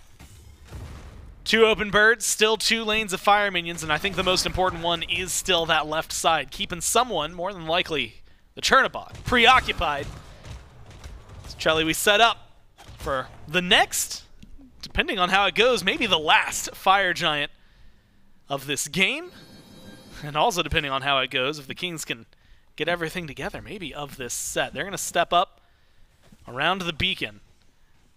We've seen this actually bait teams into bad fights in the middle of the map before. It doesn't seem like they're going to take that bait. Nope, grab the beacon.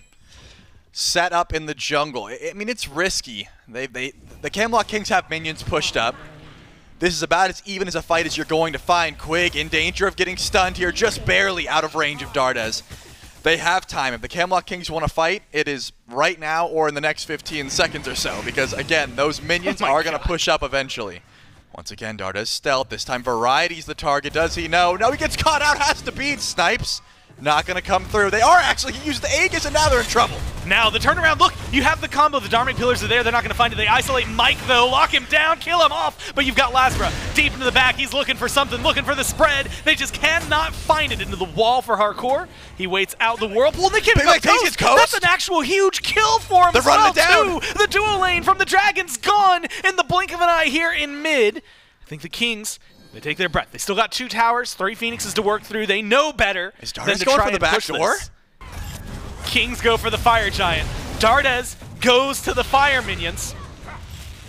And we might have a race. They're going in, and the rest of the Dragons are running. They're going for the end. Fire Giant goes to the Kings. Backs are going to be there. And that ends it for Dardez. He pulls back. But Trelly, the shoe's on the other foot now. That gold lead doesn't mean as much. This advantage that the Dragons have had doesn't mean as much. Enhanced Fire Giant on all 5 of the Kings. Wow, that is ridiculous. I mean, I love the call from Dardez. If you think they're just going to run it up mid after EFG, you got to go in for the end call there, but sends the Camelot Kings back. Look at Twig playing smart. He's defending left. He's like, is anyone around? Is anyone going for the back door? Look at all the vision for the Camelot Kings. They know their Titan is safe for now. Coast spawns back in, 3 seconds. The Camelot Kings traveling together as a pack. There is no more room for error, Gore. Enhanced Fire Giant on the Kings, 2 Phoenixes down. You cannot get picked. You cannot step forward by yourself. You can't lose your beads, and more importantly, you can't get pulled in by PolarBearMike. I'm wondering now, do the Camelot Kings treat this as a let's get our Phoenixes up EFG, or do they treat it as a let's go to Worlds EFG? Time will tell, but for now, very passive together. I'm amazed that Variety is where he is currently, but if you look at the vision, there are wards everywhere. The Camelot Kings have this map lit up. Honestly, those two EFGs might not be as different as they might seem. I think a let's go to Worlds EFG might be a let's get our Phoenixes up EFG. He stepped too far. I mean, like you said, all it takes is a little bit, and the Dragons are going to tear you apart. And if you go to play in their territory, well, that might just send us to a Game 5. So instead, I admire where they're at, Kings. Like you said, they've got the map lit up like a Christmas tree, and they are not stepping past their Tier 2 line unless they absolutely have to. This EFG might just buy time, but that time is necessary to get this map state to somewhere they can finally defend. Mid Phoenix, up. Left side Bird. It's got a few minutes. Has some time on it.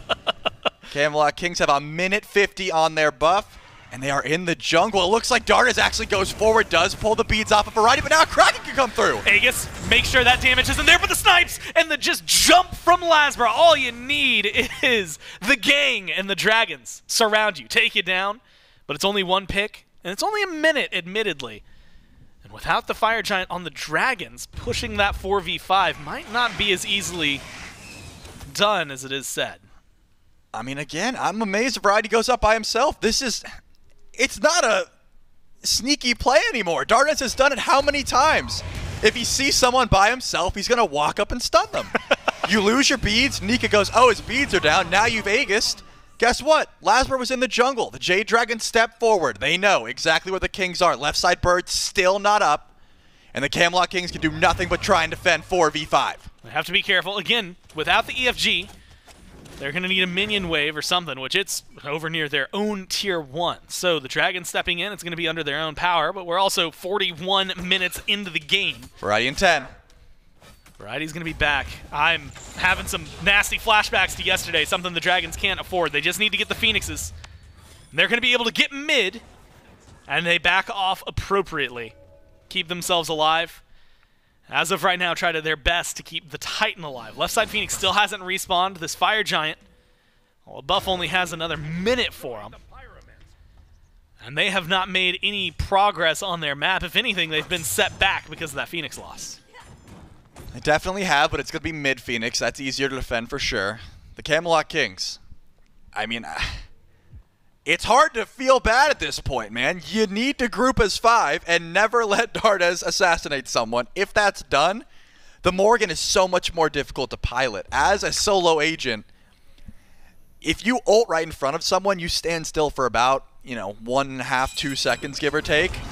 That's enough to lose 50% to all of your HP. If Jarcorrr is there, with that build, 2 autos, you might just be deleted, especially if you transform into someone squishy.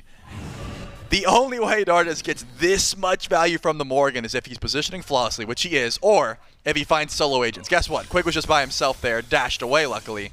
But Raijin doesn't have that reaction time. Your dash is not instant. It is delayed. Left side Phoenix, up. Right side Phoenix. Titans are respawning at this point. They're going to be running down right. And the Jade Dragons set up at EFG once again. 42 minutes into this game. Saw pings for the Unifury. LASBRA looking to solo that out. And it doesn't seem like, A, he's going to have many issues. Just going to take a little while. Or B, that the Kings really care that it's going on. But it's going to give them enhanced fire minions. They've still got a wave pushed up on left, but it is no longer a fire wave. LASBRA? Oh, I thought Jarcorrr was going to go kill him. Or try. Maybe die trying, depends. Fire Giant, they know LASBRA's not here. They also know he's half health. Great Kraken separates the fight. Mike goes for a knockup, but doesn't find anybody. Dharmic Pillars dropped. But again, that Winged Blade, maybe putting in some work, making sure the Dragons aren't slowed down. They get to run away. Ults, all 5 used by the Kings. LASBRA, Dardez, Coast still have theirs. Those are some of the most dangerous ones. Dardez, maybe the most dangerous, right next to the Coast snipes. Instead, it's a reset, and Kings hover back as the Dragons take control of the fire pit. Yeah, LASBRA took a lot of damage from that Oni Fury. Jarcorrr goes to the sky, wants to chase him, but recognizes that Dardez could just fly in, and then it's a 2v1, and you've thrown your game. Titans, right side of the map, battling it out. Fire minions pouring in where the Titan should be, and will be certainly as it just respawned.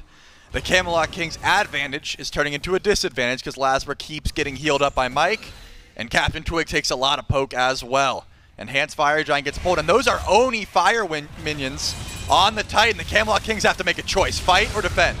Right now, they're trying to deal with the Titan on right. Fire Giant's getting low. They haven't stepped up to either. The Fire Minions are getting damaged. They come in. Fire Giant goes to the Dragons. Will the fight afterwards? Snipes are good, at least onto one. Looking for two, and they help find him. Variety goes Titan's down. dead. The Dragons want a little bit more, and they won a Game 5. They are not done with this fight. They're going to pick up the Kings every step they can. There it is. And the Minions get it done and push us the distance. And that's confusing to me because the Camelot Kings, it seemed like they didn't decide. They didn't make a definitive call. Are we defending this EFG? Are we defending our Titan? They sat by, watched the EFG go down while their Titan burned. Sure, Quig went in for an attempted steal, but that was about it.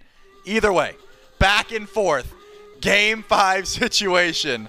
Tied up 2-2, and the Jade Dragons have all the momentum in the world.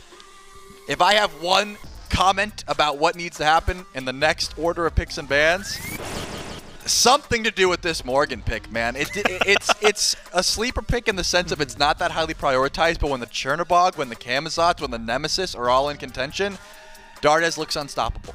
We'll let you have Raijin Chernobog because we also then get Raijin Chernobog. Yep. And it just feels like things go really well for the Dragon. And from the get-go, I mean, First Blood was sub a minute. They were just pedal to the metal, lockdown on the Kings. To the fact that it went over 40 minutes is absolutely surprising that the Kings held on that long, as the gold lead started to mean less and less for the Dragons. But they still get the job done, and they tie things up 2-2. Now, Trelly, pressure for both of these teams on, but like you said, momentum is there. Next game, winner, Worlds, loser, home. You only have one to do it. I want to ask about that Poseidon, because it feels like that one as well is a huge threat that Nika's brought onto the board. No doubt about it, but the Poseidon dies. I think that's the difference. Not too much this game, of course. Nika played flawlessly, but the Morrigan, Dardez, he was so slippery, he was so, invisible. That was a problem, whereas they knew, hey, if we want to kill Poseidon in solo lane, it can happen. This time around, Dardez was just so annoying. So Nika definitely deserves praise. He popped off those whirlpools, those Krakens, super annoying. But I think A, the Morrigan was a problem, and B, Yark on a non-pressure Chernobog, he just got stuffed for half the game. Remember how much he was under tower? He just couldn't leave. There's a lot of pressure, I think, for him, for both of these squads. And the way these games have started, the way these games have gone, it all leads us to just one more Game 5 right after this.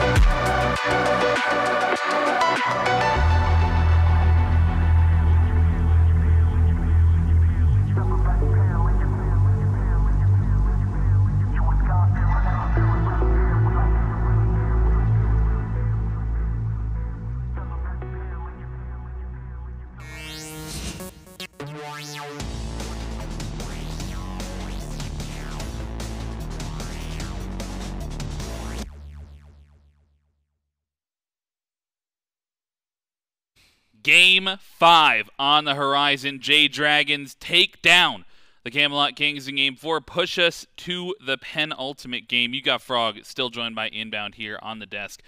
And man, that looked pretty dominant from the start. I think we had 2 solo kills over in the solo lane. Pressure everywhere, it felt like, for the Jade Dragons. And then it took them 20 minutes to maybe really get that siege right. But they got there in the end, and now we're headed to Game 5. Yeah, I think the sieging was a little bit of a problem. They could have used a little bit of help there. They actually didn't even end the game via sieges. The minions pushed through mid to end the game for them. But overall, I think this game is all dragons from the beginning. This Morrigan, very effective. I expect this to be gone in this Game 5. Dardez was piloting it near perfectly, transforming when he needs to transform. And then in the solo lane, I think variety in these late game team fights on this Raijin was not nearly as effective as variety was on the Aphrodite. I think that is a big god I'm looking at into this game 5 as something that the Dragons should ban, and they should try to give them something else. Because as you see, Kings are taking that first pick. This is where they're going back to their comfortable spot. They're going back to that first pick. There's a bunch of different gods that they can be playing around now. And then there's also that worry about where is Chernobog going to be prioed now. Chernobog has not looked all too great in these games so far. He's lost his last 2 games. So is he going to be prioed top 3? Is he maybe not going to get prioed until like the second phase? That's all going to be very dependent because this Chernobog has not looked great recently. Yeah, it has not won the last 2 games, and instead I think you're right to point out this solo lane focus. When the Kings have had the presence there to win and have pressure over in the solo lane, they've won those 2 games, and 2 games that Nika has gotten this Poseidon. Those are the 2 games that the Dragons have won. So maybe if you're the Kings, looking to ban away this Poseidon. If you're the Dragons, probably looking to continue the picks and bans that you had success with there in game number 4. Maybe continue to take away this Thoth. Maybe look to take away this Erlang Shen as well. And there's potential, I think, for some changes here. But I mean, this is pressure, right? And this is where I sort of have to ask you, with your experience as a player. This is a game 5. If you win, you're going to Worlds, and if you lose, you have to wait 2 months, practice up, and rely on the group stages to try and get your path forward. So, I mean, what's the pressure like in the booze right now? I mean, usually it's something you can manage. It's just, are you coming out with a win in game 4? Are you on the King side of it where you're actually up 2-1, you just lose game 4 going into game 5? I think both teams have something to look on as like a positive. I think Dragons won game 4, so we can think back, okay, we won the last game, we're going to be winning this game 5. And then the opposite side of the Kings, well, now we get the first pick. This first pick seems to be very valuable to both of these teams. So now if you're the Kings, you can think back, okay, we win these games when we're first pick. We get first pick here. We should be confident going into this game 5. And as we step into P's and B's, I mean, a bunch of gods stick out. Guardians have kind of been the name of the game. They've not made it through the top 2, the Emoji, the Athena. Morrigan, not a second wasted. The Morrigan's gone. Yeah, Camelot Kings do not want to let Dardez have that pick.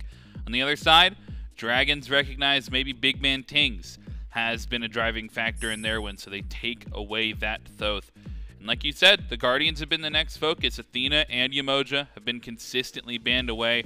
Chernobog we saw banned in that first game, but I mean, we haven't seen it banned since then, and then the last 2 games we obviously see it lose, so we'll see if there's any focus towards that pick. But I like this 3rd ban out of the Camelot Kings, taking away not only the Morrigan from Dardez, but this solo lane from the Dragons. Nika will not be able to go back towards this Poseidon. At the same time, Variety will not be able to go back towards the Puch. Now we have a Baba opening for the first time in this set. It's been top 3 banned by the Dragons every game. Is that something the Kings are going to default to in this first pick slot? There's also that Chernobog, which we've talked about a little bit. Maman is maybe something with contention, but it is that Baba. It seems like those bans were warranted by the Dragons. Kings comfortably taking that with that first pick. Well, it could also be, I mean, yesterday we saw the Leviathan set go to 5, where they ban away the Uller for 4 games. True. And then they let the Uller through in that 5th game, and then they beat it in the 5th game, right? So this is the Dragons. Yes, they decide that Puch, that Thoth, those are more valuable. You let the Baba through. That's going to force the Kings to play a little bit more defensively, right? Obviously a little bit slower on that pick, trying to scale up. Let's see where the Dragons want to go with their first couple of selections. Still quite a few open, right? Chernobog, if they want to go back towards that, as well as Anhur, right? But also Maman still on the table. These supports and Raijin, right? These 2 mages have been popular all set long. The Jade Dragons looking to lock in Morgan Le Fay, and with this hover, I think likely to lock in that Raijin selection if they want to grab both of them. Some flex potential there between who we'll see go mid and who we'll see go solo, but if this Raijin does get locked in, that's a lot of solo star power for the Jade Dragons that then Variety won't be able to go to. Yeah, I think that's a good part to highlight it. Maybe it's not Morrigan or Raijin are that powerful in mid, but it's what is Variety going to be taking with these 2 gods gone. I mean, so far, he's played 2 gods in this set. Raijin and Aphrodite. That's all of these played. He played, I don't remember what he played in the first set, but he played something a little bit differently. And so now he's kind of going to have to find something else for this set. And they've been prioritizing his god early. And actually, it's the Camazotz. Hovering the Raijin, but they lock in that Camazotz. And I like the pick. LASBRA played it very well last game. Yes, they don't have the Morrigan combo with it, but it's still very strong. I think remained deathless the entirety of that game. LASBRA with some strong potential there as the Jade Dragons jungler there locked in early. I think the Camelot Kings, though, to the point that we were just discussing, if I'm Variety, if I'm thinking I want this Raijin up top, right? Because if this Raijin is not locked in here for them, almost certainly it gets either banned away or picked by the Jade Dragons, and then Variety has to go towards something else. Not necessarily a bad thing. We've certainly seen plenty of other solo lane picks, but in terms of the top tier mages, when we've got 2 banned away and 1 picked up on the other side, I expect this Raijin to come out for the Kings here in the top 3. There's also a couple other gods like this Bog. And I think I'm a little bit more comfortable taking the Bog here when there's no transformation of the Morrigan on the other side. And just like you're saying about the Raijin, if you don't lock it in here, it is going to be banned. So King's top 3, Baba, Chernobog, Raijin. A lot of strength, a lot of good backline potential. And the Dragons, their last pick in these top 3, the Kukulkan. Now, lacking CC, a good amount on both sides. Yes, there's some semblance. Raijin's got the ultimate. Morrigan's got some self-peel CC. But not a lot of CC so far in these comps. A lot of secure, though, that they bring back to the table with this Kukulkan. Something we saw from the Dragons in game number 1. They did lose that game number 1, but, I mean, it was against the Thoth, right? Something that was sort of matching that secure. And now, Kukulkan versus Baba, Kukulkan's going to be heavily favored when it comes to securing those objectives, something that the Jade Dragons have liked to play around. Looks like they'll be going towards that in this Game 5 draft. Bans start to come through, and I was going to start with, man, they've got 2 picks left. Maybe we just see Afro on her. Like, I'm not going to be unhappy with Afro on her. But instead, the Jade Dragons are the one to ban away the Aphrodite. They take away the Ganesha as well. So Quig will have to look in a little bit of a different direction. On the other side, Hunter's banned away as the Hachiman and the Anhur taken away. So Coast, he could go back to that Rama, but we'll have to pick something else. And then the Kings also going to have to look for a different support. The other support we've seen a lot today is the Atlas, something that both players have shown that they're willing to play. Doesn't help a ton with CC. Atlas has got, you know, a little bit with the 2 when he uses it either around the Astrolabe or just around himself. But both of them. Also, Sylvanas, I guess, is something I should touch on also. Sylvanas is something Mike just played, something that he obviously piloted very well last game. But with dual lane available, I think taking your ADC here with this Rama, letting Mike see these final 2 picks, what support is he playing against, and what is Twig going to be playing, I think that makes the most sense for the Dragons. And Coast, he was on with those snipes. He was hitting a lot of them, whether it was going up at the beginning of the fights, poking someone out, or cleaning up at the end of them. He was on par with, or he was on with that Rama. Now with the last 2 picks for the Kings, we have Twig's God available, which is something like Naja. Erlang is something still available. Rat. So he's got a lot of different places to go. But the problem, I think, comes down to a little bit with how is he going to be able to match LASBRA in this split? Because a lot of times both of these junglers are splitting off, and LASBRA just seems to be getting the better of him in most of these trades.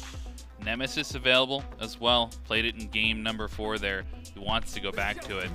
Instead, will be the Lancelot, will be the Atlas locked in for Quig. So they finish up that draft. Looks like something they'll be pretty successful scaling with. I think we'll want to make it towards those late game team fights. But Jade Dragons, they're looking for their last pick. And where he could have gone back to the Sylvanas, instead, PBM choosing to go towards the Nox. How do you like this last pick? It is a different last pick because it's a very high risk reward god. If you're not hitting those 1-2s, a lot of the times you're going to be a lot less useful than most other Guardians. And it also kind of puts a lot of pressure onto your entire team because, again, Dragons going to this triple mage style, no true frontliner. And this time, as apparent to the last time they did triple mages, they don't have that Erlang in the jungle, so not a ton of engage either. So a lot of their fights are going to be them relying on Mike walking up and either hitting the 1-2 combo or at least hitting the 1 and then their ability to poke. But if you look on the opposite side, they're probably going to be getting out-poked. I don't know how much I like this Nox that much. I think the King's comp has been crafted a lot better. I think they have weaknesses, obviously. I think the early game of this King's comp is not very good. I think they have a mediocre at best duo lane. I think their solo laner is self-sufficient, which is fine. And then their mid jungle is also something that's not too strong. But, I mean, if we're talking about late game potential, this Kings comp has so much strength to it. Yeah, my eyes once again for the Dragons are on LASBRA and perhaps Nika in this solo lane, right? It's been the story this entire set to just be able to focus on that solo lane, and if you can put Variety down, make him struggle, you'll have a pretty good time. And if you let Variety even be neutral, right? He's proven his ability to get 2-3 levels ahead of his opponent and even find some of those kills. So I think that's going to be a key focus there as you look maybe for the Camazotz to start to get involved early, because I agree. I mean, this Camelot Kings composition scales incredibly well, and we've seen some late games this set. Yeah, I mean, even just last game was 45 minutes, but the Dragons were dominating last game. We won't say anything beyond this was a dominant game forward by the Dragons. It just took them a little bit of time to kind of cross the T's, dot the I's, and actually kill the Titan. In this game, they have a somewhat similar crafted style with Mike on a god that's reliant on a skill shot. Not as much global potential, obviously. Last game they had the Morrigan, but I mean, you can kind of see this playing out the same way where the Dragons get this early lead, they keep pushing, and they play around Mike and his threatening potential with the 3, the ult, stuff like that. So I think we see kind of how both of these teams want to play. I think it's obvious Dragons play a little bit more for that early game, but even in that mid to late game, secure is always something you got to talk about. As you highlighted, nobody's out securing a Cuckoo. That is the strength of the god. A little bit of safety, insane area control, and insane ultimate secures. And then you see on the other side, Kings, much better team fight, not great secure, but that 5v5, I already said it once, it's insane. Camelot Kings, Jade Dragons, one word inbound. Who's going to Worlds? Kings, I like the comp. Kings maybe going to Worlds. Both of these teams fighting for it. Camelot Kings versus the Dragons. Who's going to take it? We'll find out with Gore and Trelly. Thanks so much, Frog and Inbound, and welcome to Game 5. It's Gore, it's Trelly, and it's Doug. And, of course, thanks for sticking with us through the lengthy set that these two have provided us. Entertaining, Trelly, at every single turn. And the pressure? Well, the pressure's on. Winner goes to Worlds. Loser, not quite eliminated, but has a rough path through the qualifiers. Kings and Dragons, they were the bottom 2 seeded teams. An upset win, you could say, the Dragons had over the Ravens. Put them into a better position. Later, we'll be seeing Ravens Warriors. One of those teams will not be going to Worlds directly. But right now, chat is leaning in favor of the Kings. And I'm going to ask you, do you think that it's their general comp, or do you think it's the Nox pickup at the very end? I think it's a bit of both, right? I really thought the Kukulkan would be a pick of the Camelot Kings' favorite a bit more. They went to the Baba Yaga, which, you know, was running the meta a fair bit ago, but since then, you know, has fallen a bit out of favor, so it looks like Tingz still thinks that pick can be extremely dominant. The Jade Dragons pick up the Cuckoo, which I thought was very strong. They get Camazotz, they get Morrigan Le Fay, and they get Coast back on the Rama.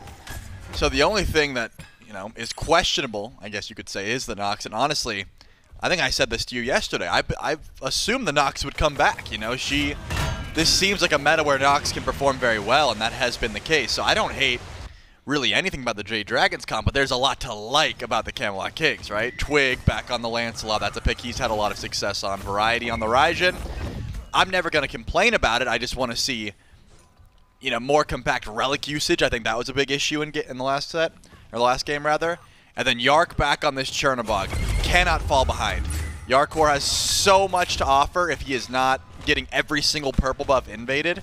And that starts with Twig. You got to make it a choice if you're going to go to shield buff or cooldown buff, if you're going to pressure Variety or Jarcorrr. Last game it seemed like he tried to help Variety, who was getting kind of, you know, cleared. Maybe it's time to help out this duo lane. I'm not sure. It'll be maybe actually a little easier this time, right? Sylvanas, Nox both provide some decent clear, but Sylvanas maybe a little more so. Quig looking for pulls. I feel like this one's going to be back and forth. I also feel like you're going to be in a position. Last game, you were kind of forced to go towards Variety because, like you said, things weren't going well in that lane. This time, though, you know, Nika, on the Morrigan Le Fay, we see a lot of high-impact plays from the Morrigan Le Fay, but I'm not feeling like it's going to be Kraken on cooldown, ruin Variety's life and lane kind of Morrigan Le Fay play. You know what I mean?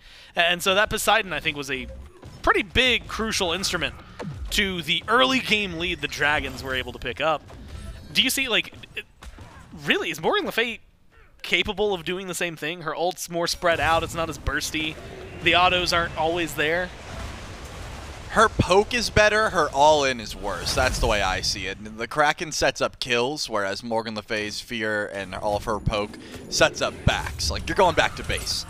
You need to get very close to Morrigan Le Fay to get Hunter to 0'd, which most mages are not going to do. So, if we're just talking about lane matchups, it's much different, as we see the first gank going over towards Variety. Actually, there may be some fight back here. CaptainTwig on the way, just goes for the slow. I was interested if, you know, we'd see some all-in. But either way, once it comes down to team fight, I think Morrigan Le Fay can bring similar as well. It's just, it's going to be hard to match that performance, man. Nika looked so good on the Poseidon. There's a reason that the Camelot Kings did not want him to pick that up again. We'll have to see if he's able to get that same level of success over in solo lane. Mike invading. This is exactly what you didn't want to see for the Kings. But Coast isn't here, so the purple buff's still up for grabs. Now Coast rotates in. Couple of autos, and it gets stolen away. Dragons continue their run of dominating the left side purple buffs. We'll see how long that keeps going, but at least for this first respawn in, Camelot Kings are going to find themselves without. And Charlie, that's what it was last game. It was just, it was buff invades for the most part. Then it turned into massive amounts of kills. And so there's definitely a lot of room for the Dragons to grow and maybe execute a similar plan to last time. It depends a little bit on Twig, a little bit on LASBRA. They're playing Ring Around the Rosie in the jungle right now.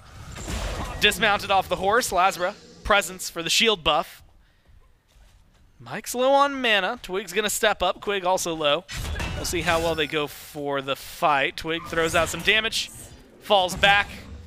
Steps in. Horse looking good, but not able to quite secure that one. Have to admire the attempt, but he falls back after. Jousting Field's now online. Bat Out of Hell now online. Have to keep the eye on the jungles. See where they're going to go with their pressure. And that's what I wanted to see, right? You leave Variety alone, you leave Nika alone, you know that shield buff is going to be looked at.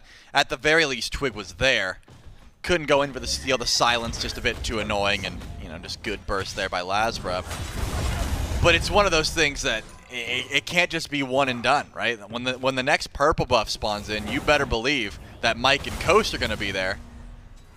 So you might have to make that rotation over to left. And this is sort of what I'm talking about. Variety didn't get all in there, Gore, but he did get extremely poked out to where he can't sit there in lane. And Tingz might lose the beads here. Yeah, definitely does. This has been aggression from the Jade Dragons. This is just a repeat of game number 4. Or I guess this is game 4. Game 3. Last game. That's the one. Well, the way things have gone for him, again, odd number of games this game have favored the Kings. So maybe they have a little bit of wiggle room there, but 2 and 4 were very aggressive. Here comes Maybe Mike. A little faster. Now you've got a slow. Mike's in the jungle, but no chase down. But that's not the repeat they're going for. The repeat they're going for is the triple blue buff invade. 3 people here and 3 people ready. Twig, half health, shielded out. Shadow Lock just off the mark, but it does not matter. Blue buff stolen, and the Dragons strip away even more experience in gold from the Kings. Quig strips away beads from Coast. That might mean that Jarcorrr gets his first purple buff, right? Like that, the first one that spawns in. Does seem like because all the pressure was on the right side of the map. So the Jade Dragons are sort of switching pressure, right? Yeah, first they take away Jarcorr's first purple, first respawn of it. Then they take away, Mike goes all the way over to right and make sure that Variety doesn't get a blue buff.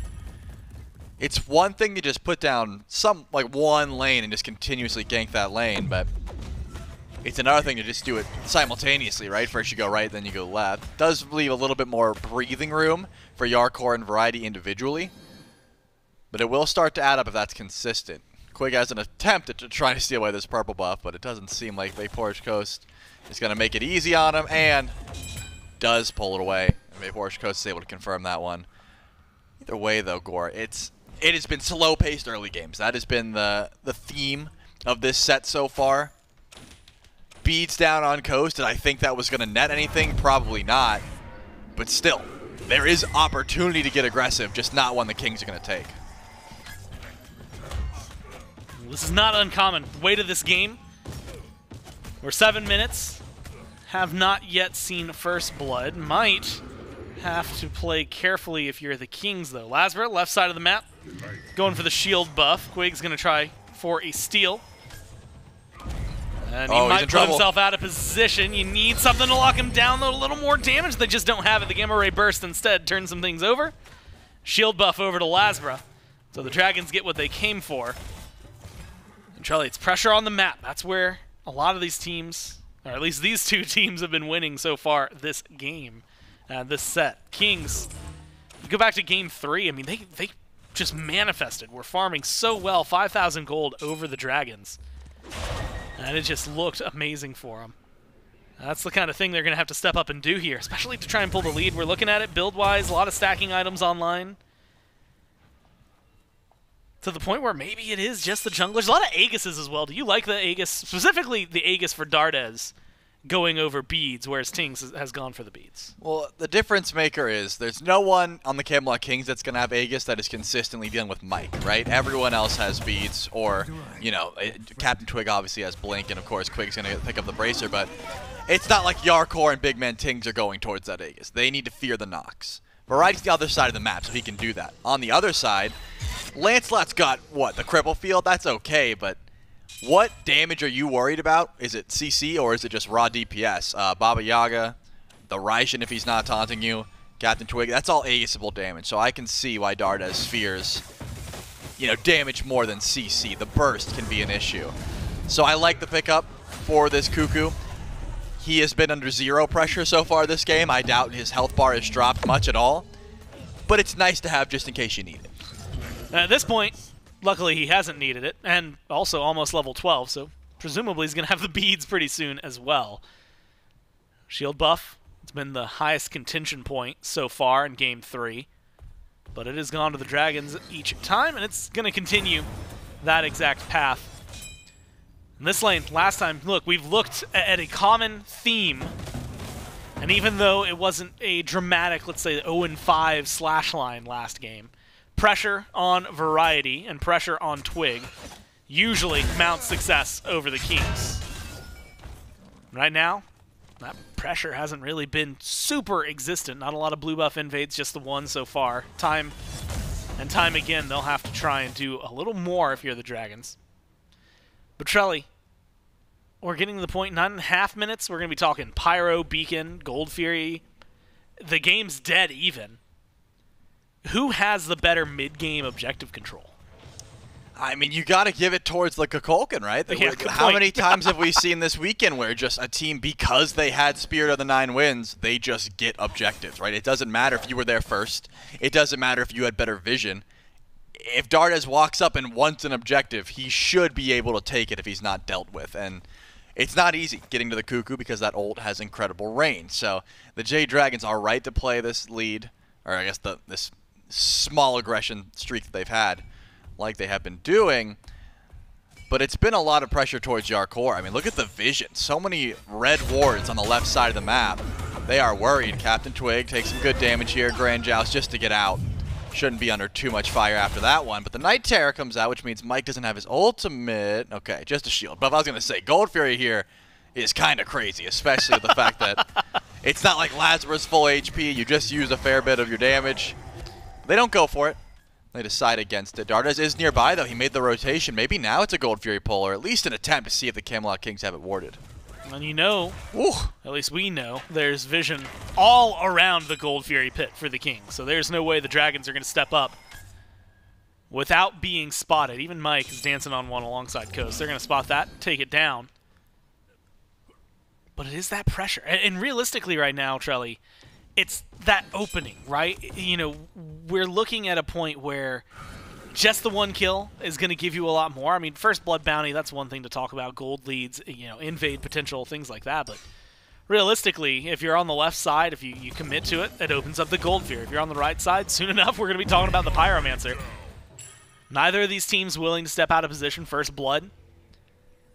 Simultaneously meaning less in terms of just the kill, but more in terms of the death timer as the game goes on. And that's something we saw, what was it, Game 3, right? Very little kills. I think we had one up until like 15 minutes, and then by the time we passed 20, it was maybe 6. and it was very silent. It goes all the way 31 minutes, and that's the true only fight we really got to see. Big grouping from both of these squads around the beacon. We'll see if anyone's willing to commit. Mike has to dash, pull. Gets immuned out thanks to the ultimate, but the beacon should go the way of the Kings thanks to numbers advantage. LASBRA, though, coming around the back, spots out Twig, gets some damage out there, forces him to fall back, but that slow is so oppressive, forces him to go away right down the middle of mid. It gets a good shot for Dardez, but not able to connect on anybody. Damage isn't there, but control of the beacon goes back over towards the Dragons. They neutralize it, start picking it up on their own, and based on the Kings scattering to the wind, and specifically Variety going back to lane, beacon goes to the Chaos team. It was close. I mean, if you get the pull on the mic, maybe that goes differently, but he immunes it out so well. Variety put himself a little bit too far chasing down Mike, and Dardez just clears out the entirety of that beacon capture point because of Spirit of the Nine Winds. So probably smart that the Camelot Kings just dispersed. They didn't want to risk first blood 13 minutes in just over the beacon. They decide against it, and that's going to be the end of the scrapping for now. Still some close power spikes, right? LASBRA and Twig, 1 second relic, so that Twig has beads for a situation like that. So backing up, waiting, so he doesn't have to worry about every single time PolarBearMike gets near him that he just gets shadow locked in place. Jarcorrr still is going to be 2 levels down from VaporishCoast. That hasn't changed. It's not like he gets any more free farm. He's just been sitting in this lane, as most Chernobogs will do. But it's once we see the full-on grouping, right, Gore? Right when the solo laners come in, when Pyromancer starts to be baited, where we'll get the actual usefulness of this Cuckoo pick. Dardez, fully stacked Book of Thoth, works very well with Cuckoo's passive. He has so much damage online already, and that ult is going to be fearful. Remember, BigManTingz can't Aegis in the house. He's a very big, easy target in the middle of Home Sweet Home. So you have to watch out your positioning. And it's also a little bit difficult to see, right? You're like, am I good? Am I on the path of Spirit of the Nine Winds? I'm in this big house. I'm taller than everyone, but I don't want to get hit by that ability. It does too much. Now, sometimes we gamify this. This time, well, maybe I'll wait a moment, because LASBRA, we're waiting for someone to make a mistake and maybe step too far. Mike getting vision in mid.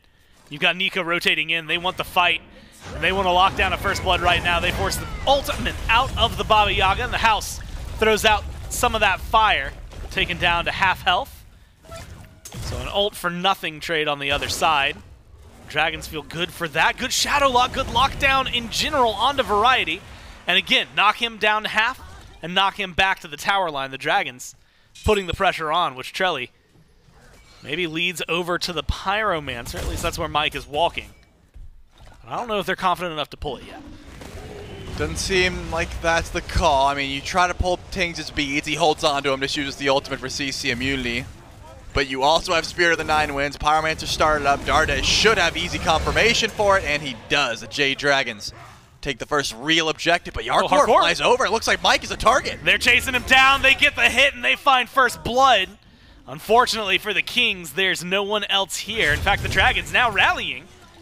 Looking like they might try to turn something around. Zone is good. That runic bomb still on the ground. Kings find not only the first kill, but a great way to even out the gold and keep this game dead on the line. Yeah, it doesn't seem like anyone wants to even pick up the runic bomb. They're just going to let that one go. They'll take their first blood, and they are not going to pick it up despite using the Spirit of the Nine Winds and confirming the Jade Dragons don't care enough. All the while, great play from the Camelot Kings to find their aggression. Jarcorrr not going to take too much damage from the aggression of VaporishCoast, who just wants to find any sort of 1v1, get him into snipe range, try and pull an Aegis, something like that. This Rama wants to use his lead, and the Jade Dragons want to use his lead as well. He can shred through a Gold Fury, and he's going to start it up. Quig's nearby, does get wrapped, could be in some trouble. Twig right in the perfect spot now, up to the sky, where the snipe's going to come through, if they even do. Coast, again, came straight back down. Instead looked for the shield buff. That gets stolen away by the Kings, and now Quig leading the way alongside Twig to try and find something else, but the Joust Field's used for defense. Twig's shield wanes quickly. He has to dash away right off into the sunset as the Kings lose that fight. Yeah, but the Jade Dragons are grouped up. Nika out of solo lane is already here. Variety as well. Tycho Drum's available to try and slow down some of this aggression, but not going to happen. The Gold Fury goes untouched for now. I like the call from the Dragons, man. They know, hey, if we Shadow Lock someone, we can get some good damage, especially, you know, Quig doesn't have beads. Everyone else has them. CaptainTwig just had to use them, but at least has the ability to use them eventually. So looking for one last attempt at a kill before Quig goes back to base and possibly picks up a second relic, possibly picks up some CC immunity. All the while, though, it's not going to mean anything just yet. If anything, the Camelot Kings are going forward, and Jarcorrr goes up into the sky. Does he fly back down? Yes, on a LASBRA. Yeah, they won the damage variety. Tried his best, but was unable to find that little necessary CC for a kill. Now they're open up, trying to find their positioning. Beacon's going to be respawning. Mike's already standing on it. Jarcorrr, Tingz back away. Tingz has ult. Jarcorrr does not. Meanwhile, Twig and Variety off onto the right-hand side, and Quig's on the other lane. So should be and will be the second beacon to the Dragons. Trelly, 18 minutes in, 1 kill up for the Kings. Gold is still within 200, and that, I mean, it is even and even the longer we go. Nika in trouble. Has both relics, holds onto him here, uses the ult for some time, might have to drop something. The Jousting Field's used, but it is more than enough. Just the ult and a cool head keeps Nika alive. Now, Gold Fury pulled. Spirit of the Nine Winds secures that one, no problem. Dragons pull themselves a lead. Yeah, they really wanted to be able to get that kill on Nika, but just too tanky. The juke shoes were good. And if you remember, I think Variety wanted to go for the same call. Don't worry, I'll tank. I've got Aegis. Twig decides against it. Did not want to go too far into that tower, and unfortunately the Jade Dragons, they were okay with trading Nika's life for the Fury, and they don't even have to do that because he's able to survive. This is going to be the first real lead of the game so far, going the way of the Jade Dragons, farm-wise. Of course, there's still that one kill that CaptainTwig was able to find a bit ago after that Pyromancer fight. Speaking of, Pyromancer already spawning back in. Spirit of the Nine Winds is down, so if the Camelot Kings want to go for a 50-50, now be the best time. Coast, level 19. That is rotating in, but rotating slowly. Fire Giant started, but it's not the main target. It's a bait. The fight nearby, not really leaning either way. Relics still up. Bracers are down on the map. Variety takes some damage here. Twig gets locked down, half health, and forced to run away the slow way. Even mounted up. Now Quig alone. Mike is looking for the silence lock, won't find it. And you can't damn them for trying, but there's no kills on the boards for the Dragons just yet. So they've got every single player over on right. Only Jarcorrr isn't here. But that's why it's worth it. Jarcorrr is just getting free farm, right? He's over on the left side of the map. He gets his purple. He gets a shield buff. VaporishCoast gets nothing for being here unless that Pyromancer gets pulled, unless the tier 1 tower drops down. And so far, it hasn't happened. Finally, the Jade Dragons go for their pull onto the Pyromancer once again. They were stalling for Dardez's ultimate, and it's already back up. Mike takes a lot of poke, though, in the process. Taunted in, damages their snipes. In return, looking for a kill onto Variety, and they're going to find it, but it costs them their support. Now Twig leads the way in, forced to use the Jousting Fields to disengage. Shield is helping out, but LASBRA has the kill, has the chase, and picks up 2 for the Team Dragons. Explode out, pick up the Pyromancer, and now they've got a much clearer mind for the objective. They grab that and back away. Yep, easy as it comes. LASBRA already going for a wraparound here. It seems like the Jade Dragons still want to fight this one, but LASBRA has bat out of hell. He can do as much damage as he wants to, but BigManTingz, his dash gets caught. And Beats taken out. This is going to be perfect for him. Aegis only lasts so long, and a Zephyr from Dardez gets the kill. LASBRA tanking up the tower a little bit too much, but he stays alive. And just like that, from 0 to 3, the Dragons pull ahead, not only a gold lead, but a kill lead. I think that was the cripple arrow from Coast who was able to catch the dash there. Jarcorrr now under fire from Mike, jukes out the Shadow Lock, should be fine, but Quig has to dash away, just barely gets out of trouble there. The Jade Dragons once again have stalled out long enough that Dardez has an ultimate. Doesn't seem like the Fire Giant's the call, though. They know they've won this engagement, but they don't go in for the full pull onto the objective. That's a risky endeavor, and they're going to back up. Level 20 hit for Dardez, level 20 hit for VaporishCoast. The Jade Dragons are starting to pull ahead. Watching Pendulum of Ages. So we get the starter upgrade for Dardez. Power Spike there. Have to imagine Coast right now at the back camp. Presumably going to back soon, and we'll see a starter upgrade soon. So big power spikes. Trelly, we're in that territory. Fire Giant. Possible, but not enhanced. And there are 11 towers on the board. Nika lost his relatively recently.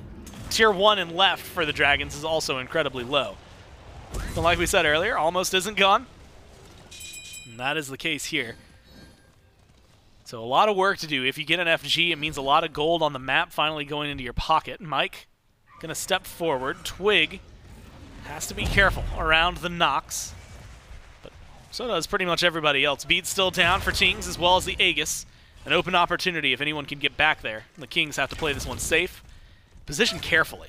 I mean, it's just on Mike, right? If he finds a good lockdown, if he finds any sort of damage, that's going to be the go button. As long as Dardez has ultimate, it could be an engage, it could be a Fire Giant pull, but this Nox has all the control in the world. CC into Tornado, CC into Tornado Zephyr. There's just so much burst damage that the Jade Dragons have, and it's all set up by the Nox. Mike's always in the front line, he's got ward coverage, and he's just always looking. Remember, Quig doesn't even have beads. It's not like he's tanky enough to live a full combo if every one of the Jade Dragons is surrounding him.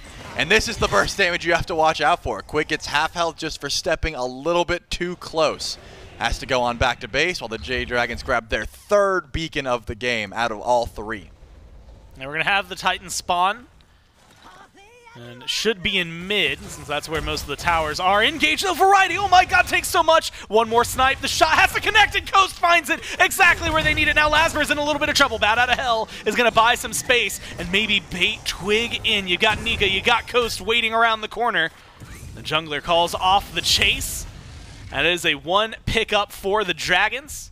And 30 seconds on the board to work with. And that was once again another beautiful cripple arrow and snipes from VaporishCoast. This Rama just having a clinic. Remember, Hachiman and Anhur, I believe, were banned over this Rama. Coast had a great game last time, and he goes right back to it, doing the same sort of plays. Fire Giant is the call. Dardez, Spirit of the Nine wins, available. The Kings, 4 versus 5.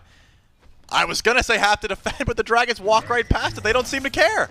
Instead, they look for mid tier 1. They're going to grab that no problem. Titans, they're going to start marching. Maybe tier 2 is on the line.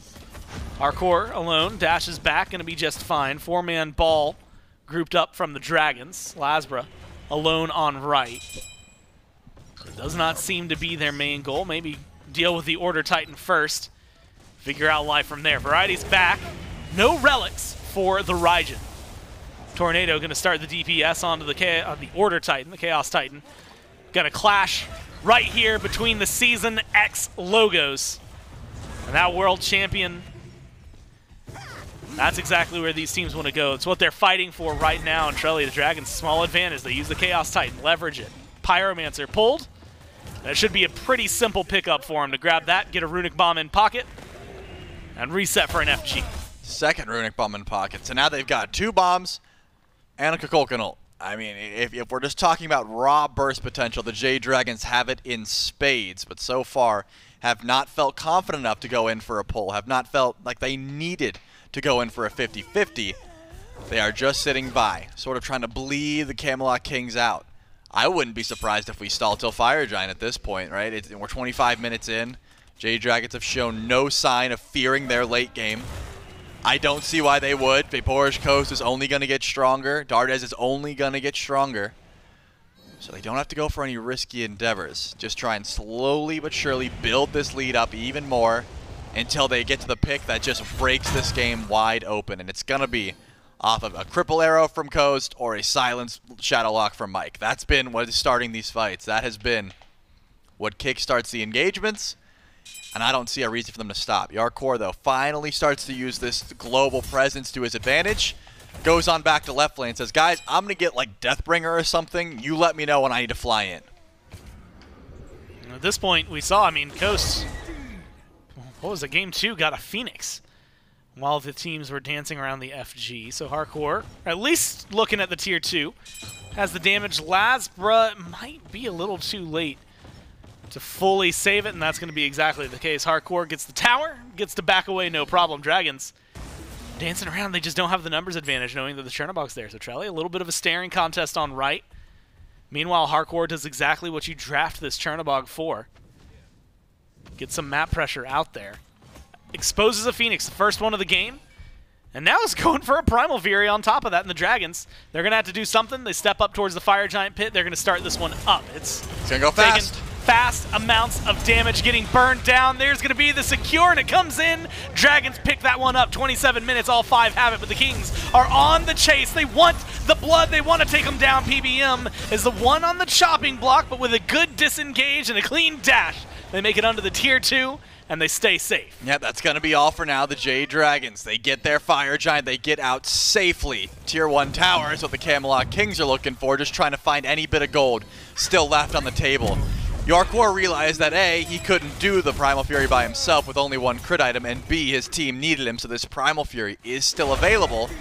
Seems like the Camelot Kings can grab it before the Dragons show up, so that's going to help put this gold a little bit back closer to even before the Jade Dragons fully commit to this Fire Giant siege. But it's not enhanced score. It's not break the base, you know, Phoenixes are going down Fire Giant. This should be, you know, cross your T's, dot your I's, grab the tier 1s, look towards tier 2s type of Fire Giant. And that means all the carries should tick over to level 20. That's happened. Starter items, though, still need to be grabbed. CaptainTwig would love a Protector or a Seer of the Jungle. Besides that, everyone else has already gotten their upgrades. Very even game still. Only difference is the Jade Dragons have Fire Giant on all 5. That puts them in the advantage handedly. This tier 2. With Coast, yeah, it should be quick work. A couple more autos is going to get the job done. Like you said, it's not enhanced, so that backdoor protection still causing some trouble. The Dragons juggling aggro. 3 towers left standing for the Kings, 2 over in right, 1 in mid. But now an exposed Phoenix is going to cause them a little bit of trouble. Retreat, reset for the Dragons. The beacon spawning in just a couple minutes to keep things going. The Pyro about to spawn in, giving them an objective to go for. 2 minutes to work with. How much do you think they try to leverage this? And how much do you think the Kings can defend? Can they step up to their tier 2 line? I mean, given the last tier 2 defense we just saw, it seems like the Kings aren't too pressed about it. This gold lead is going to keep climbing, but it's not going to get out of control anymore. The Camelot Kings have gotten to the point where everyone's building that last item, or at least has some gold working towards that last item. So the power spike of these last tier 2 towers is not going to be so massive that the Kings have to throw the game over it, especially when Enhanced Fire Giant is going to be the real target. That's coming here shortly. You overcommit for this regular Fire Giant, you may just lose the opportunity to defend an Enhanced Fire Giant. So I can see why the Kings are just parked up at this tier 2. Might go for a soft defense if the Jade Dragons commit too much. All right, guys, back up. We'll give it to them. That's kind of the mindset here for the Camelot Kings. Mike's clearing out wards just around the corner. Quig's poking him over the wall. Impressive, even if it doesn't necessarily mean too much. Bracer dropped. And like you said, the Kings setting up for a defense. LASBRA's hovering in the jungle, which can cause a little bit of trouble. Could go mid. Good damage. Coming out from the Kukulkan, and Quig forced to retreat. Like you said, as long as he maintains his life, they got 48 seconds to contend with. It looks like at the end of this, the tier 2 tower in right will go down, but the Kings keep all 5 up, and they'll live to see another day.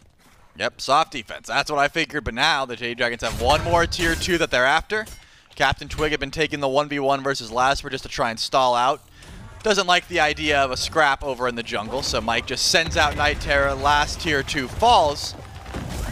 And now the Kings have to decide, are they going to chase this? Mike's not looking too healthy, reveals himself on the beacon, and they are going to step forward. This may be the first beacon of the game that the Camelot Kings actually are able to grab for themselves. And it does seem like they want to fight if the Jade Dragons will give it to them. No surprise there. The Jade Dragons aren't just going to leave a fight on the table. They're going to back up and retreat. The one thing the Kings can do if they have wards, which Variety does, he has 2, is get some early vision towards the Enhanced Fire Giant. A possible game-deciding Enhanced Fire Giant. So Variety wants to step forward, put some wards down, know when the Jade Dragons show up to the jungle, and then head on back. I mean, what's stopping the Jade Dragons from doing what they just did? Walk up, get it low, send out Spirit of the Nine Winds. I believe LASBRA actually confirmed the last Fire Giant with a Runic Bomb. It did about 1350, but now that you're full build Cuckoo, your ult's doing more than 1350, there's no doubt. You're in a position. Those wards we just saw, I mean, who knows, maybe. Not just game-changing wards, game-changing Enhanced Fire Giant, a trip to Worlds changing enhanced Fire Giant fight on the horizon. It's going to be marching in from the right side of the map. You got to be careful not to get picked by Mike here. Relics going to be up, save for the bracers, which are used on cooldown. Fire Giant in the pit and enhanced. Kings, they've got good vision, but it might be a 1v1 on right. Could that be everything? Jarcorrr forces out the bat out of hell, chases down LASBRA. Now you need a little bit more. The Kings continue their chase. Damage is good, bullying is good, but the lockdown just a little bit late. 2 ults for 1. And beads off of Coast, which could be a massive relic as the Kings go to retake the pit. Still, though, only LASBRA's ultimate down. Losing Tycho Drums is a big deal. That's a great deal of your CC. The Jade Dragons are a little bit weak. LASBRA wants to heal up, and the Fire Giant has been started up. Someone from the Camelot Kings has to get to Dardez. This is a bait, though, Gore. They want to fight. CaptainTwig's weak. Yeah, Kings jump in. The Dragons take this fight. Let's listen in with them as they take it. I'm fine for now. Hit him. Kill right. I'm going to heal. I'm with you, Nika. I'm with Locked you, up Raijin. I'm going to heal if left with. He's going to be low. He's going to be really low. I'm gonna go heal. Just don't die here, boys. Come to us, Mike. Let's just reset for fire. Let's reset for fire. We need people to be around. I don't need a reset. I got it. You get rid of Twig, you get your reset. Hold on, Trelly. That could be the pick. 45 seconds. And counting for Twig to come back onto the board. Dardez doesn't use his ult. You don't have anything that contends with that burst. The Kings are not in a great spot, as well as the fact that Variety had to drop both of their relics. We'll see how well they can take this fight. They're positioning for it. Fire started up. Quig's nearby. They've got some damage. Let's listen in with the Kings as they take the fight. Chase out maybe? Anything? This is bad. Cam is in the back. I slowed him. Rama rolling. I'm dead.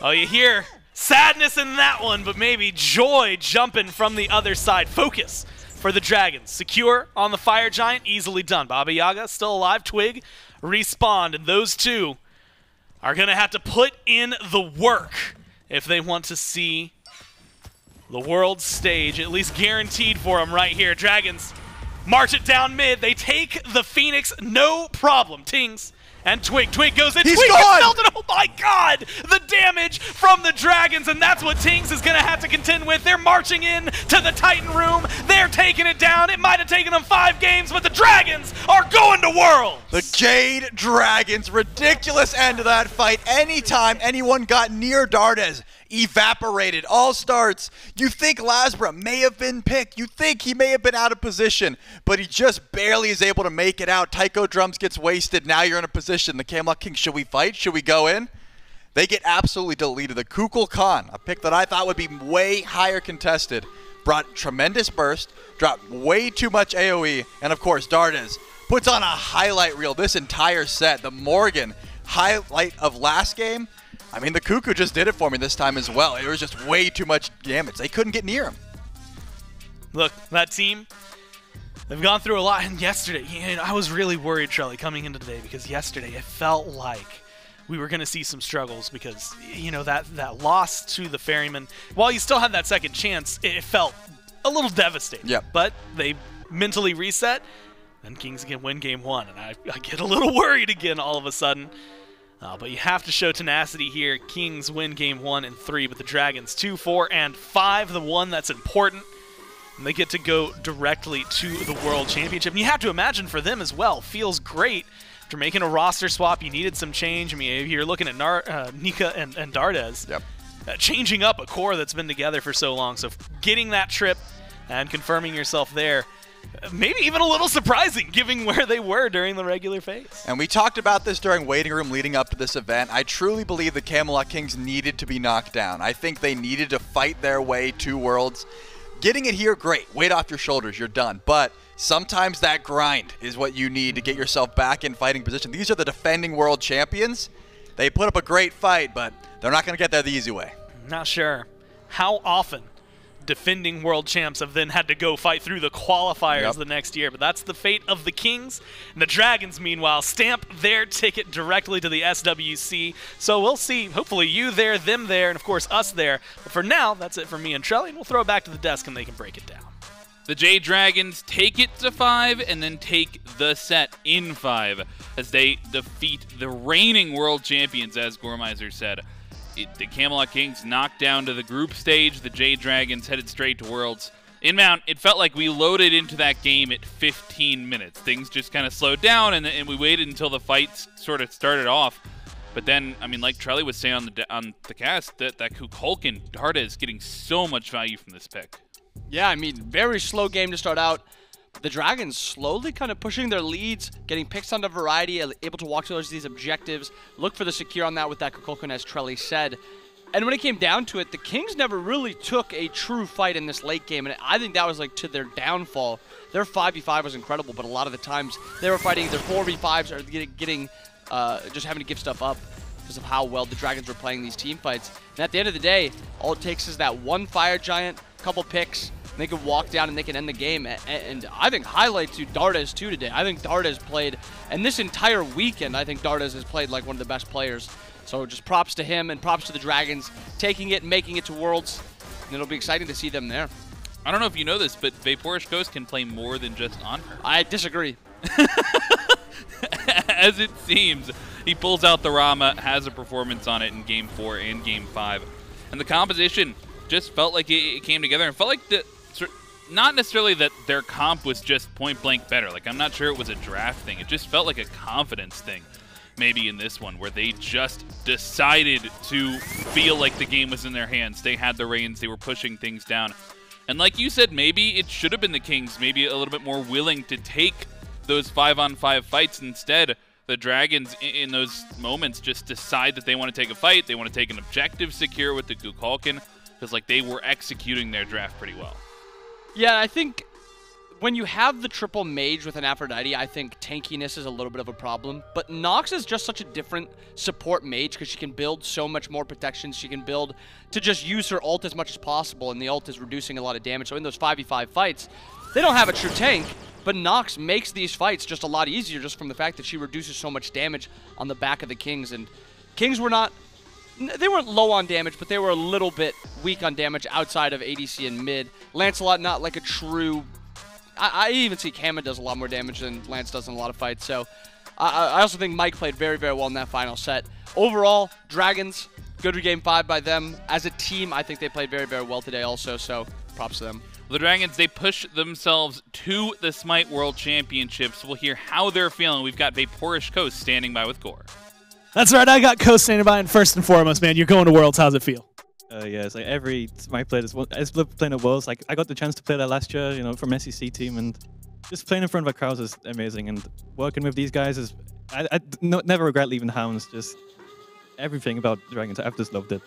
And that's actually a huge note. I mean, for you, you know, last year SCC, this year brought into the SPL, then brought onto the Jade Dragons, right? This has to be a huge moment. The phase wasn't the cleanest overall, but to get this trip.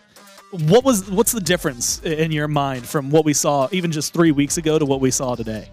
You just put in a lot of work in scrims. It's like focusing on like this objectives, especially this stuff like that. Just playing with our leads, which I don't think we did terrible in Game 4 because I don't know what happened, but I'm like 2k up and they stole FG, I guess. But I don't know. I'm kind of lost for words. I'm just so happy to be at Worlds.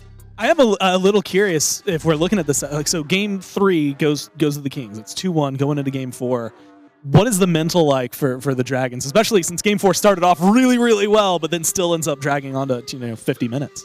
I mean, you can never be no matter, even if we're 2-0 down, like the Ferryman said, like you've got to win 3 games regardless. So, not really worried about like the leverage. Like you just got to, like you can adapt to what they do. Like as best of 5 goes on, it's kind of predictable what they're gonna do and what they want to play. And I think once we took the big one off Thoth, the game felt easy to play for sure. So I have one more for you, which is we saw a lot of Anhur. Then we got some Chernobog. What inspired the ROM pickup? Because it looked flashy. It does exactly what you want out of it. Great snipes, great plays. What brought him out?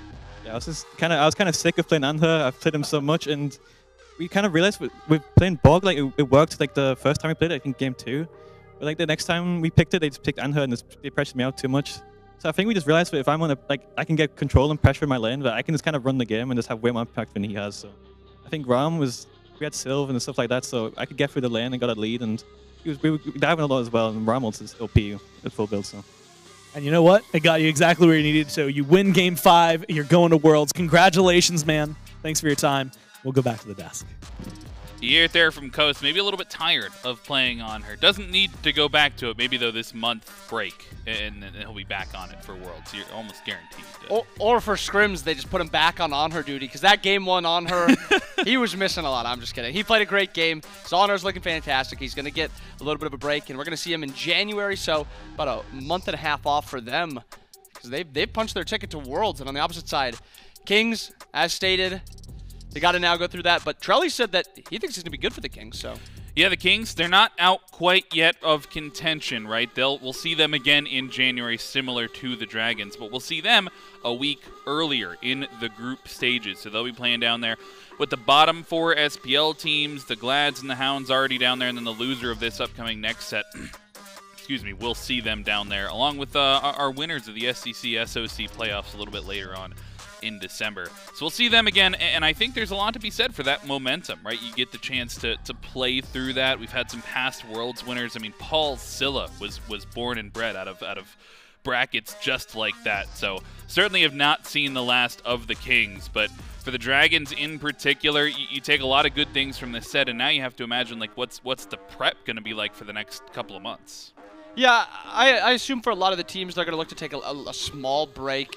You know, you want to be able to celebrate the holidays. This is a special time, and then after the holidays, they can start getting their heads down, getting ready for the rest of the year. A lot of stuff to still learn. There's still one more patch that these teams are going to have to learn from, so a lot of stuff to look forward to. Well, up next, we've got another elimination matchup. Oni Warriors versus the Highland Ravens. Winner goes to Worlds. You're not going to want to miss it. We'll see you after the break.